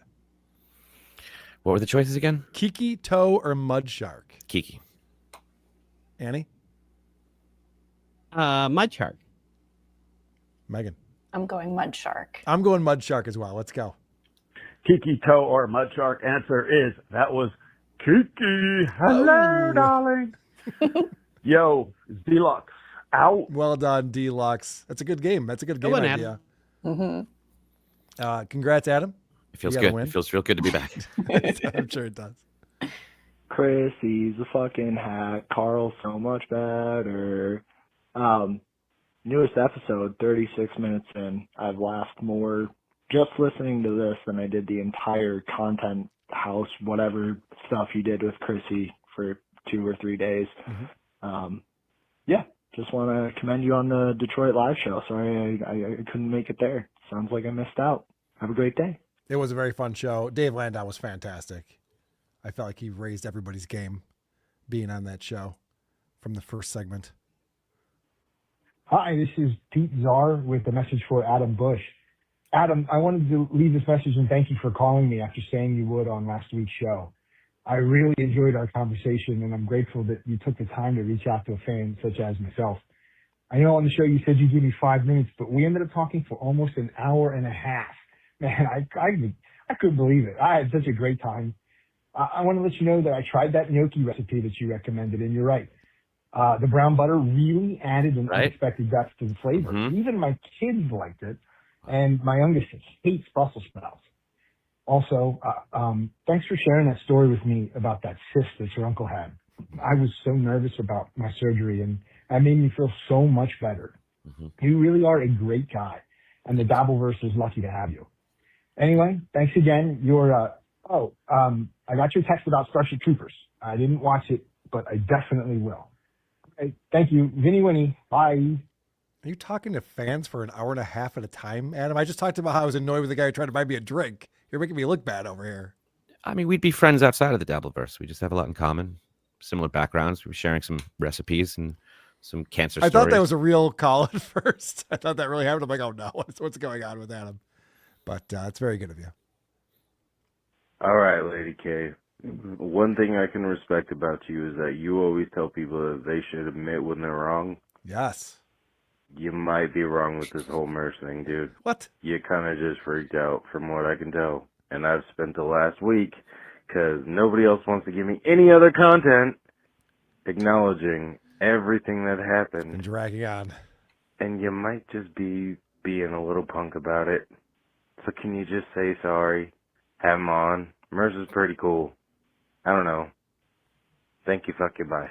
Is Mersh asking for an apology? Are grown men asking for apologies? Why am I getting this from multiple people? I need to apologize. I asked Mersh to come on my show. I'll go on his show. I'm happy to talk to him. I know Mersh. It's fine. Hey, gang. It's Joe from Pennsylvania, watching the bonus show, of course. Sorry about the technical difficulties. You're playing the clip of John making fun of Kaylee. First of all, fuck John for that. But he mentions you can't make fun of him unless you met him. So, Carl, unfortunately, you're out. But Rocco can do it. Melton can do it. Shuli can do it. And you know what? We can all just do it. Don't call me back. Yeah, John did say that. It's like, I've never met this woman, and she's making fun of me. Yeah. That's how that works. I feel like I've met John. I've talked to him directly, on shows 3 times, but on the phone way more times than that, unfortunately. So does that count or no? Listen, nobody said anything when John was doing this to celebrities. He didn't have to meet Chevy Chase first. Mm-hmm. He didn't think it mattered then. He could just do it, even over the phone. Do you have to meet someone in person to have met them, though? I guess that's my question. No, it's not how life works. Okay, good. That's what I thought. I got confused for a second there. I should revisit the shows I did with him. People have forgotten that John and I have spoken directly. They're great episodes. Thank you. They really are. Nobody cares. Thanks, Lisa. Jesus. It's true. And I'm just giving me a compliment. You got to be like that. She's right, though. She has a point. Fucked up. I got to go. Bye. I got to go. I got to go. I got to go. I got to go. Okay, bye. You know what I want to say to you, Adam? Oh. That was a great episode. That was really great. Man, that was a good episode. That was a good episode. I enjoyed that. Thank you for that. Thank you, Megan. Thank you, Annie. Chris isn't here to play the final drop, so I'm just going to let it end there and say thanks so much for watching. Everyone who's watching us on YouTube, thanks for subscribing and doing all the things that help us do this for a living. We appreciate it. Thank you.